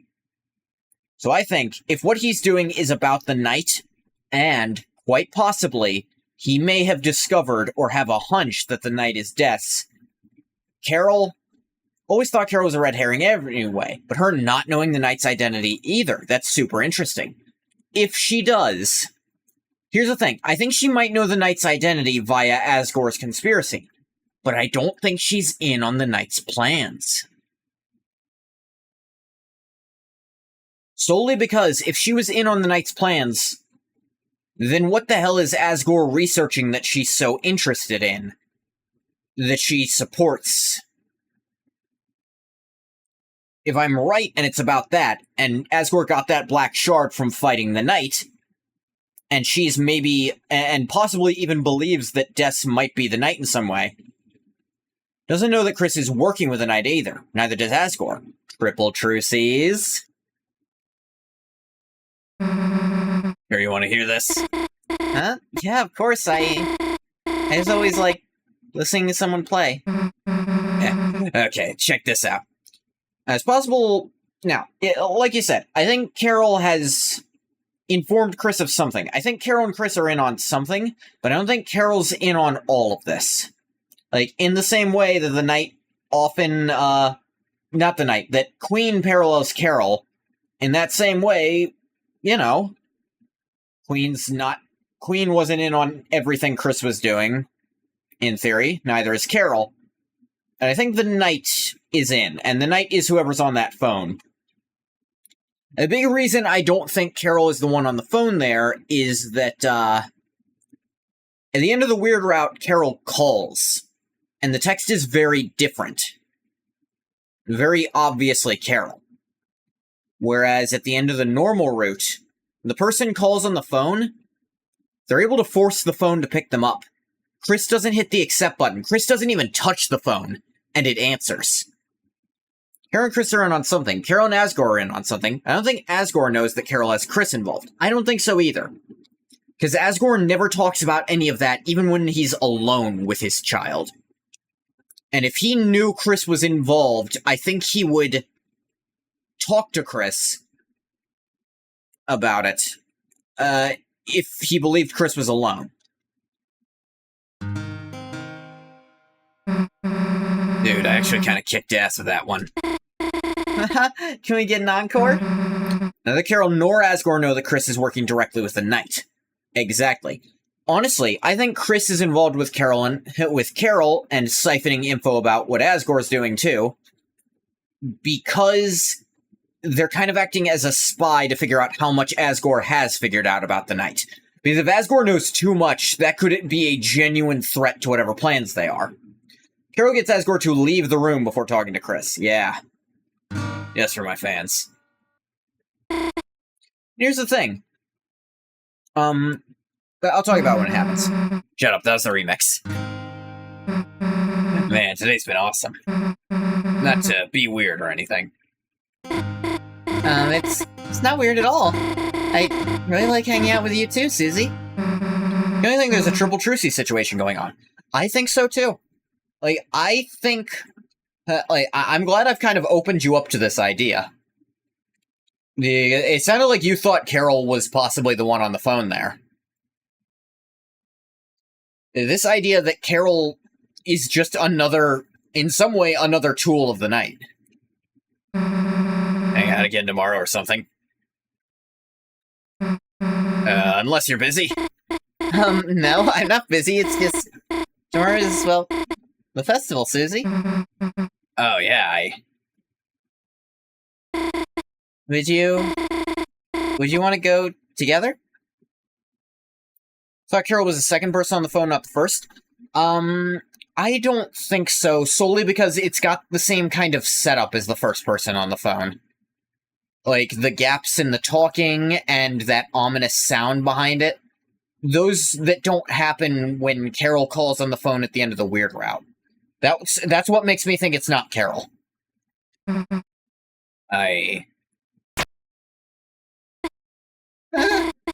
Lights? Oh yes, someone had turned them off. Now, if you didn't find Asgore's little scenes in there, you might also think it's possible Asgore was the one Chris talked to on the phone. But I don't think that adds up. Voice always being the Knight, and Carol showing up because of coincidence does make sense. Carol showing up after Asgore arrives does make it line up more, seeing as how the two are connected. Yeah, if anything, it's possible that Asgore called and might have mentioned that Noelle had people over, which she wasn't supposed to. Hello, Mr. Dreamer. I don't mean to interrupt your schoolwork, but... Is that a snack tray? Yes, feel free to have some. Don't mind if I do. Munching away. Ooh, cleaning sure does work up an appetite. Figured I'd get in a bite before your mother's home. Oh, well, there's no rush, you know. She has work, she's not gonna be home for hours. What do you mean? I just saw her outside the window. Mom is... Susie, I'm sorry, I think you should... And another thing. Ooh. Sound. Hello, Carol. Oh my. You. Get your hands off that guitar. The thing about this is, even if Carol doesn't know about the shelter code in the guitar, which maybe she doesn't, she still has 100% reason to do this. Because that's her missing, possibly dead daughter's guitar that this stranger she doesn't know is handling. Wouldn't you be a little pissed seeing that too?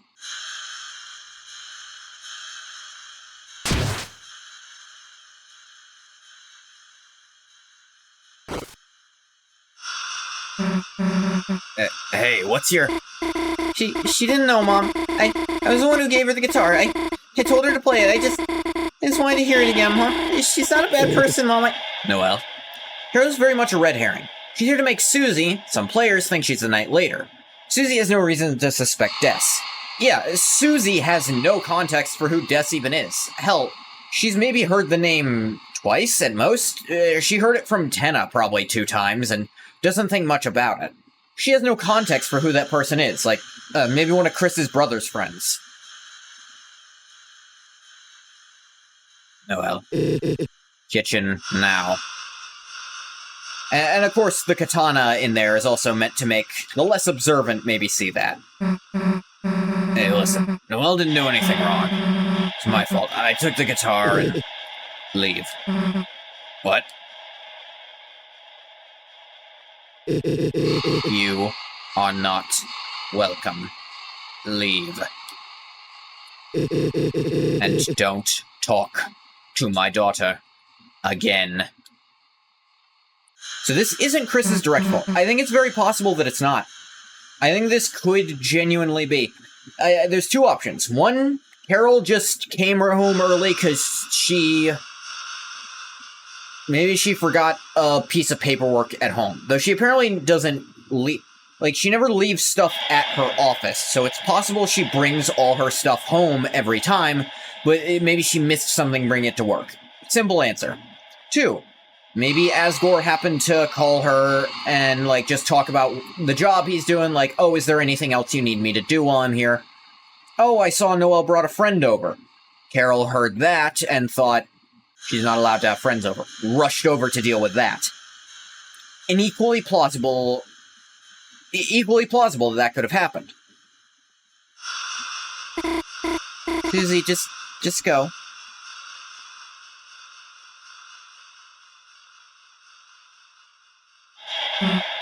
Well, guess who's taking your daughter to the festival tomorrow, jerk? I'll be in the kitchen. And, the thing about going to the festival is, Susie, of course, brought up at the end of Chapter 2. Of course, if you're going, I'll be there. To Chris.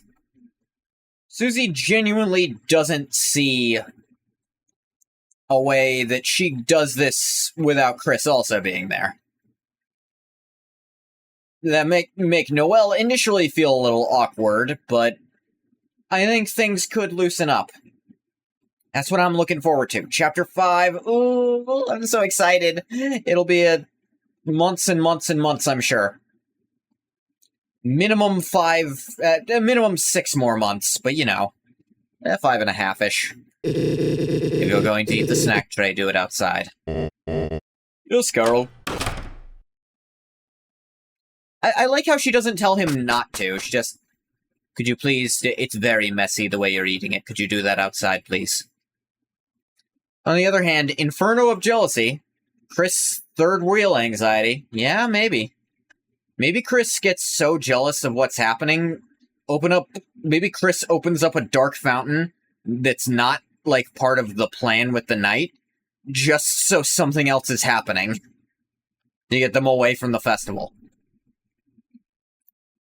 Like, that could be another way the jealousy plays out. That could be interesting. I know about the secret scene if you turn that on and leave, but this is way more narratively impactful. Felt something like ice on your shoulder. My apologies about just now, Chris. As you know, you are welcome here anytime. Now, that line is also a little ambiguous. That could just be, she likes Chris. She likes the idea, as we see at the end of the Weird Route, she likes the idea of Chris and her daughter going back to being friends, being close again. She likes that. She likes Chris as a person. She thinks Chris is a sweet little kid. And that could have been an innocuous statement and be like, I don't want you to feel like you're not welcome here just because I kicked out someone else who maybe you're a friend of. I don't want you to think that extends to you, Chris. But the red U makes you wonder some other stuff. And maybe Chris is able to siphon info from her by having told her about the soul. Because I think she might be obsessed with the soul in some way. The red heart-shaped stuff. But that could also be a red herring. Oh, that was awkward. That was up with her mom. Everything was going great until she stepped in. And the room dropped like 5 degrees. The code. Chris, we forgot about the code. It's interesting that all that other stuff Asgore doesn't say a damn thing about. Or even react. The mention of a code, Asgore... Code? Damn, it's all her fault. And then distracts him. There. Don't worry too hard about things. Carol is lovely once you get to know her. Apparently, Asgore and Carol are friends. Like, Asgore is nothing but nice to her, and she gives Asgore a lot of leeway. And I don't think she's solely using him, you know? I think on some level she is being nice to be nice to him. She pets the dog with him a lot more than she has to, if this was purely for use. Yeah, I bet. What are you two up to now? It'd be really funny if Carol actually didn't know anything. She was just like, she's loving when you get to know her. It's just like... I think Chris in Chapter 5 built up to a gradual self-destruction from Chris. Susie finding out about the Knight situation will be the straw that breaks the camel's back. Chris and Susie will split paths. Chris will end the chapter by joining the Knight out of despair. I see things going a little differently than that. I see Chris attempting to split the path and Susie following them down it. I don't see Susie willingly going a different path than Chris, so much as following Chris to try to drag them back to the path she knows they want to be on.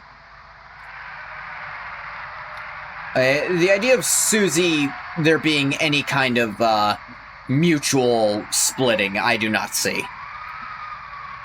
We're probably gonna go back to Chris's house. Ah, I see. Home is where the heart is.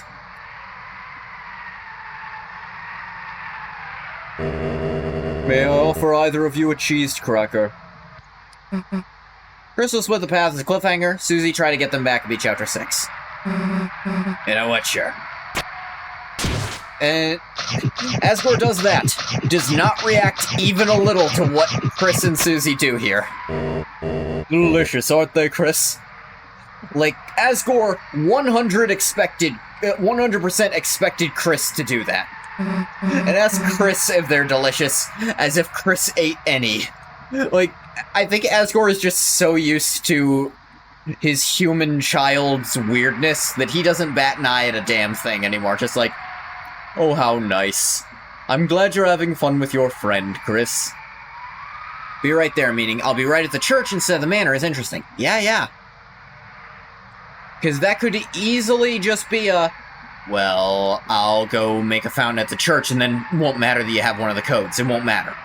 Because I'll make sure you can't get the one that's possibly at the church. Though they don't end up finding any. Or it could just be a, I do wonder if the knight knows Toriel isn't there or not. Be very interesting if the knight made the fountain thinking she was in the choir room. Ta-ta for now. Have a great day, Chris. As a matter of fact, the platter lacks snacks. Did you need something, Chris? Outfit? Ah, yes. Carol and I have been working together. She's been funding my flower store, and in exchange... You know, it's funny, gardening was always my hobby, never my job, so selling what I grow has been tough. Flowers are for people you love. Another thing, Noelle has to stand up to her mother at some point in order to bring her arc full circle. Yeah, in the same way she stood up to Queen. She doesn't do it in this chapter, going off reverse Undertale theory. Next world would be Snowden. Maybe Carol would be involved and freeze a portion of Flower King with her power. Possibly. Giving them away just seems natural, doesn't it? Yeah, but you need to fucking eat, dude. You okay? Oh, better than ever. The festival tomorrow. Expecting record sales for my flowers. Bit of extra cash, I'll be back on my feet.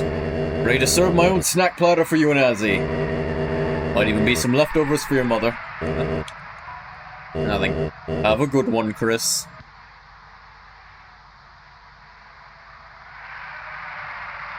See, Carol being involved in Chapter 5 could be interesting, because in a Snowgrave route, what if you push Noelle to kill her own mother? That would be fucked up. Hey, Chris. I didn't want to say it near your dad, but I saw it. I saw it in the guitar. There was a code for the shelter. Didn't get to write it down, but damn it, we were so close to something. Guess we just gotta try again tomorrow. Carol and Asgore are kind of working together. Asgore doesn't know about Chris knowing something, so he's keeping a secret. Unbeknownst to him that Carol has Chris involved in some manner. Yeah, he said we work together. Almost wanting to tell Chris about that, but deciding against it. What the hell do we do now? Asgore knowing Chris involved somewhat would be a deal breaker for him. Yeah, I think Asgore cares too much about his family and keeping them safe, even beyond the level of reason. Because I think he might have gone overboard on what he thinks the Dark Worlds are, and tried way too hard to try to keep people safe from it, gone overboard to the point that, he might have actually, like, overstepped some boundaries. Okay, now it's raining. At least your house is close, let's go. I want to do something first. I want to check.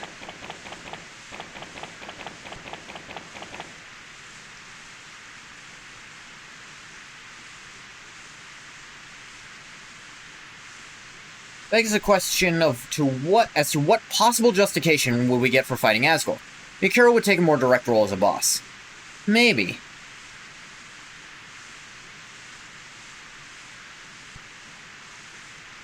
I just need to check.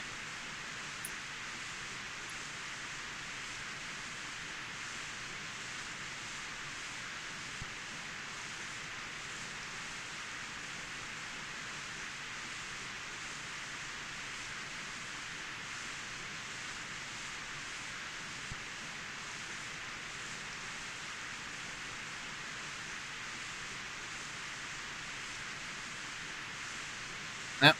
Asgore dropping that line, foreshadowing that Azrael will show up in Chapter 5 as a surprise. Maybe. Here's the thing. Chapter 5 is the earliest potential option, because that is the day that is technically next week. Meaning that when Toriel said next week, that is the earliest possible time. Alright, we're gonna save here, and I'm gonna call it. I've yapped on long enough. I'm gonna stop the recording for YouTube here. As always, thank you so much for coming if you came. If you didn't come, you don't get a thank you. Bye-bye, YouTube.